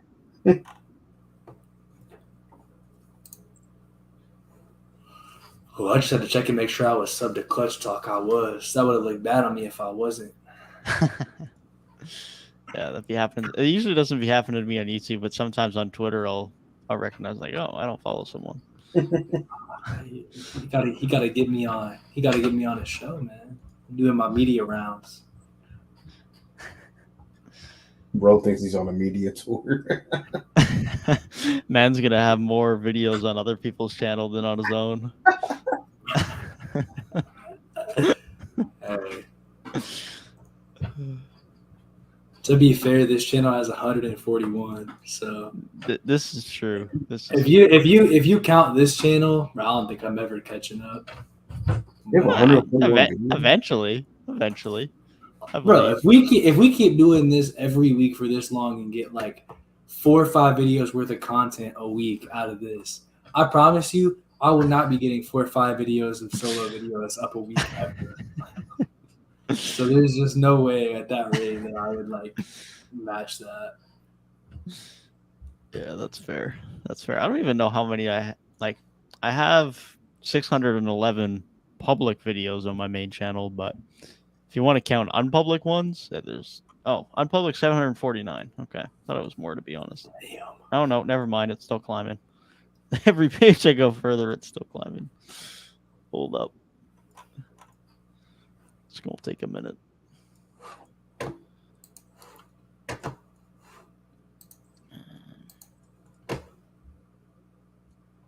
$766. That's the number. Damn.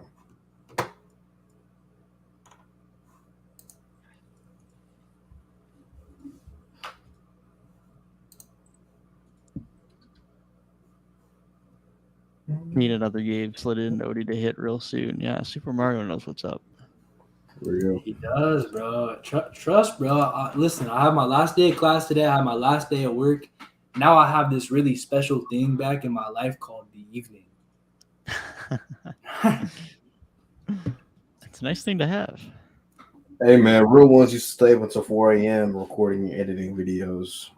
Also true. Also Just true. saying, when I was your age, I was getting 4 a.m., brother. I was getting some great practice last night, bro. This school assignment I had to give a persuasive speech, and I was supposed to give it in class, but I couldn't because my professor got COVID. So they were like, "All right, just record it and upload it to like this discussion board." So I was like, "Fuck it, all right, dude." I sat there and I redid the intro like 5 times. Like, it's so weird just like talking to a blank computer screen. I still feel like so awkward, but when I have this wonderful tool called Premiere and I can just cut out all the awkwardness, it's like Tis needed, especially starting off when you're still getting used to that and just talking into a camera by yourself. It's definitely needed.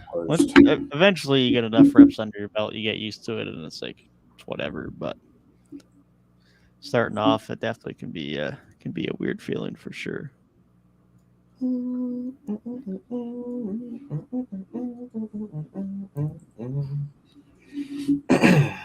Jesus.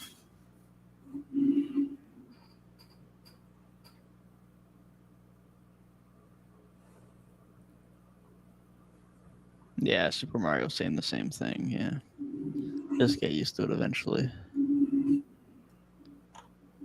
To be fair, I don't talk into a camera anymore because I don't have my face in anything, but on my main at least. I feel like the recording not into a camera is just as difficult, if not more difficult. I don't know why. I used to fuck up when I would do scripts. I'm like, bro, I can't do it. Yeah, I do that sometimes. It's usually only if I go off on random tangents, though, and then I'll catch myself like 45 seconds into it, and it's like, nah, restart. Or I'll be in editing, and I'll just cut out a minute segment. Yeah. Okay, we did not need that.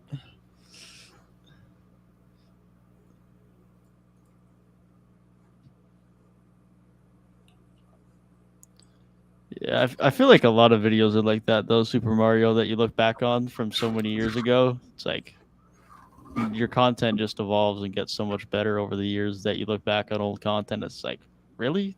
I made that? That was what I considered good at the time. That's a terrible video. That's for real.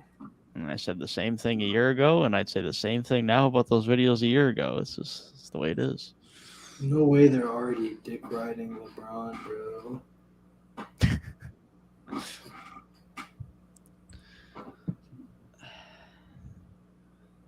Shouldn't really be that surprised. It is LeBron. The king.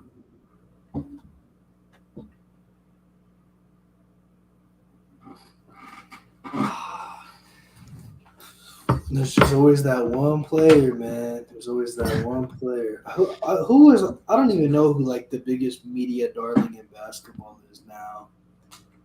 Is it Austin Reeves? Well, it was like Luka, then it was LaMelo. It's always been Kurt Pepper. Oh, come on, bro. I don't know. I don't feel like there is like a big media darling right now. It was like Ja and like Anthony Edwards for a second. I feel like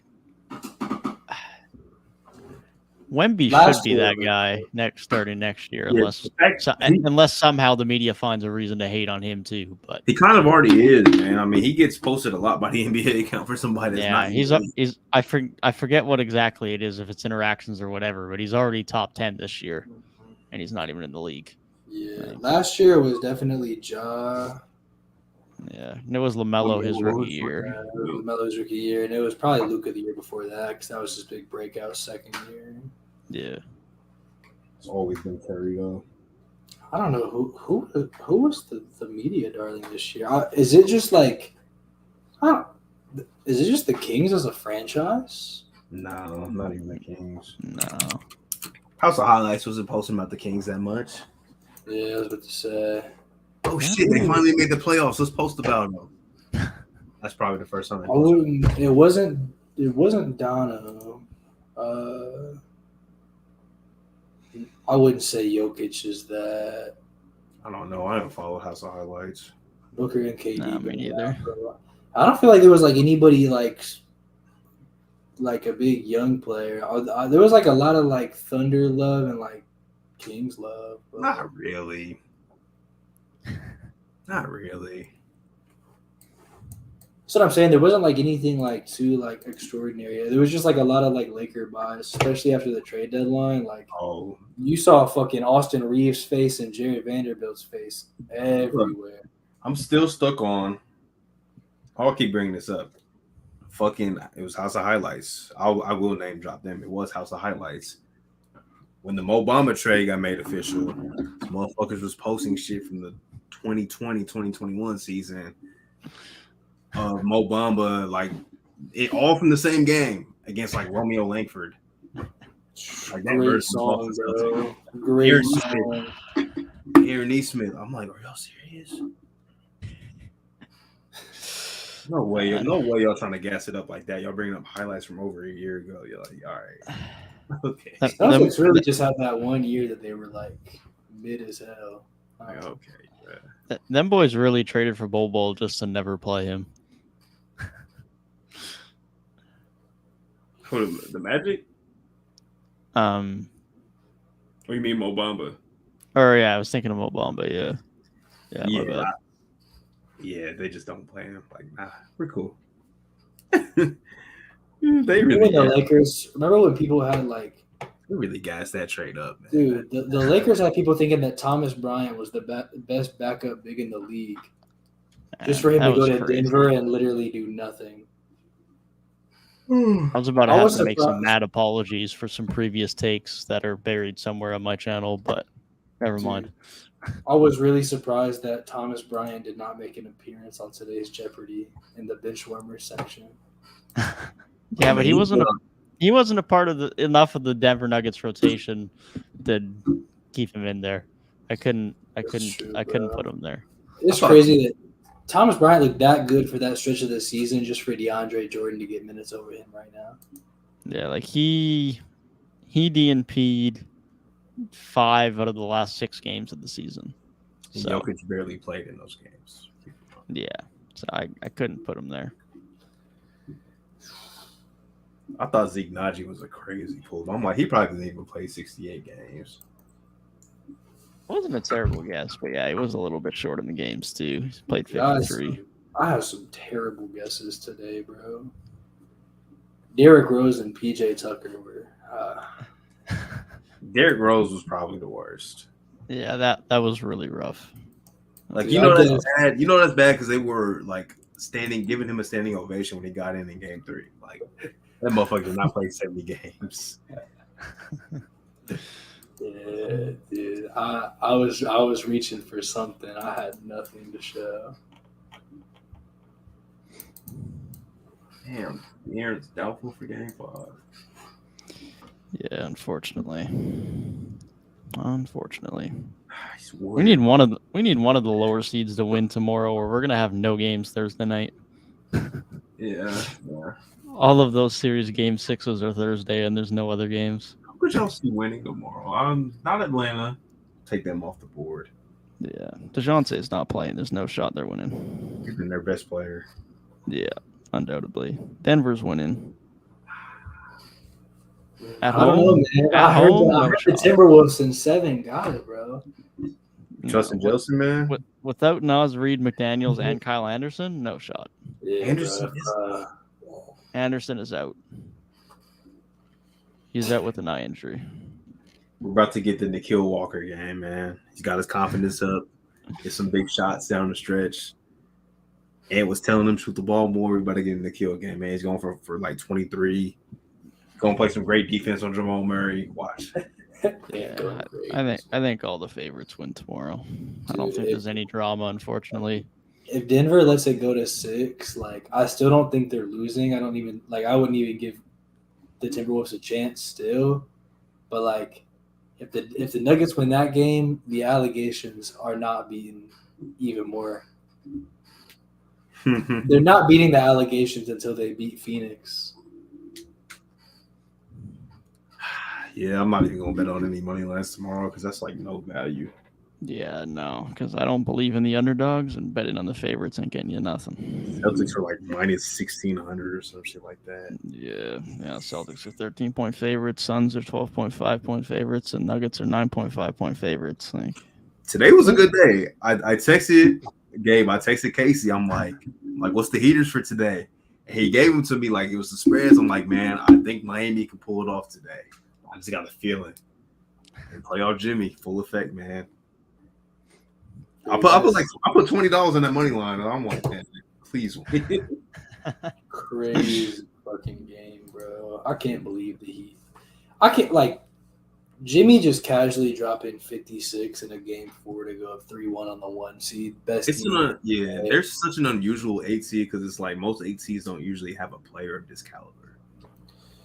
Most 8 seeds also don't have like two deep playoff runs in the last 4 years. Yeah, go toe to toe with LeBron in the finals, and we don't usually see an 8 seed like this. Toe to toe with LeBron, a shot away from beating the Celtics last year. Like, if Miami gets out of the first round, I think they got a chance to go out of the second round. The Knicks going to the conference finals would be like crazy, but like Miami's been there, so I would bet Miami in that series. Given Boston gets through Philly, I don't know if I want to play the Knicks, man. We don't match up well with them. Like they just like got our number, and I just like I don't think I want to see them. If I'm Boston, I fear the Knicks and the Heat more than I fear Philly, bro. I don't fear Miami. I don't. The Tyler Hero's not healthy. They're gonna run to the same problem. They don't have enough shot making. It's gonna be the same problem as last. And I still fear them more than I fear Philly against Boston, bro. Oh, Philly, yeah. I'm not losing sleep going into that Philly series, man. And that might be Philadelphia. That might age into just the worst take ever. And Tyrik keeps been saying all year, you don't respect Philly. I don't respect Philly at all. I don't. And Embiid's banged up. Like, yeah, they're cooked. Yeah, Embiid not being 100% going into that's a concern. He's never gonna be, bro. I'm telling you, man, death taxes and Embiid getting hurt in the playoffs, bro. No, man. American freedoms. Dude, you better hope the Lakers don't blow this 3-1 because LeBron's gonna come out with like 2 casts on. It's gonna be like, yeah, I was playing with 2 broken forearms. You'll be like, I had elbow tendonitis or some shit. Like, AD gonna be like, yeah, I had a hairline fracture in 1 foot, and if Braun was healthy, we would have won this series or won it all. Didn't he say that when they lost to Phoenix? Yes. Yeah. And then played like shit the next season. Yeah, instead of seeing 3 rims, he's going to be seeing 3 balls. Man. That series might be over in 5, man. I feel like every year we go into the first round, like these matchups, man, gonna be so fun, and then like there's not one good series or the one series that goes like 6 or 7 games. It's like mid and nobody cares about it for real. Yeah, it's usually like that. Although it's interesting that 2 of the 3 ones now are upsets. But I mean, my predictions aren't too far off. Like I had Sixers in 4, Celtics in 5, Bucks in 5. So like I predicted all those going short, and with different winners in case like if the Heat close out and if Knicks take it in 6, like I had them being kind of like quicker. There's also like the Giannis injury for the Bucks though, and that was also me predicting Bucks versus Raptors. Like I had Sixers in 4, I had Celtics taking care of it quick. Like I think if you would have heard Giannis was going to miss a game, well, pretty much 2 games, I think you would still pick like Bucks, but probably in like 6. Yeah, I'd probably say Bucks in 7 if he missed 2 games, which is still possible. But then my West, like I think they're cooked. My West, I did have Lakers in 7, and considering y'all picked the Grizzlies, like I feel good about my Lakers in 7 take. I think they're cooked. I had Nuggets in 5 too. Because like they put Drew Holiday on Jimmy in the first quarter. Like they didn't waste any time, and Jimmy was still getting off. So I'm like, and what is Bud gonna do? Like what is he gonna cook up tomorrow in practice? Like what's he gonna say? But hey, man, my West predictions are looking good, bro. Suns in 6 is possible. Kings in 7 is possible. Lakers in 7 would be an almost sell job, but at least I got like the right winner. Then I had Nuggets in 5, man. My West first round, I was kind of cooking with that. Hey, fuck all that. Our award picks are cooking. We are right there, man. We did For not. real. We did not miss. We are right there, man. Like, basically, I mean, we know Paolo's winning. It just comes down to Embiid. Yeah, and it looks like that's going to be Embiid. So the only one that was really going to be in doubt was Brogdon, and he ended up winning it. So Yep. I think Brook Lopez had a chance. But surprisingly, Mobley was like the sudden like, Cinderella guy for the award, which is weird to me. That was really weird. Maybe if he could get a fucking rebound against the Knicks, I'd believe in his decoy like agenda a little bit more. I had so much confidence in our picks. I put them together in a parlay. Why was Brogdon at like plus 300 when I bet? Yeah, Quickly was like a relatively high favorite for a while there. And like I bet it, and then like a day or two later, like Brogdon became the overwhelming favorite. I'm like, good timing. Very good pull. Yeah, those IQ agendas were crazy. You guys kind of put the expose on that real quick, talking about his stats as a starter versus stats on the bench. So mid as a bench guy, man. I think he's a bad player. I love IQ. It's crazy. Dude, my second round matchups, my West, Lakers v Kings is still very possible, but it might be Lakers Warriors. But I had Nuggets Suns. I had Celtics Sixers. Bucks v Cavs just looks terrible. It's gonna be Knicks v Heat. Like I look terrible. Bro don't know ball. Yeah, that's a tough one.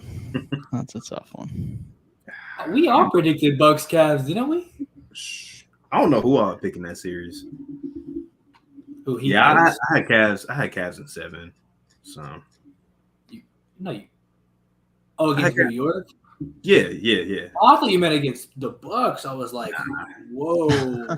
I think I might have said 6 just because. Yeah, I think I said 6. I said Bucks in 6 against Cleveland. Hey, man. I'll say Cavs in 6. I wonder what the Bucks 3-point shooting numbers are looking like. I wonder if my theory is still cooking. Pretty sure they're bottom 5 in the postseason at least. Hey, man. At least going into tonight, they were like 32%. I want to say, or something like that. The theory sticks strong. My best prediction is still here, bro. They're up to 37% after tonight. I don't remember if y'all called me wild for this or not, but I had Celtics beating the Sixers in 5. You did. I think you did. Did y'all call me crazy for that? No, I know I did. I don't think it was crazy. I just think it was slightly aggressive, but crazy definitely not. I don't even think it looks terrible now, bro. Like 5 would not surprise me, man. Every time I look at the stats, I get more dumbfounded as to how Cleveland are down 3-1. Like the Knicks are shooting 27.5% from 3. Get a rebound, bro. They're not playing great. And their star player has been terrible.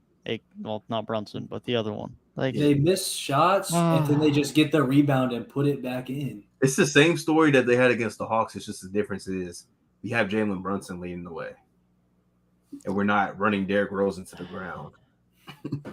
Like, man, it's brutal, man.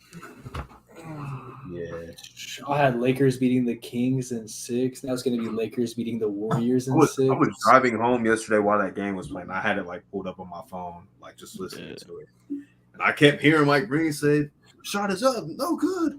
Oh, Hart with another rebound. Man, it's crazy. Box this man out. Yeah, 14.5 offensive boards a game they're getting. His first in the playoffs. Oh, did he change their arena name? I did not know that. Wow. Oh, man. Still no fans in there, which is crazy. Nah, my playoff predictions cooked, bro. I'm sorry. All my first round predictions are going to be right because the Kings are coming back, except for the fucking Bucks, but that's injuries.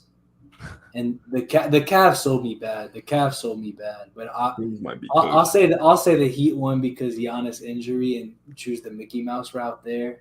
So the only first round. Oh. If the Warriors win, No, I need to hear what you said Warriors last are week when we were gonna- talking about how we felt about the series since Giannis was hurt.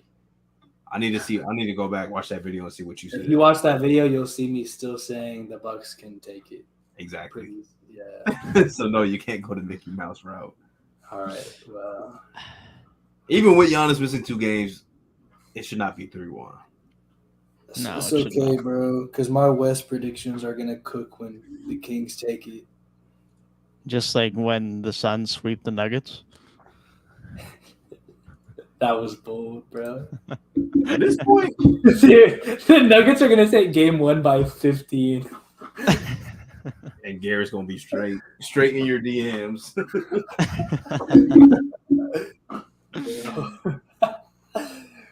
Nah, that calling that a sweep.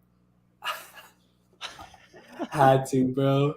I had to call the Nuggets out as being frauds. You said a team was going to sweep the 1 seed Nuggets when we were guessing today that their most played bench player was Bismack Biyombo. That's who you said was sweeping the 1 seed Nuggets. Yeah, like we didn't talk about it a lot, but I'm not that impressed with Phoenix. Really? No, me neither. Me neither. Like, I'm at a point right now where any of the 4 teams that win their first round series, I think could end up winning the conference. I said it on the pod today, bro. I'm most impressed with the Lakers out of anybody in this conference. Yeah, I feel so biased, but I feel like the Celtics have looked clearly like the best team. Yeah, in the postseason so far. 100%. Which is crazy because they lost a game and Philly didn't. But Brooklyn. Like I said, that Philly sweep was so unimpressive, man. Yeah, they didn't look good, and all due respect to the Nets, that's not a team that was even supposed to be there. I mean, both of you guys did not expect them to hold on to the 6th seed, and there's a reason for that. Like they should have won by 20 plus points every single game. Yeah. Legit. Yeah, the team that looks like the next best in the East right now is probably like New York basketball, man. 3 of those 4 games were close, I think. Yeah. Pretty much. Oh, Tyrik ain't ready for the 76ers in 6 over Boston. Bro, we can with the I fear. We can personally bet on that. Reek, don't you already have money on that series with G? I do. Yeah. I do. I think I got 20 on that series. Reek is making money, bro. Man. Actually, I got 20 on the Hawks Celtics series because my friend, one of his friends at OU, he's a Hawks fan. And he was saying, Hawks about to come back. I'm like, man, we could bet on this. He said, let's bet 20. I'm like, all right.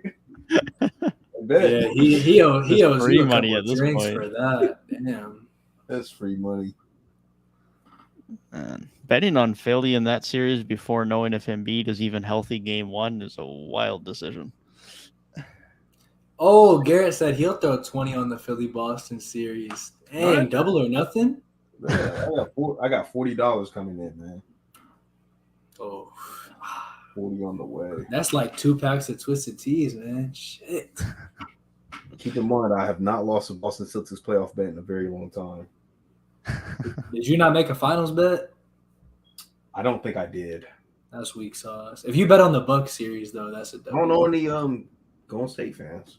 I bet on the Bucks series. Yeah, I bet. You know a Curry fan though. You could have bet with him. I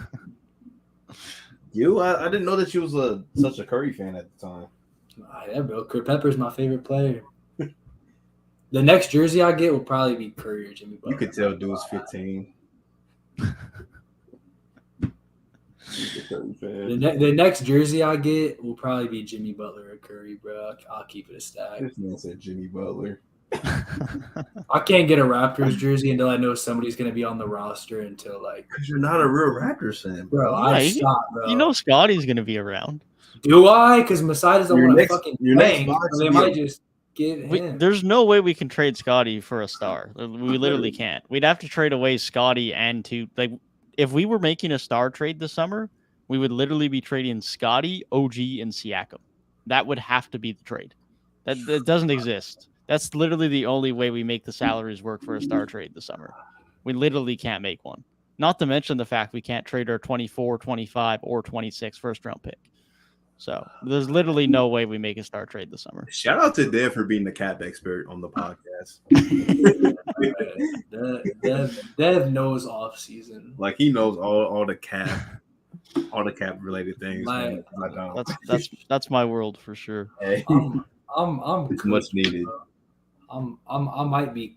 I think I'm just gonna have to be the all-time guy, I guess, because y'all hate engaging in all-time debates. So we got the draft guy that knows all the colleges. We got the man who knows all the cap space. Yeah, maybe in the college guys coach. Get a custom jersey that says Kurt Pepper on it. It's not even a good pun. It's terrible. It's not. Oh man. However, I did get like 50 likes on a fucking Roman reaction meme to that. Jimmy really had 56 points, man. That's crazy. 56 fucking points, bro. What's his shooting splits? Like 18 of something from the floor. 19 of 28. He hit 3 threes, 3 of them from downtown. Him pulling up for that many is wild. That's what I said. Yeah, he did not shoot 8 threes all year. He had 3 games at 7, but That might be a career high, for being honest. Nah, he's got to have that at least once through his career. Bro, that's just one of my favorite things about the NBA is just Jimmy Butler, like all of a sudden, like refusing to shoot 3-pointers. I mean, yeah, Shea's taking a page out of that playbook. Yeah, Oh, Jimmy took 10 threes against the Celtics in 2019, and then he has 6 games where he's taken 9. Very surprising. So It's he's actually really- only got 7 before Nate, which is less than I thought it would be. It's crazy how Sixers bias is so real, bro. When Embiid and Harden get to the line a gazillion times, it's the most like Mickey Mouse they flop. Jimmy Butler shot 18 free throws tonight against one of the best defenses in basketball. If anybody just like gets like literally so much help from the line, and he is one of the best in the game at drawing fouls, so it's like a legitimate talent. It's not even a slight, but bro, Jimmy Butler lives on the fucking free throw line. I love seeing these guys down 3-1. It's beautiful. Milwaukee, I love it. I guess is probably your biggest rival as a Celtics fan at the moment. I mean, Yeah. Philly should be, but y'all own them so hard that it's not a rivalry until both sides win. Dude thinks we're scared of Philly. It's not a rivalry till both teams win, man. At least, wait, did the Bucks even play the Celtics in 2021? Nah. Nah, That's the 'cause year. that was the year that the Celtics were mid. Yeah, we were bad that year. The Bucks only won a title because the Celtics let them. Yeah, we decided to be bad that season to give them a chance. That's like the only year the Celtics weren't in the conference finals in the past 2 decades. Yeah, the only time the Bucks beat us in the playoffs was when Kyrie got clamped by Eric Bledsoe. Oh, yeah, that series was bad. Wasn't it the series that Boston won game 1 by like 20 and then got cooked? Yeah. Charles Barkley was saying some dirty things on Inside the NBA that night. Chris Middleton couldn't miss. Kyrie couldn't hit a shot. Tatum was ass. Yeah, that was the series. Embiid will make work of Slob Williams. That is a crazy name. Talking about a dude that's not even in the starting line right now is wild. Nobody's worried about strip club Harden, bro.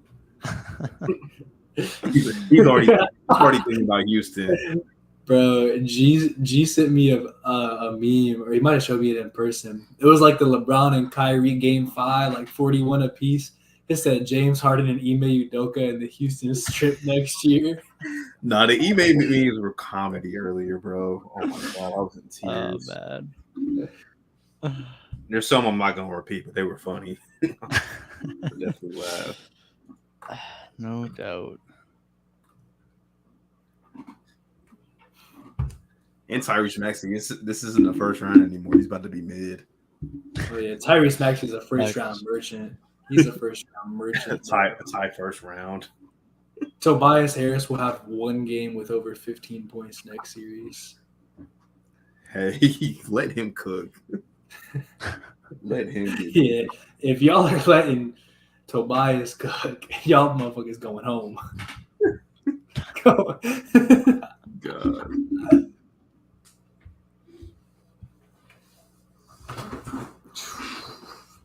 Devin, I can't believe I really did not expect you of all people to be the first one out of the draft pick sweepstakes. I thought it'd be me if anybody.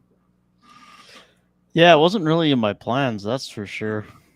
Maybe I'm just gonna embrace the tank and take the back-to-back picks, but man, it wasn't really part of the plan.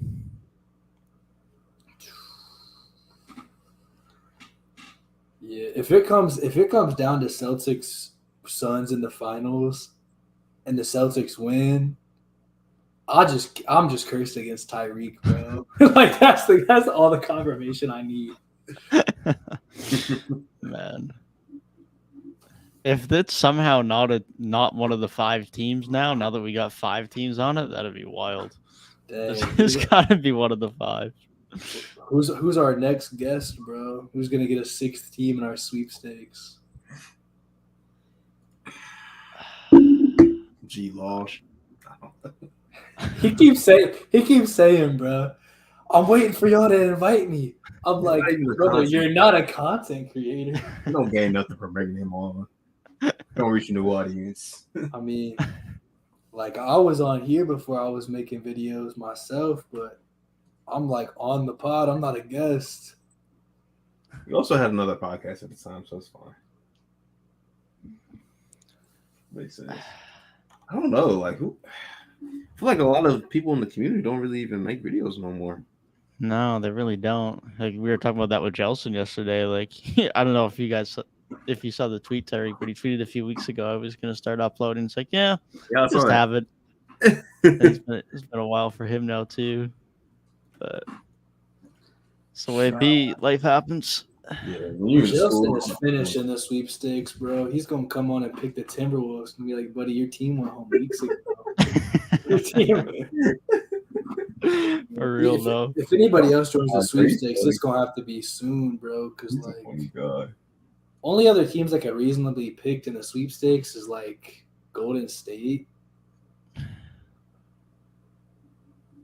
Unless somebody wants to be wild and pick like the Knicks or the Heat. Yeah, Golden State, Knicks, Heat, Kings. If you think they're winning the series, Because yeah, Grizz are finished, bro. yeah. Go. Yeah, I don't know. I'm not sure who else we'd have on. I feel like Lakers and Denver being added to the sweepstakes put in everybody that has an actual chance. Like somebody is winning the sweepstakes now. I'm fairly confident. I would imagine so. Unless the Warriors win. Yeah, the Bucks being down 3-0 is crazy. All right, 3-1. Keep saying 3-0. Top notch and NBA Addict TV. They're back. So who? Garrett said NBA Addict TV and Top Notch. I forgot about NBA Addict. Yeah. Yeah, that's. I kind of forgot about him, but that's on me for not uploading stuff often because he was always in my comment section on YouTube. I don't even know if I'm subscribed. Hold up.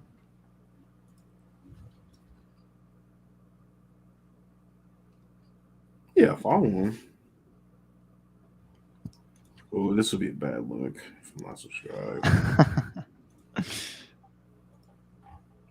It's a bad look. I'm not subscribed. I'm pretty sure I am. Yeah, I am. I'm W. You just start following motherfuckers on Twitter. I'm a Bro. no bands. It's crazy. I don't think I got the Jelson follow back, bro. I'm kind of. I don't know if I've ever interacted with Top Notch on anything. I Wow. don't know if I follow him on things. Ooh. Knuckleheads just dropped the Markel one. So I'm tuned in. Slowly becoming like a top 2 favorite podcast of mine. I love that podcast. I'll give NBA Addict the follow, bro. I need he We gotta hop on here and have some crazy debates. Who's he a fan of? Can I see? I don't know. He was tweeting about the Heat pretty often. Hey, I don't follow Top Notch. I don't even know. Like, I don't think I've actually even heard of dude. To be honest. Yeah, I've subscribed to him on YouTube, but I don't even know if I know what his Twitter is, to be honest. I don't even know who this man is a fan of. He tweets. I don't even know if he has a Twitter. His YouTube banner literally has Instagram, TikTok, and Facebook, but not Twitter. He's a Knicks fan. Oh shit, we need him on. Talk about Knicks madness.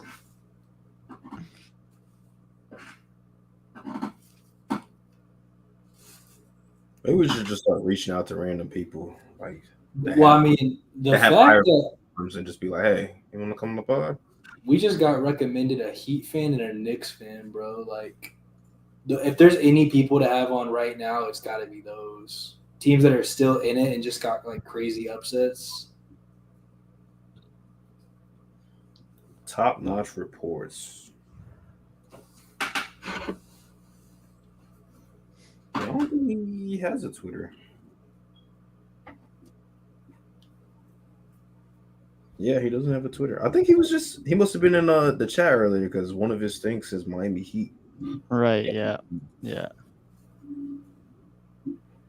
Let me subscribe to bro. Damn, he's got 9.3K.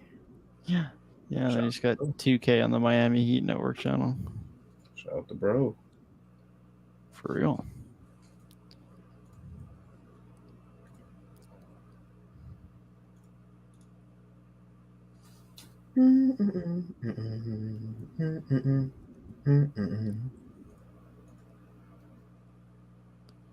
Reliable Rants is a good one. Yeah, I can't say I've heard of him.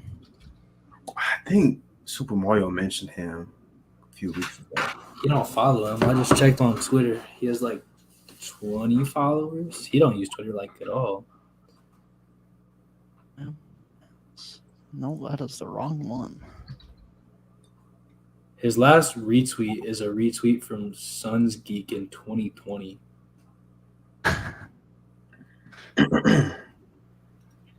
NBA YouTuber 1K plus subs. Oh, her son's video did okay. Not bad. Uploaded 4 weeks ago. Okay.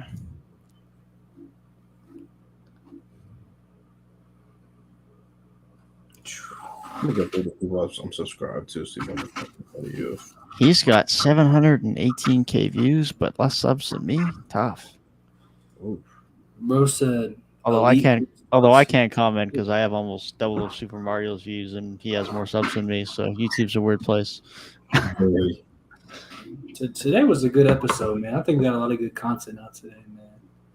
Clutch Talk came with the energy, man. He had questions for us. I'm like, ooh, you just caught me off guard. For real. That was good. He said, how y'all feel if Evan Mobley gets an MVP? I'm like, that's hot. That's hot, brother. That's hot. Man, if he wins MVP, that is like the greatest take of all time. Yeah, that would be crazy. I'm going to be honest. I'd be very surprised if he does win it, but fair play if he does. Let's see. I forgot Courtside, but he hasn't uploaded in like 5 months. Yeah. I don't know what happened to him because I'm pretty sure his Twitter's deactivated too. Oh wow. Because like I did a video with him just before the regular season, I think.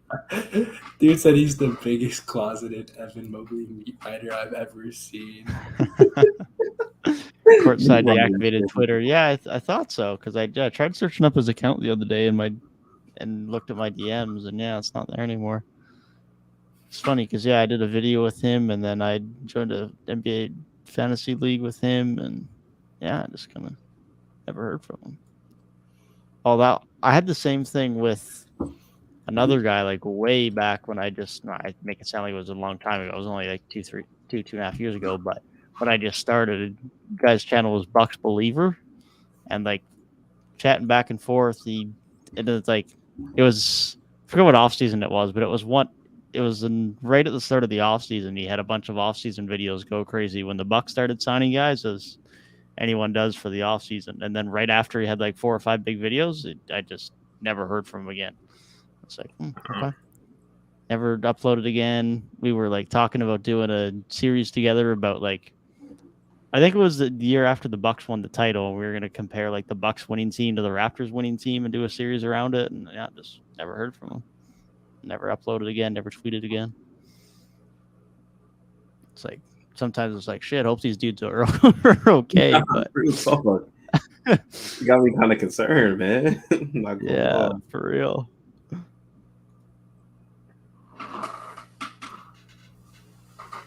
It's like one thing to stop uploading content, but when they completely just disappear, it's like shit. Off the face of the Hope. earth. Yeah. Hey, man, Hendo stopped uploading. Like, Yeah. Yeah, there's not a lot of us left that started around that time. Which probably means there's people that have started since then that I need to yeah, find, but I'm just not in the loop anymore. Like I actively look for those people back then, and I just don't as well as I probably should anymore. Yeah, I'll be searching through hashtags, trying to find people and everything. NBA Twitter. Yeah, I feel that. Yeah, I'm just did not do that anymore. Man, Jelson hasn't uploaded in 4 months.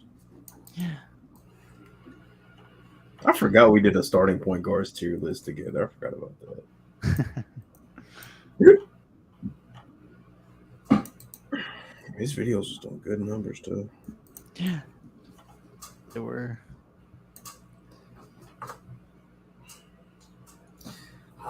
Bro is still winless against me in Jeopardy, unfortunately.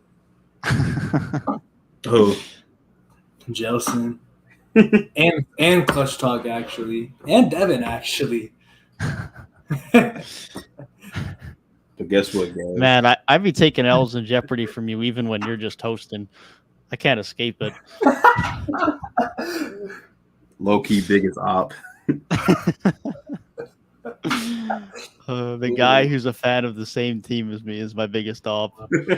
Maybe if you stop What a calling guy. me maybe if you stop calling me a fake fan, I would feel better. Man, I'm just saying it as I see it. I don't know what to tell you. Man, he's allowed to be Wendell's biggest meat writer, but I can't like Curry. Hey, I don't call you a Warrior fan. I just call you I feel like I just call you a Clippers fan. I feel like Curry's so good that like when you're like a top like 5 to 10 player like that, like you can just be a fan of that player without being a fan of that team. Like there's a certain tier of player, like people were not becoming Heat fans; they were becoming LeBron fans when he played for the Heat. Yeah, that's true. New comment on my video by Reek Knows Hoops. Hey, bro, once I get into bed tonight, I'm gonna wake up tomorrow. We'll make a video either before or after the gym, but Fair. reading day, no work, no class, no exams, no nothing. Surely I have to be productive in some regard. I'm just looking through all the people I used to like. Well, I'm subscribed to, and it's like, damn, nobody makes videos anymore. Yeah, it's crazy. Dang. Y'all two are the final survivors, bro. And even you guys both took significant breaks. It's really just our pod like survived the whole time. Yeah. It At was least we've still consistently been putting out something, but we took we took December off, but like most of the fall, I feel like we were pretty consistent. Like we miss a week here and there. We weren't like this spring has been like our most consistent ever, but like last fall, I feel like we did pretty well. It was just that December that we just took a little break. yeah, but that's whatever. It's Christmas time, finals time. It's what it is.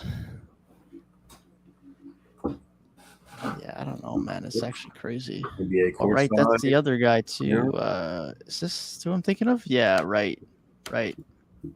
Schmeat, the Charlotte Hornets channel. Did we mention NBA courtside? I don't remember if we It did. looks like it because Yeah. Garrett said that Courtside deactivated Twitter. There might be two court sides. Yeah, it's a different court side. Yeah. This one's NBA court side. Yeah. Schmeat doesn't make videos anymore. He made a video saying he wasn't going to upload anymore though, because he was. I forget if it was to be a dentist or to be a doctor. I think it was to be a dentist. So he said he was going to be done because he was going to school. I ain't mad at him. Big money there. Oh, the Mix channel. I haven't seen an upload from them in ages, but they still are uploading. Okay. Dude, why the fuck? I can't believe CM Punk was at Raw tonight, bro. Do I follow? Don't mention that earlier, Gabe. I forgot though. Yeah. If he comes back, I'll start watching again. Full time. Okay, yeah. The Mix channel still uploads. That's one of them. I don't think they upload anymore. Yeah, Ben Talk Sports doesn't upload anymore. That's another one. Nerd Sesh, they still upload. Okay. Mike the NBA guy hasn't uploaded for 5 months. There's so many random channels that I subscribe to now. Yeah, as a Lakers fan, he doesn't make videos anymore. They still do, but they're a bigger channel. No. NBA in depth. Yeah, NBA in depth tried to get into YouTube channel content for a bit and then just decided to stick to the Instagram page.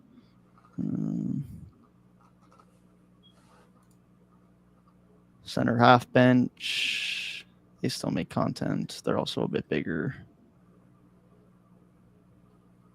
Shit, we could reach out to some bigger content creators. Yeah, it doesn't hurt. Yeah, now I'm getting into bigger ones now. Okay, yeah, there's not that many of us that are still at it.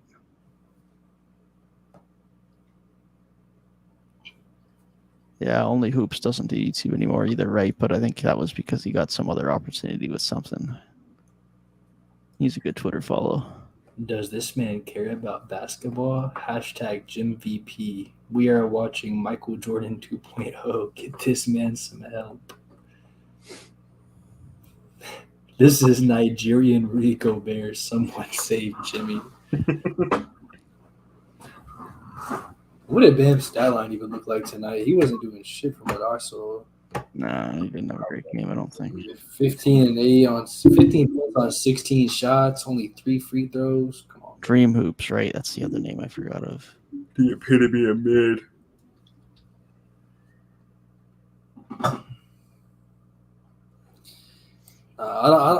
Looking at all these creator suggestions, I don't think we can say, oh, they like the same team, so we can't have them. Like 2 of our 3 hosts like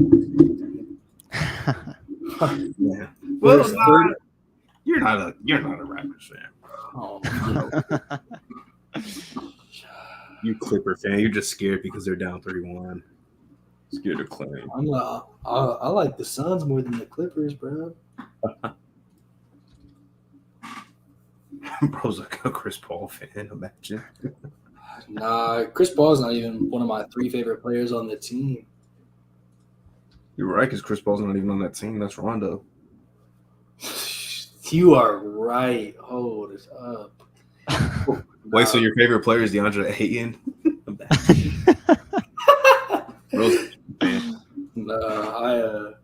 I'm a D-Book enjoyer. I'm also a KD enjoyer, bro.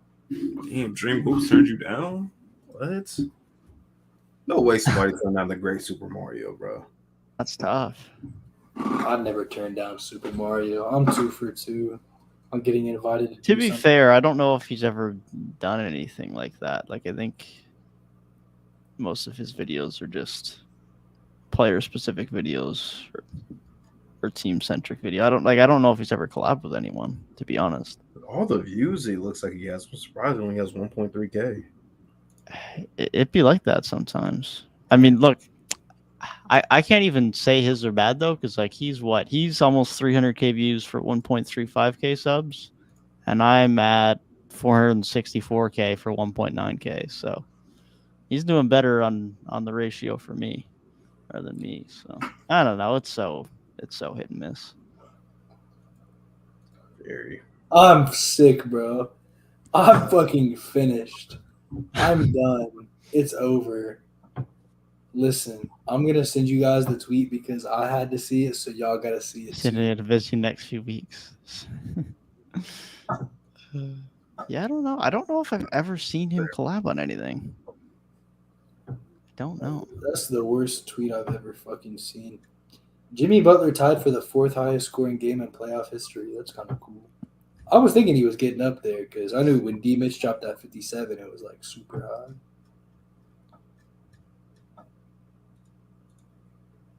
MVP. Nah, that Anthony Davis tweet made me fucking sick, bro. I'm not watching that video, bro.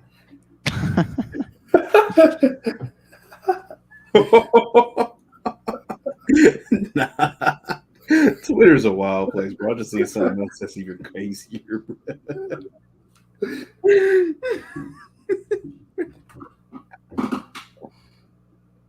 Gabe's about to be weak, man.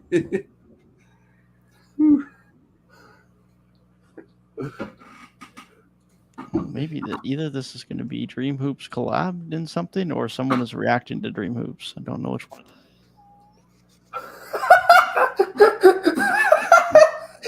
Yo, low key. Twitter is After we get off the pod, hold up.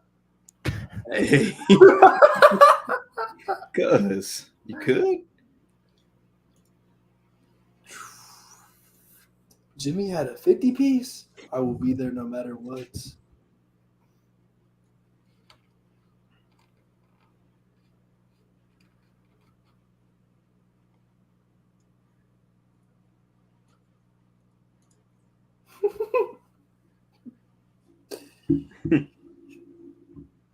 Twitter is a funny fucking place. Oh God. When the Lakers play, Twitter is alive.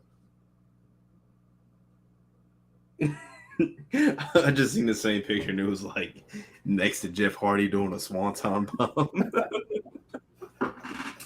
Like, grow Bro, up. like, dude, you injured your hand just fucking jumping 20 feet into the air right into a center. He needs to learn how to use his floater more, man. God damn. Jimmy had 39 down 8 with 5 minutes left. No way.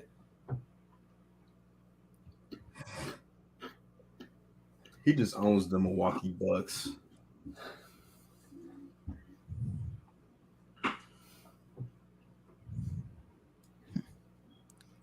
Debated who about MVP last year.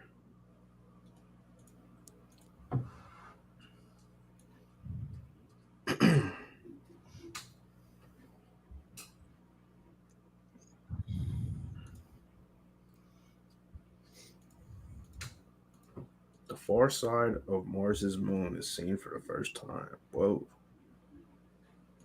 It's odd.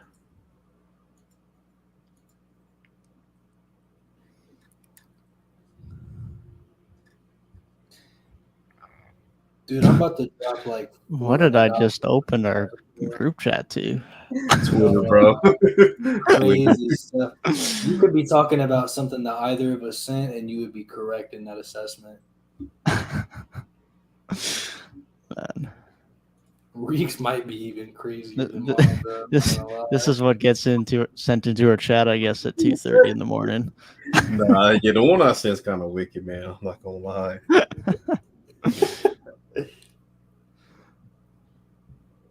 Strata 359 guy. Let's see, I've heard of him.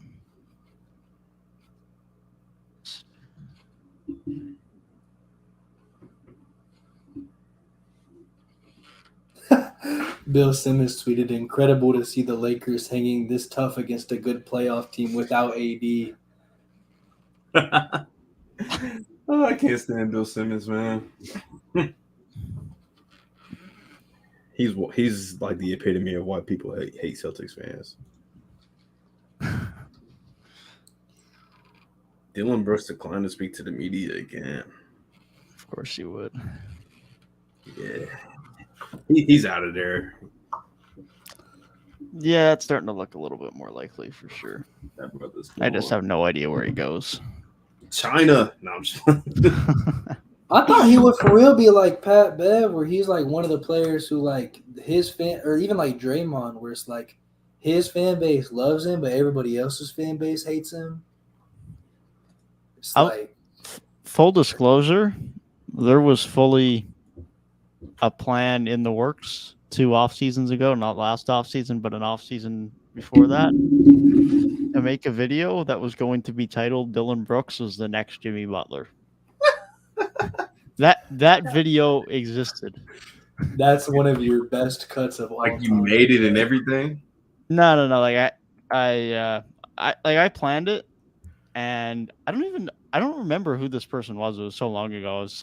I don't even know if they made content, but this one random person just wanted to make a thumbnail for me, and they made the thumbnail for me. And yeah, the thumbnail was made. I had it ready to go, and it was going to be one of my first well-edited videos, and I just decided not to do it because I was like, That would have been. I don't know how I feel about this. Was that like after he averaged like 27 a game in a playoff series? That would have been after the 2020-21 season. So yes. Yeah. Okay. Yeah. Okay. That's fair. Good overreaction.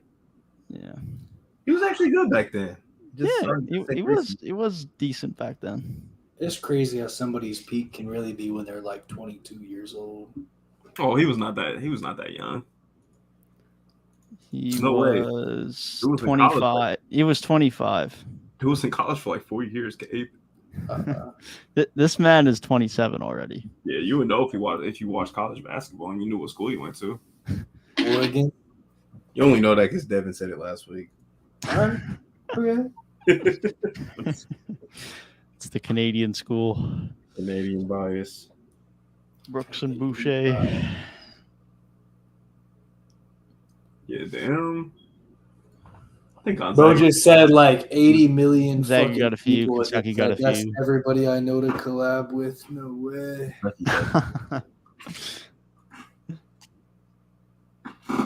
We need to. Are any of them about to be 2-time trivia champions? No. That's me. Hey man, 3-point weekly 2K tournament win.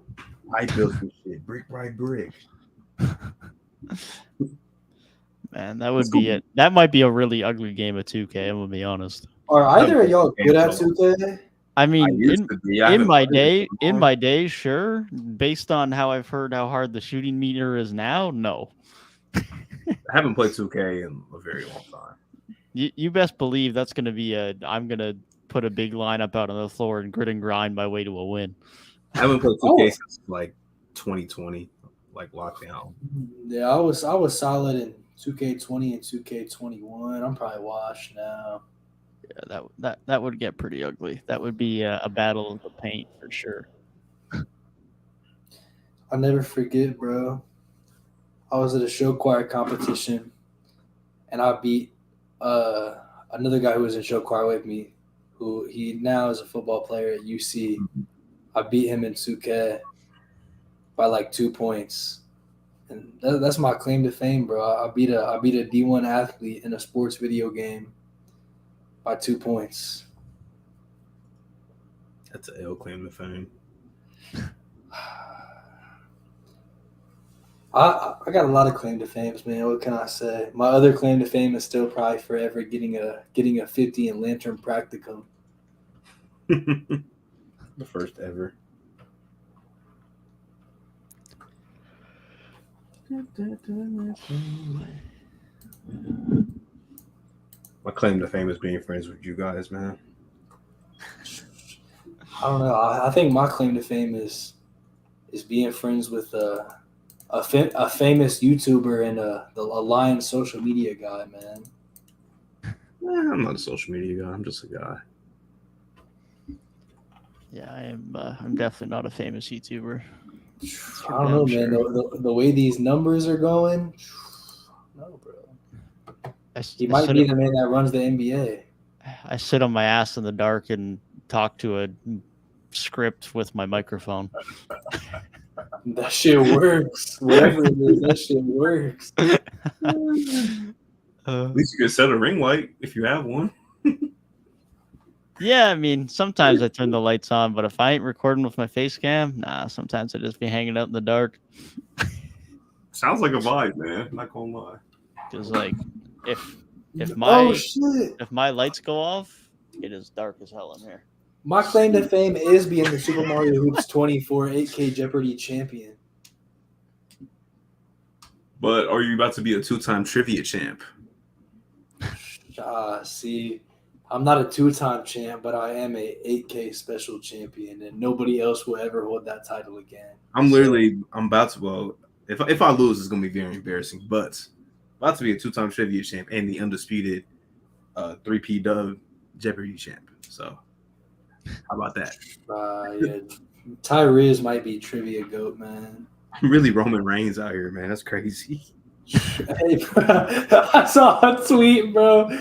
I saw a tweet, and it was literally like, "Dang, WWE released a new belt just for this," and it was fucking Roman Reigns with the new one too. Just having 3. Oh shit! They said Reek talking real big when this could be his last day of being the reigning champ. Ooh, Bro doesn't know how good his opponent did. Man, If you get smoked, bro, imagine they got in like 3 questions. I don't even know who you against, but I'm rooting for them. I don't know who I'm against either. I forgot. Somebody gotta humble you out, bro. Yeah, somebody has to because I know it's not gonna be you. Oh man, that's crazy. Maybe tomorrow will be like the day I get something other than an NBA player. I doubt it though. Maybe you'll get the basketball move tomorrow. Man, but probably get Against the NBA addict. Okay. Okay. Oh, yeah. Okay. Reek, if you win that, if you be NBA addict, you might have to invite him on the pod so he can get his rematch claim. We'll see, man. You know, He can face you in jersey number Jeopardy. Jersey number Jeopardy. Oh man. If there's ever a Jeopardy I'd be at risk at getting a goose egg in, that would be the one. Jersey, they just don't seem that difficult to me unless it's like somebody just got traded or something. I just don't pay attention to them ever. I just don't care. I do, and I don't know why. Dude, I don't know. There's some that would get me just because they would change. Like Cool. Like in my head, like if I think mentally and picture a mental image of KD and Kyrie, it's 7 and 11. But now they're like 35 and 2 again, which is like their old numbers, and they've had it That's before. easy. But like, it's easy if you think about it. But like a motherfucker like me going Is it to though? say 11 for Kyrie. Trying to think. Or like, dude, I couldn't tell you what number fucking Mikal Bridges wears. 1. Or like, see, I was about to say 30 something. So I couldn't tell you what he wore on the Suns, bro. I think he wore 30 on the Suns. 25. 25, yeah. Yeah, which is college number. I wouldn't know. Do you know what school he went to? that would Bridges, Villanova. Oh yeah, Nova legend. Yeah. Oh, stop, Gabe. You didn't know that. You was Dude, I didn't say it because I forgot what player we were talking about. I'm not gonna lie. It's 2:30. It's 2:30 in the morning. Oh man. I know what school Miles Bridges went to because he went to the Big Ten. I know That's somebody whose jersey number I don't know. I think he wore 0. Yeah, I think so. He just ain't played it so fucking long. Oh, man. Yeah, he was 0. For some reason, I know that, but Miles was also my guy before he was very quickly not my guy. So Same. That's like saying what number did fucking Jonathan Isaac wear? Like, ain't nobody fucking know that because he hasn't played in 5 years. if I had to guess, I'd say 17, but there's no I confidence. thought he wore 0 because they had like 0 and 00. Oh, he wears 1. Yeah, he does. Oh, He does. I was thinking 11. I'm like, nah, it doesn't sound right. Now I was thinking 5. I'm like, no, Paolo wears 5.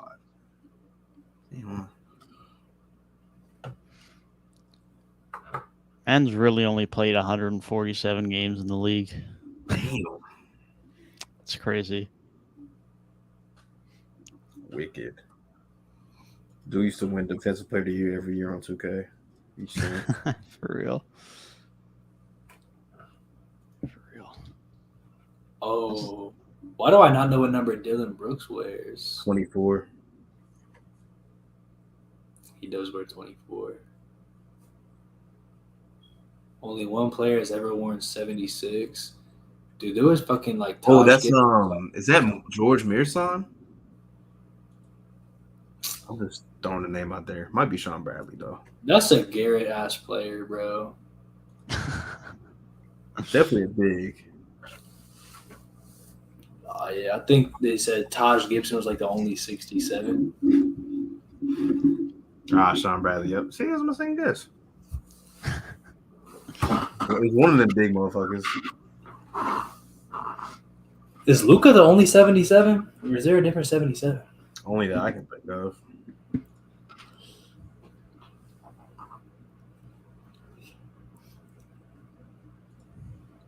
I don't know what number Dorian Finney-Smith wears. Maybe 10. I couldn't tell you a 41 that isn't Dirk. Not sure. Big Bay. He don't even wear that anymore, does he? I don't know. He I did. think he wears 7 now. For sure. Yeah, Finney did wear 10. Now he wears 28 with the Nets. Ugh. I thought Sadiq Right, Base was Bargnani and defending. Ilyasova were 77. Bargnani Yeah, did. Sadiq's still wearing 41. Yeah, see? For real? Why do I think he switched? Dude, if you get onto Google Images, there's like not shit from Atlanta. There's definitely I'll somebody find it. else that wore 41. So Yeah, actually, there's not that many. There's enough, Glenn but Rice. There's not many. Glenn Rice wore 41. How many good images of Sadiq Bakes? Oh no, actually, there's enough of Bay with the Hawks. There's not a ton, but I could easily pull like 5 or 6 if I needed for a video. Dude, if you ask me, I just had to look up what number Isaiah Stewart wore. 28. Big Stu. I think James Wiseman wears 33 now. I thought James Wiseman always wore 33. Maybe he did, but he barely. He wears 13 in Detroit, it looks like. Yeah, 33 in Golden State, 13 in Detroit. That's a He was 32 at Memphis. I thought he just went straight 33 to 33. Wow, I mean he didn't wear it that many times, but yeah. He played like 2 games. Y'all really not. He was assigned to the number 32. Bro, That's I'm like- be real. That's like what's unsaid wearing 41 is like. I didn't think about that. Sorry. Yeah, no, that is. I am not as good on the historics of the game as compared to Super Mario. That's for sure. Yeah, I don't know what a lot of older guys. I was sick as fuck when you said who won the fucking 1977-78 championship, and this motherfucker insta-buzzed. Like, And then he had a reason behind it. He was like, one of my first videos. Yeah, On this thing. that's crazy. that was the moment. Like, it was already over, but that's the moment where I just like I couldn't even say nothing. Like, All right. He get it. Nazir Muhammad, the greatest number 48 ever. that's where Tyrik gets the fight, Gabe, fight. I was defeated, bro. That Yeah, week on the pod that's probably the saddest I've ever went to bed after a podcast. He was like, bro, I just got embarrassed on my own podcast. Crazy. Hilarious. like That- I'm fine. I'm cool this week, bro. I'm cool this week because that's I did do better than ClutchTalk, and I didn't lose by 3,000. Bro's happy with second place. Could never That's be actually that's actually crazy. Nazir Muhammad has got a shout out twice on the pod now in the last 2 months. It's Muhammad, crazy. man. This man won. How many different jersey numbers did this man wear? 1, 2, 3, 4, Ooh, did he go to school? 5, 6. 2-time champ Yes. with the charades. Has anybody else played the charades? If nobody else has played, if there's actual other people that have played charades on I have not. Damn. on baloney basketball, I feel like he's a UConn guy, but that just seems like a bailout. Yeah, it's not Kentucky. I said UConn. Or sorry, yeah, not UConn. Yeah. Can I get a hint? Yeah. Well, I already gave it away saying Kentucky, so. Oh, it's Kentucky. I threw that. Yeah, I don't think I was gonna guess that. Okay. Bro is the undisputed charades champ because he's the only one that's played it. He's the inaugural charades champ on SMA Troops, man. I just know I'm cooked when I can't beat Reek, but I can win the fucking first Jeopardy I play with 4 people in it. Like, the real reason I didn't join is because I wanted to give Gabe a chance. That's the real. I'm gonna be honest. I don't think anyone would have been at a significant advantage in that one. That was very much up for grabs. It was very bad. The final was like I had the one with like 1,400. God. Yeah, and like half of my points came from guessing Wario as a character that came first in a random race in his channel. It was who came last. It was in my Mario Party DS series. Who came in last? Right. Yeah, I guess Wario. That was half my points. The final that was a 500. Actually, I knew ball on the last question, bro. The last question was Mario for 100, and the question was like, who is Super Mario Hoops 24's favorite Mario character? And like, I think Justin guessed like Mario. Mario, yeah. Bro, I think fucking ClutchTalk might have guessed like Waluigi. Yeah. I like buzzed in.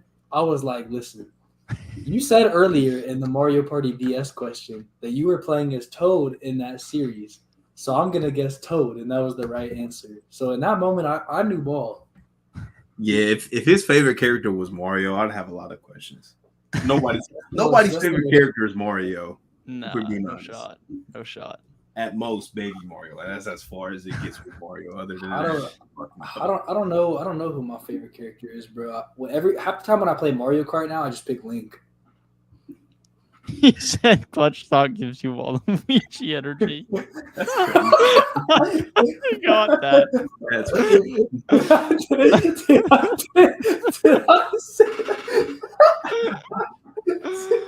Oh man, I forgot about that. Nah, I was talking some crazy shit yesterday. That is wild. Oh, that was crazy. Dude. I would say Toad is probably my favorite character too. Like that's usually my go-to. Either him or like Yoshi.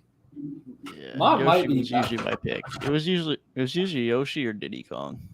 Give me Bowser Jr., bro. That's acceptable. Dude just loves the heels, man. It's crazy. I've always been a villain guy, bro. I might just be evil. Like, how are you gonna be like a face when it comes to me and you in Jeopardy though? Like, you always it's my face turn, bro. It's not going too well, man. This man's like Dylan Brooks. He just talks all the smoke and then just goes over. Whoa!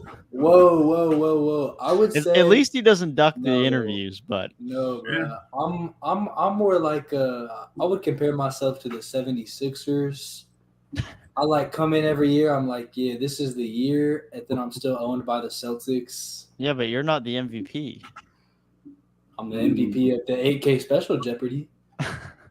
This is true. I have more Jeopardy wins, man. I'm about to be a 2-time tournament champ, bro.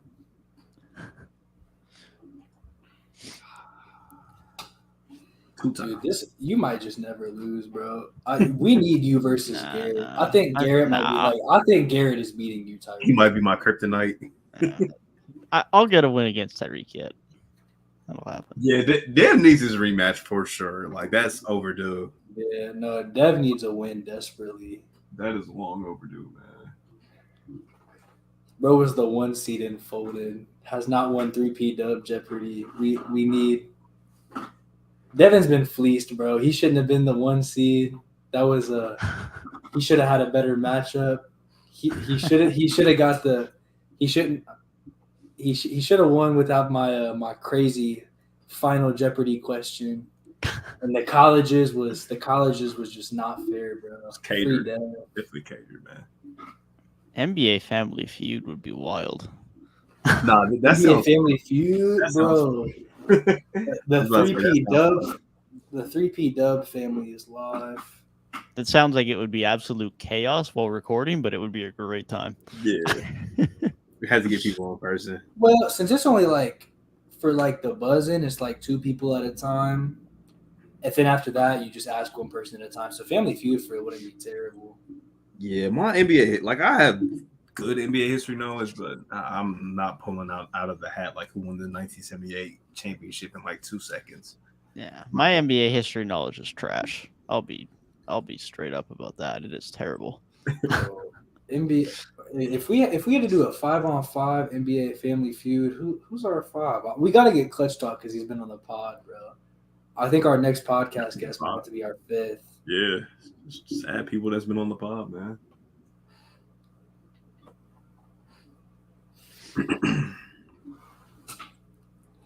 Survey says.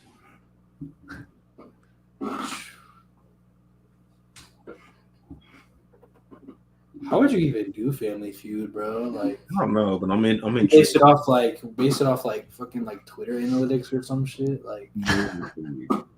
What? Unless Garrett's about to go fucking interview 100 people. Maybe he's already done it. We just don't know. He already put it in the works. Nah, I think us 3 as a team on there, we're running the table, bro. The chemistry is unmatched. To be fair, the way to do it would be to just put whatever the questions are, just put it as community posts on his YouTube page. Oh. But then he'd have to somehow have it so we can't see it. So that would be I don't know how he would do that, but in an ideal world, that's what he would do. Stuff with more than 4 answers. We'll just block us on Twitter and just start tweeting him.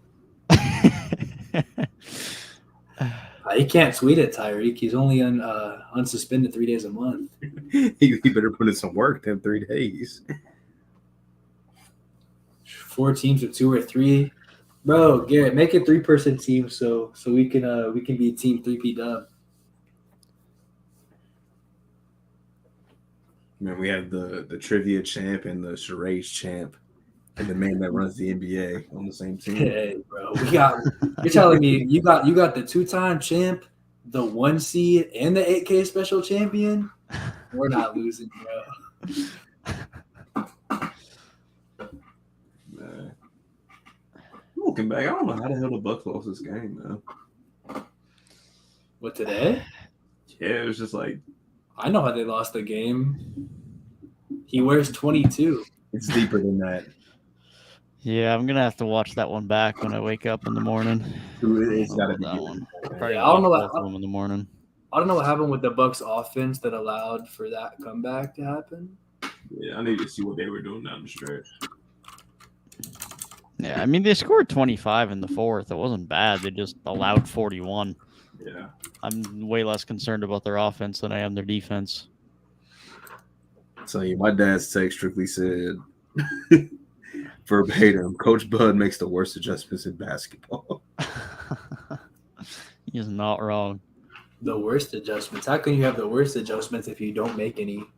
3-Point Weekly versus ClutchTalk, Top Notch, and Sports Wikipedia versus Sunsgeek, Romp, and Reliable Rants versus NBA Addict, Jelson, and Hendo would be legendary. Yeah, that would be a crazy combination. Here's what I'm gonna say is, notice how those all say blank, comma, blank, comma, blank, and ours just is a unit. Bro, the chemistry's unmatched. We're sweeping. That'd be some elite comms. Especially Jelson and Hendo on the same team. Yeah, we're sweeping. Hey, Hey, I fear that Jelson was last place in the 8K special. This is true. He was last place, and he was also a partial points merchant. He was a partial point. Yeah, points. Clutch Talk is 0-2 against me.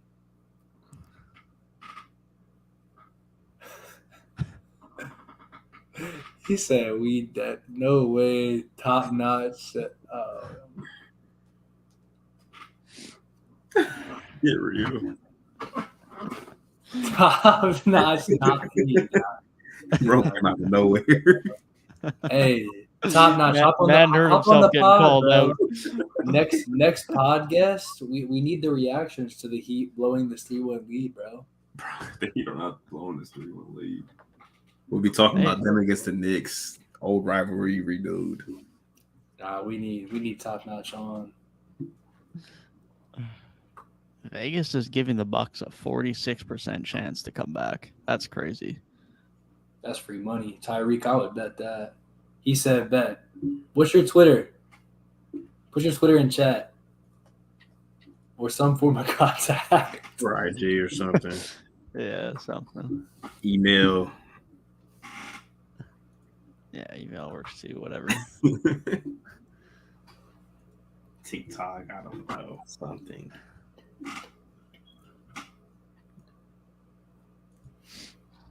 Super Mario said he top notch has to do our Jeopardy.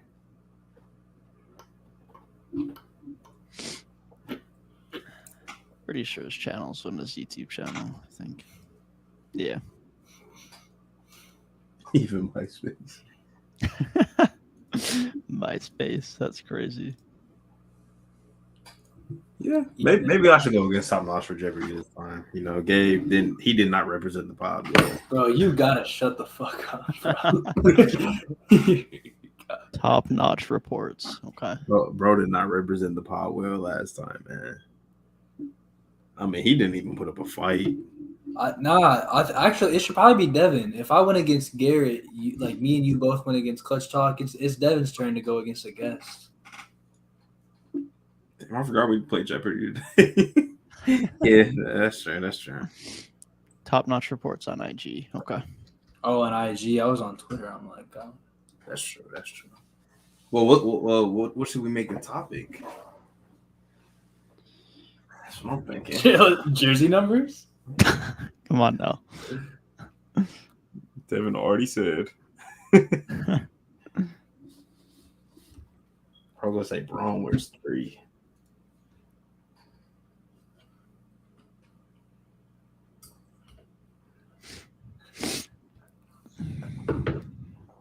Yeah, something like that.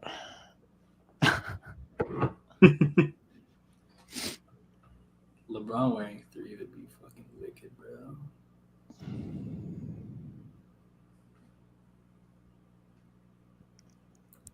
God damn. Hey, we should make a WWE TikTok. I know you said a channel, but you should do a TikTok too. I'll do TikTok. There's a lot of WWE fans on there that I follow. Dude, I'll do a TikTok for sure. I just gotta figure out how to make TikToks for real. His bro. My 10-year-old sister knows how to make TikToks. Like that should explain it. She's 10. She's been making them for over a year or so. So it's pretty easy. All right. Dude, yeah, I would probably give some crazy wrestling takes.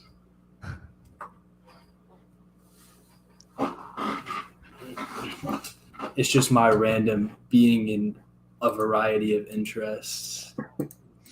We all I'm the 8K special champion because I play more Nintendo games than other NBA YouTubers.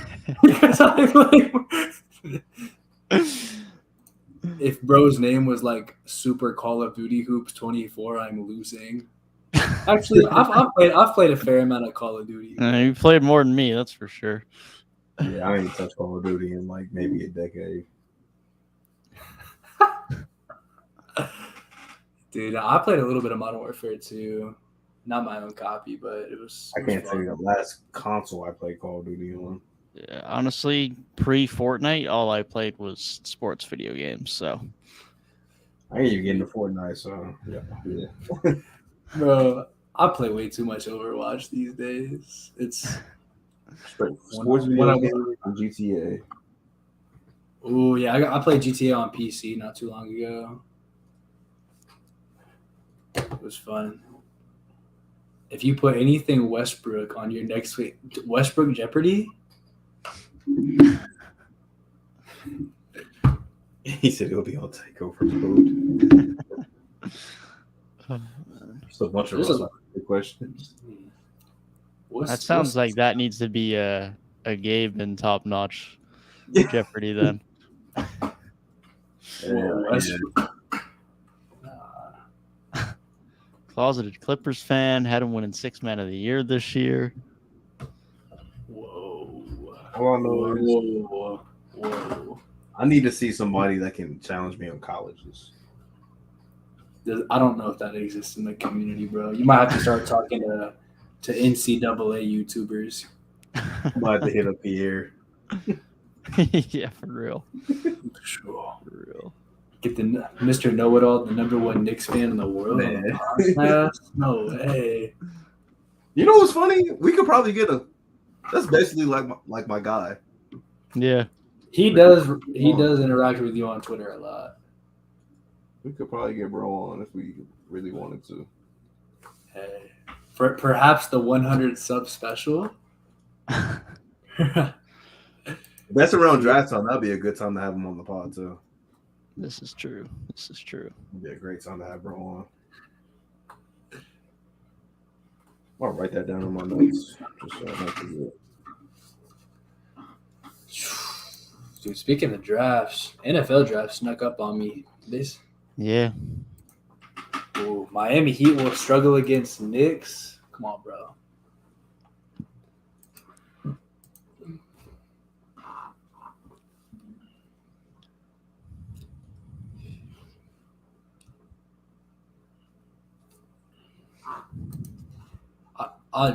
The Heat just look like they should lose to everybody and then just win. So I can't predict anything.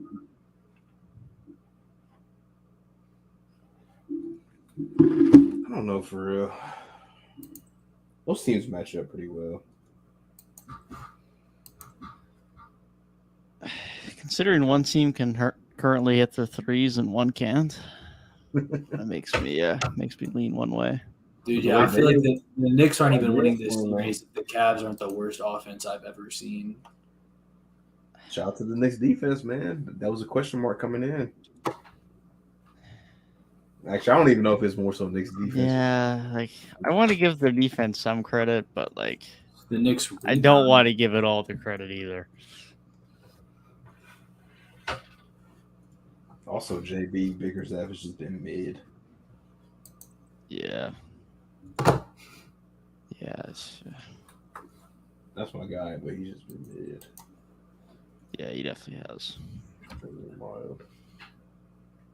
It was like the third best coach in the league to coach Cleveland at one point. Like, I know defense ramps up in the playoffs, but the worst offensive rating in the league during the regular season was the Hornets at 108.4. Cleveland are currently at 101.3 in the postseason. That's Like, awful. That I is know. really bad. I know teams start playing defense in the playoffs, but like that's atrocious. Is there anybody else that's that low? I mean, I'm sure New York isn't too far away. Brooklyn's at 102.5. The Grizzlies are at 104.7, and the Knicks are at 105.1. It then jumps to the Timberwolves at 108. Makes sense because the Grizzlies are like the worst isolation offense in the postseason. Yeah. Or like they were second or some shit like that. They were bad. Miami are still Defensive number player one of the year, offensively. man. Depoy AD.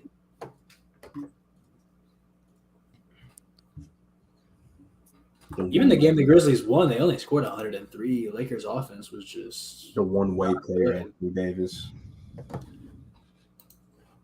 Anthony Davis is basically just John Collins. Yeah, I don't know if John Collins is ever averaging 5 blocks in his John life. Collins. You didn't let me finish. John Collins with defense. All right. Okay. Basically. Spot the difference. Still higher than Gabe's IQ. Bro, I'm 6/7 of the way to a college degree. How am I catching strays? It's wild. That is tough. Higher than my IQ. Gabe seems to be the one catching the strays too. You were the one that caught the first stray during Jeopardy yesterday. Bro. It's just Gabe and Clutch Talk, man. That's who Super Mario be throwing the strays to. Apparently. How does my IQ? I have a fucking 3.7 GPA in college, bro, but I'm getting IQ slander? Mickey Mouse degree. Not 7.99 out of 8 like some of us. Mickey Mouse degree is fucking wild, bro. Mickey Mouse degree when I go to the same school as you is even more wild. I got a bubble degree. Yeah, I'm not down with my bubble degree. I'm embracing it. Hey man, you're talking to the guy who never graduated high school here, so Man, you can call mine a freaking Mickey Mouse education because there's no way I would have passed computer science 100 in my first year if that was not online. There's no shot. Completely irrelevant to my degree. I will never use it, but it's part of It's part of first year engineering, and there was no shot I was passing that. If that was an in-person final, no shot. Computer science is so brutal. I cannot imagine. It is like the one course where if it is your thing, it is your thing, and if it's not, man, you're just lost. Like, yeah, I don't know, you're just lost. Like I went into that midterm, I was like, I did pretty good. Got a 39 on it after the grades recurred. It's like, man, if that's the curved mark, what the heck was my original mark? bro said Mickey Mouse curved final grades. Yeah, Super Mario knows. True. Let's go. Reek, how's that capstone project, bro? Somehow, some way. Got her done. It's finished. All right. You give that presentation? Yeah, I did that Friday. Okay. I think it went good. Walked in on some Mr. Hutchinson. Ready for your presentation? I was actually one of last. Well, not last. I was like third or fourth to last or some shit like that.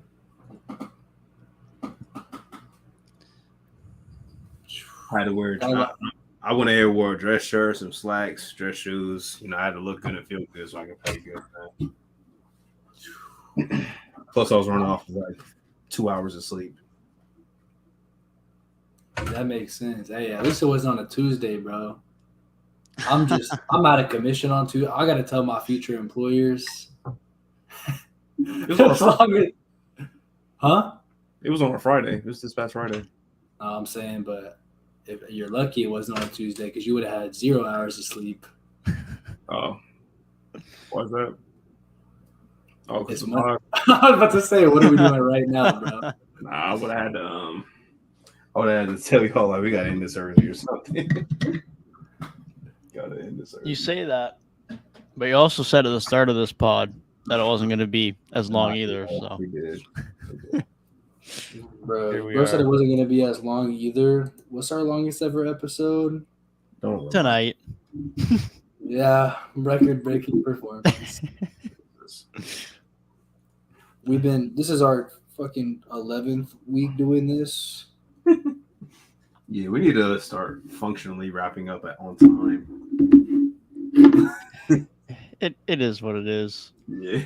It is what it is. The main part is structured at least, and then after that, if people care, they care, and if people don't care, then whatever.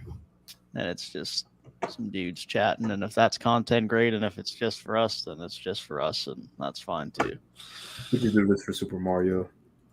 He's always but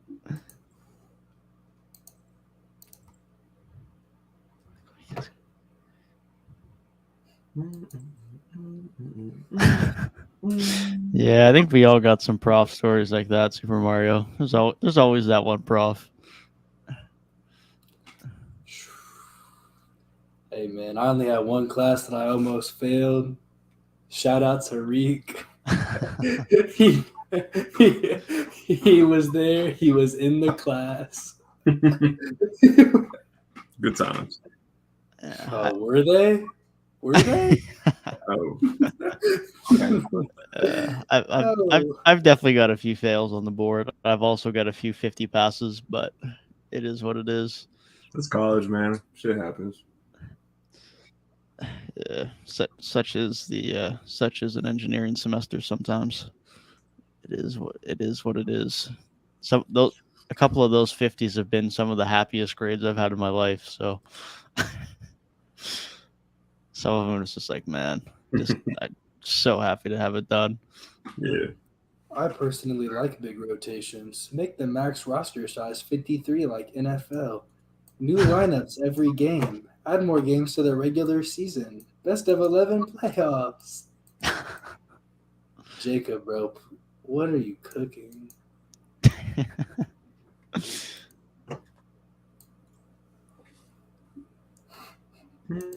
If our biggest fan is Garrett, our second biggest fan might be my guy Jacob.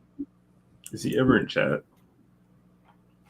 He's not in. He opens like super early in the morning, so he's not a night owl. That's But fair. he does catch most of the videos. Real Bro man. even said, "Hey, I'm gonna have to follow all the Lions socials now, just in case I see Reek." He was like, "If that's my guy's guy, that's my guy." Like, that's love, man. That's love. I appreciate that. For real, that's a W. We all a part of one pride these days, man. Yeah, I'm a closeted Lions fan, if anything, just because Reek is there. Why Yeah. that start now? I can be a closeted Lions fan until they play the Cowboys. I forgot. Play this year, so that's fair. Today, bro. I'm surprised you're not a Lions fan. Isn't that like the closest team to Saskatchewan? Me? No shot. Definitely got Vikings, bro. Oh, Detroit's, fuck. yeah, Vikings are closest. Yeah, I forgot. Minnesota's always closest. We don't. Dude, honestly, We don't Yeah, acknowledge no. Minnesota.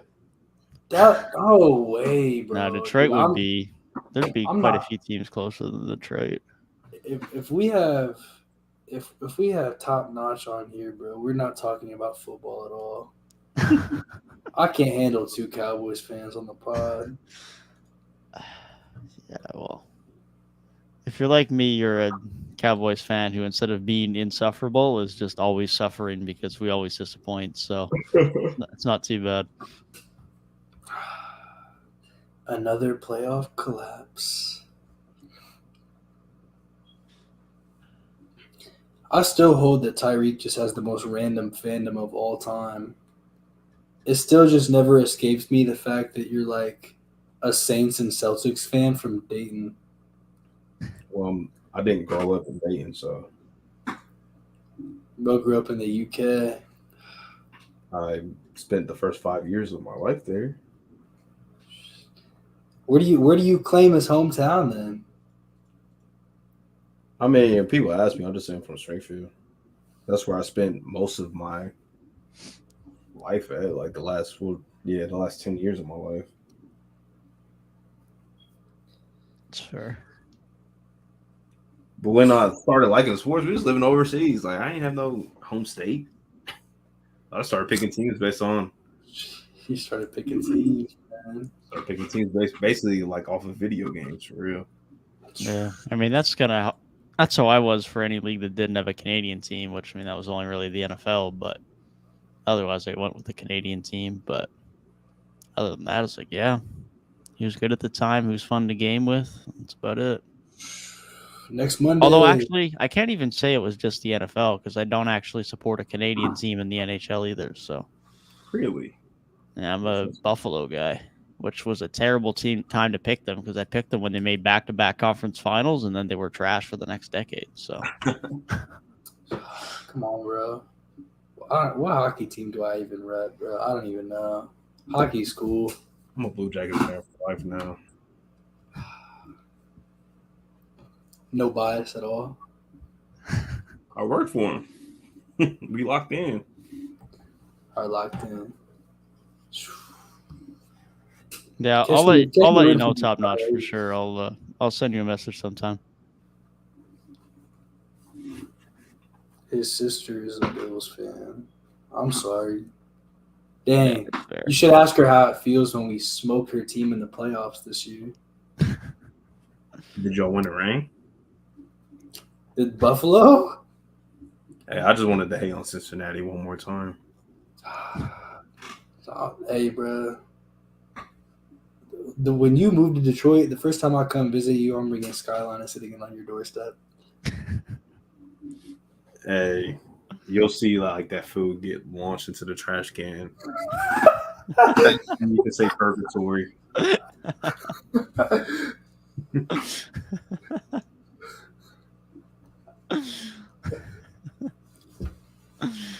Oh man.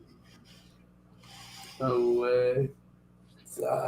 Man, We we need a Cavs fan on the pod, bro. Because I just want to I just need the urge to hate on Cleveland for 3 straight hours. Dude, you're a Raptors fan.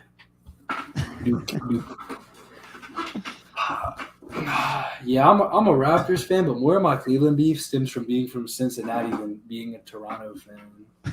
I really didn't like. It was just a LeBron thing because it wasn't really Cleveland owning Toronto; it was LeBron owning Toronto. So once LeBron left, there's not a Cavs content creator that I know of. I tried finding one last summer. Yeah. I can't say I've ran into one yet either. Yep, I brought on my guy who makes music, who's also a Cavs fan, a big Cavs fan. So I just talk about hoops. The only biggest Cavs fan I know, the last Cavs fan I've talked to is probably C. Blake. He don't make content either. I think he used to. I mean, He used to have a pod. There's the Ultimate Cleveland Sports Show.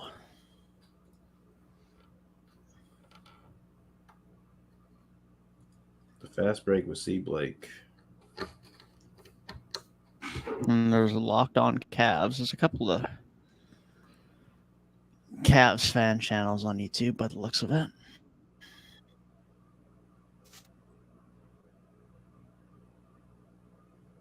This is more formal, traditional views, and that's all of Cleveland. That's not just the Cavs. How about Locked On Cavs?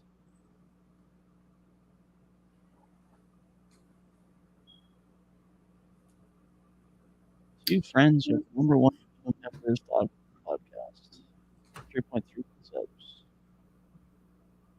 Yeah, they be uploaded very regularly. I just got a fucking brand Did you have a survey on Twitter? Instagram. Okay. Did you purchase Taco Bell's grilled cheese burrito in the past 30 days? Bro, it's crazy. I think I've actually had that, but it was probably 4 months ago at least. I've been to Taco Bell since probably September. I haven't physically bought Taco Bell myself. Man, these feel like people that I should have heard of before, but I've never heard of them. Do any of us follow them? I've been eating shit. No, none of us follow them. I don't follow any Cleveland creators, man.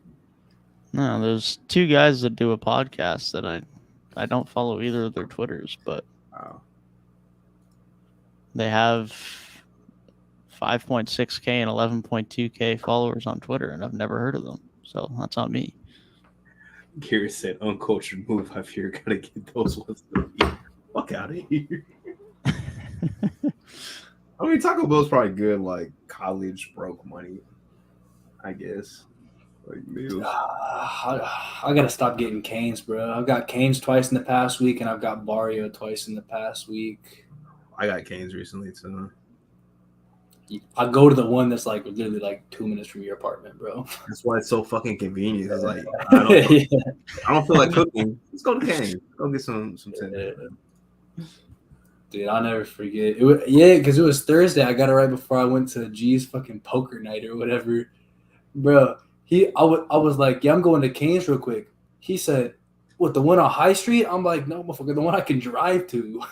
Not walking there. I will never get food on High Street unless I'm like walking. Chipotle? That's got to be on high frequency. Brother, I don't want to talk about it. I had to stop getting it so much because the double chicken was running my pockets too heavy. I went through a phase where I was eating like it way too often, and like I just wasn't fucking with it anymore. Like it just didn't taste as good, so I had to take a break. But Chipotle, yeah, definitely high frequency. Dude, actual Mexican food is just so good. Having like Barrio twice, and I had like an actual Mexican restaurant on like Saturday. After that, it's like, you know, like Chipotle is cool, but dude, actual Mexican food is so much better. And then, like, then compared even Chipotle to Taco Bell, bro, like. There's just one Mexican place in Springfield that's really good. Really good. Bro, the best Mexican places are just like the little locally owned. Like you walk in, half the staff speaks like broken English. Don't ID a single person. The best margs. Favorite, bro. I love it. Dude, my nice little 32-ounce Corona I had Saturday without getting ID'd was. Thank you, El Rancho Nuevo Westchester. Appreciate y'all. Rose in the Cincy area. It's a classic, man. It's a classic. What's a classic?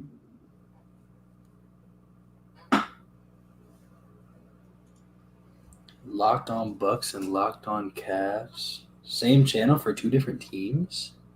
Different people. They just went with the same mantra. Different people? It's like the same logo and everything. They like know each other at least? Or I don't know, but it's two different dudes on it. For Is each. it like a network thing? Maybe? yeah, maybe Locked On is a network. But yeah, they're different people. So Oh, yeah, four different dudes on Twitter. The one on at least the Bucks channel description says part of the Locked On Podcast Network. Fair.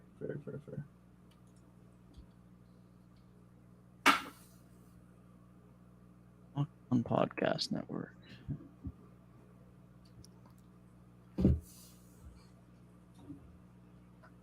There's a Locked On Fantasy Basketball, Locked On NBA. Yeah, they got NBA, NFL, MLB, NHL, college. Having some people for the What's Next series to talk about their teams would be kind of dope too.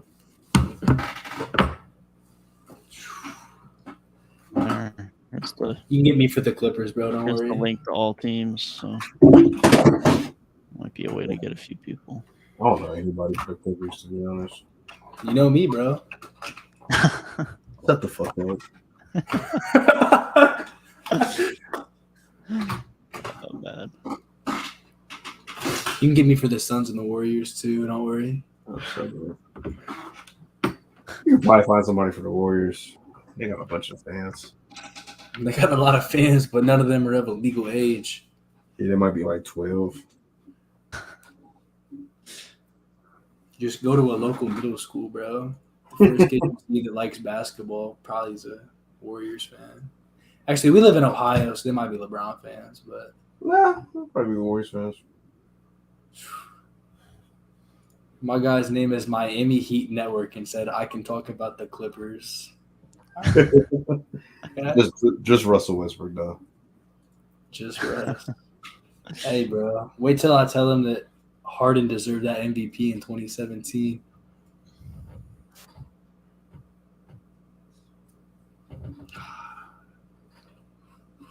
Harden deserved many MVPs. That's one I can live with.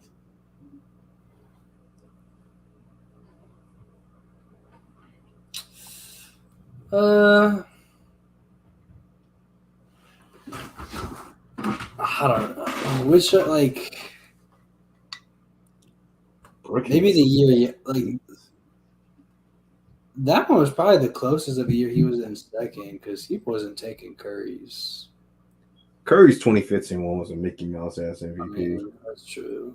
His numbers were worse than the year before. Didn't he average like 23 and 6? Yeah, and they were worse than the year before when he averaged 24 and 8. Mickey Mouse MVP. But you got it because they won 67 games. But Harden won 5 games with fucking Josh Smith as his second best player. And this is the same Josh Smith that got waived by the Pistons earlier that season. Yeah, that's a yikes. Harden, honestly, they could if they would have given Giannis his first MVP to Harden, I'm not mad. I probably still would have given it to Giannis, but I'm not mad if Harden gets that. Nah, that's Harden's MVP. Giannis' second MVP was that was Giannis' award. Yeah. Might have been lucky the season got cut short, though. Braun was on his way. Bron got a ring. I don't think he's losing sleep over that. Well, probably not. Tell me Harden averaged 36 points. Had a month where he's averaging 40 with fucking Eric Gordon as the second best player for most of the season because Chris Paul was missing game after game. Yep. All of Jokic's MVPs belong to Embiid, bro. So, stop it. All right, that's where we draw the line. 2020 was Jokic got it kind of by default because it was everybody else missed so much time. Here you go, bro. You played all the games.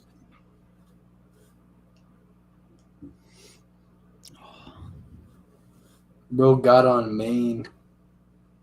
Steve Nash has Kobe's MVPs and LeBron's MVPs at his crib. I was about to say 2006 is that's LeBron's award, maybe D Wade's award as well. Embiid deserved last year. He did. I agree. Even though I actually know I did not pick him. You did not pick him. This man Gabe, man. We got This revisionist history is crazy. Yeah. Gabe is wild, bro. Sorry. I'm pretty sure he was third on your I 9 ballots last year. I actually I saw the opportunity for Jokic slander, and I actually ignored my own logical thinking right there. Harden definitely deserved. My hater energy overtook my brain for a second. My fault.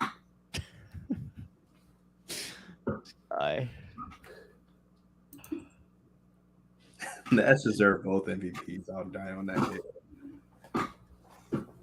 Yeah, you about to be dead real soon, buddy. Maybe 2005.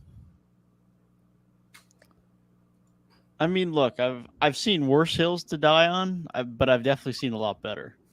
Yeah. No, 2005. Come on, bro. That's better than the Tony award. It's better than the Tony Parker Hill. It's better than the Tony Parker Hills we were seeing last year. oh my God, that was the time I was pissed to be a part of NBA fandom. When the hell did Tony Parker become so beloved? First off, he's a fucking asshole. He's an asshole. And secondly, he's not better than Dame or Russell Westbrook. Close. That's the type of shit I was saying, bro. Yeah, that was crazy. Oh, That was 2005 couple was- weeks. That's Shaq's award, bro. He carried Miami. Probably the worst narrative though I've seen over the last couple of years is Derrick Rose didn't deserve his MVP. That's one of the worst I've seen. Yeah, that was We're brutal. we're the whole fucking Bucks, or not Bucks. We're the whole Bulls injured, and he still carried them to the first seed. No, they weren't really injured. It was just I thought they had some people miss some time. I know there was some sort of adversity. I thought it was more than just they won a lot of games. not really. Boozer played a lot of games. Luol played a lot of games. Joe Kim did. It was just D Rose is just that fucking good. And at the time, if people that were actually watching basketball around then, there was never an argument about does Derrick Rose deserve the MVP or not. It was pretty clear. It was Derrick Rose and everybody else. So that was just the most bullshit thing. Only little Bucks fans say. What made y'all start a group pod together? Love of the game, bro. It's really just me and Devin became mutuals, and Dev asked me, "Hey, you want to start a pod?" I was like, "Sure." And I was like, "I know a guy that might want to start one with us." He's like, "Cool." And I asked Gabe, and then we started a pod. Which was more inspirational than that, but it's very just basic. I got asked by Tyrik if I wanted to be a podcast, and because I remember you said you want to start an NBA pod. And I realized that in that moment, I was about to start the craziest heel run of all time. But you're a face now. Like, I haven't had the face turn yet. That's why I haven't won yet. Bro, you're just like a terrible heel, bro. Because like you don't win shit. You don't ruin anything. Am I a terrible heel? I don't know, bro. I feel like I'm like the Miz type of heel, bro. Like I just like talk. Miz is winning championships. He was winning championships though. I'm the 8K special champion, bro. Haven't beaten me. That's all we care about, bro. And fucking Cody Rhodes couldn't beat Roman Reigns either. Boozer missed half that season and Joe came. I don't remember that. That's what I'm saying, bro. I knew they had some injuries. It's also like over a decade ago. Yeah, well, you should know. I wasn't even alive back then, and I know it better than you. Walk on, Cavs. Man was still crawling around. Gabe versus Rico. What even is NBA Connect for? What does it even mean? I'll probably win. I don't fear Gabe. I'm rooting for Reek in that scenario, bro. I don't fear Gabe versus Reek. NBA Connect 4. I had a D-Rose versus Russ debate. I gotta see that, man. I gotta see that. D-Rose clears that casual. It wasn't much of a debate. Bro. Oh man. No knees versus no shot selection. There might have to be a troll episode at some point that is a debate of Nurkic against Dwight Powell. I got a debate for Dwight Powell. You got a debate for Nurkic. I might because I'm not a hater like that. I'll be the moderator. That might be a troll off-season video. Who's better, Dwight Powell or Nurkic? I know who's better. However, relative to expectation, that's like picking between the fucking midget and the dwarf. Nurkic has the drip category. Yeah, well, I'd hope so. He's getting paid like 3 times more. Yes. Tim Duncan drip clears. Man got locked up to be a bum. Yeah, Dwight Powell's gonna be playing in fucking Guangdong next season. He better brush up on his Chinese, buddy. Nah. He's gonna be a backup center in the league and still driving Tyrik nuts. He's just not gonna be starting at least, hopefully. Imagine the Celtics sign him. I'll lose my fucking mind. I'll be pissed. Bro said we're Dame playing next season. He's staying in Portland, buddy. Hey, Dame, you ever heard of Portland? That's where you're playing next year.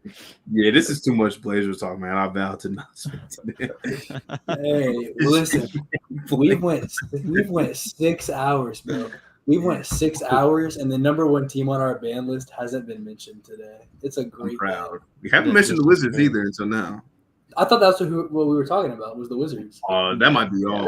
That's who I was referring to. Portland is mine. I hate them.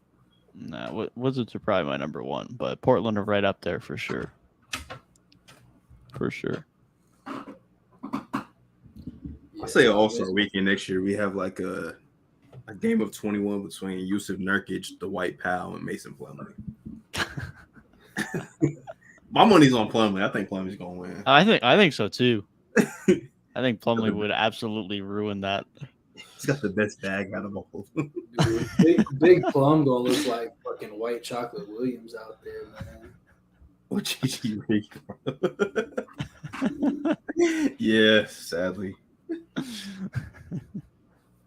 My first L of the day. My only Blazers talk will be Pascal for Shaden agendas. That's nasty. Portland would do it too. This was crazy.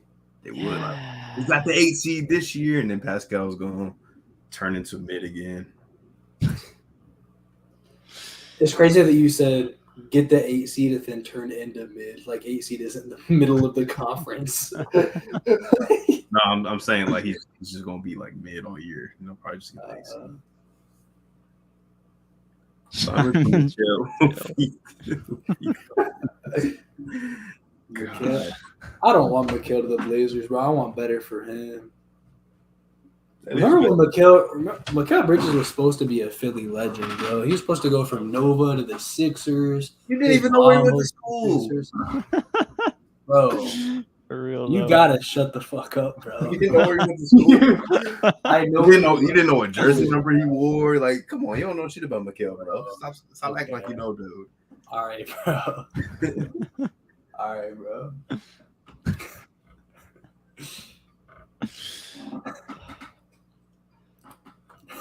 Motherfuckers gonna trade Sam for like just from mid. They'll probably trade him for like Cam Thomas and Royce O'Neal or some shit like that.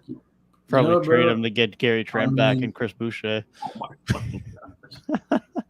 Bro, this is the same front office that traded away Josh Hart, who was about to fucking take out the Cavs in 5 for Cam Reddish and a bag of chips, bro. Well, but they got a first-round pick. They'd get to pick more players that Dame doesn't want. They traded Norman Powell for fucking Eric Bledsoe and Keon Johnson. Norman Powell, 40 points. That was such a bad trade, man. That was such a bad trade. I know Norm's never had super high value, but man, that was so bad. That was where me gassing up the Clippers on the podcast probably started, bro. Who knows? Were we doing the pod back then? For the Norm Powell trade? Yeah. That was trade deadline last year. Yeah. Them guys are really going to be waiting until 2025 to see what they get from the draft pick for that trade. Dame and for it's a second-round pick at that. Dude, the Paul brothers, I would understand, but and it wasn't even just Norm; it was Norm and Covington. Like, yeah, I know Rocco's not really good anymore, but I feel like you could have got a first for those two guys. You can't get a late first for Norm and Covington. Like, man, dude, maybe a first with like at least heavy ass protection. Heavy lottery protected first. Like, come on, man. That's crazy. Name for Lonzo. It's funny to me that people still think Lonzo can't fucking shoot. Yeah, that's really funny. I mean, you can't shoot if you're not on the floor, but that's not what I'm saying. That deal's weird too, though. I think the only way that deal works is if there's a third team, although even though I don't know if that works. I think it has to be a sign and trade with Vucevic to Portland, or it literally has to be Lonzo and DeMar. Just trade Vooch for Nurk. Who says no? Who says no? Oh my god. Oh man. I might just never talk about the Bulls again at that point. Still not the biggest fraud whose name is in itch. Still not the biggest fraud whose name is in itch, bro. Hate to say it.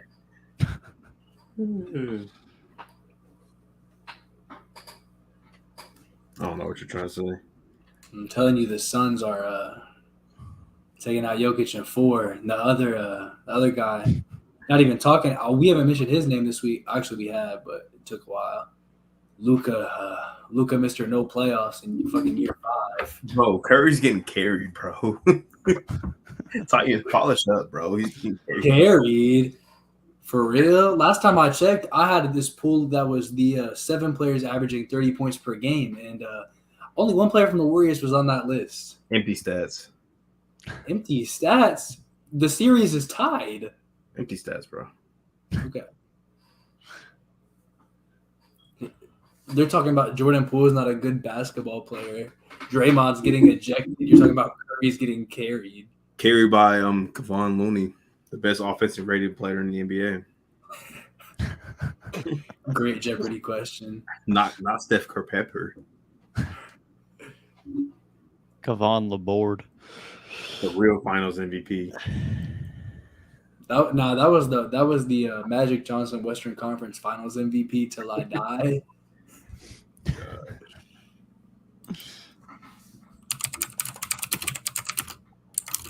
Everybody knows the Warriors MVP right now is still Harrison Barnes. Stop. It's Anthony Lamb.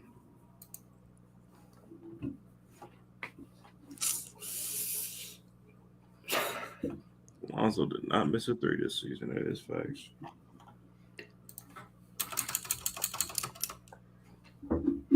That obnoxious ass keyboard, man.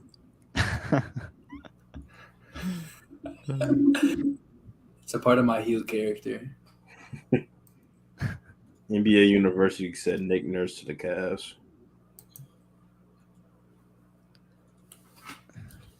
If Nick Nurse went to the Cavs, my Cleveland hating is like taken to a new level, actually. NBA University might be a Cavs fan, if we're being honest. I have no idea. I muted him months ago. I have no idea what he's been up to. You don't like NBA University? The current account, what they post, yes. The past behind it, no. Oh, what's the past behind it? I don't know it exactly, but from what I remember, I think the basis of the account initially was he was like pretending to be some like young teenage girl and like got a bunch of followers off of it and then changed the account over to what it is now. Whoa. I don't remember all the details, but no one's brought it up on my timeline for a few months. But Noah Terranova was one of the guys that kind of on him about it. Whoa. Yeah. I follow Noah too. That's maybe somebody else we could entertain. Yeah. Definitely.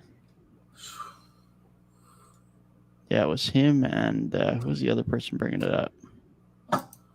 Desmond Novak. That was the other person bringing it up. Interesting. I think Rudy might have said something about it at some point too, but could be wrong. No I did way. mute that news recently. I did mute them. Curry getting carried when he has over 11 points more per game than any other player on the roster. Carry, bro. Empty stats, man. Kerr front runner. They were down 0-2. Kerr front runner.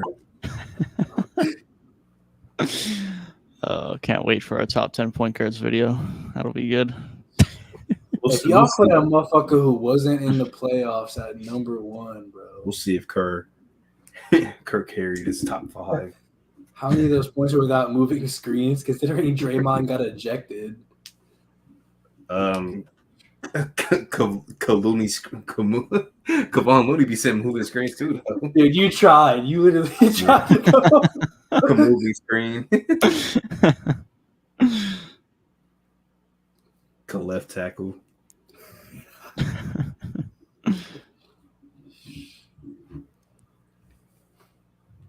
All right, I'm ready to wrap up, man. Yeah, sounds good. Probably not a bad call. 17 per game.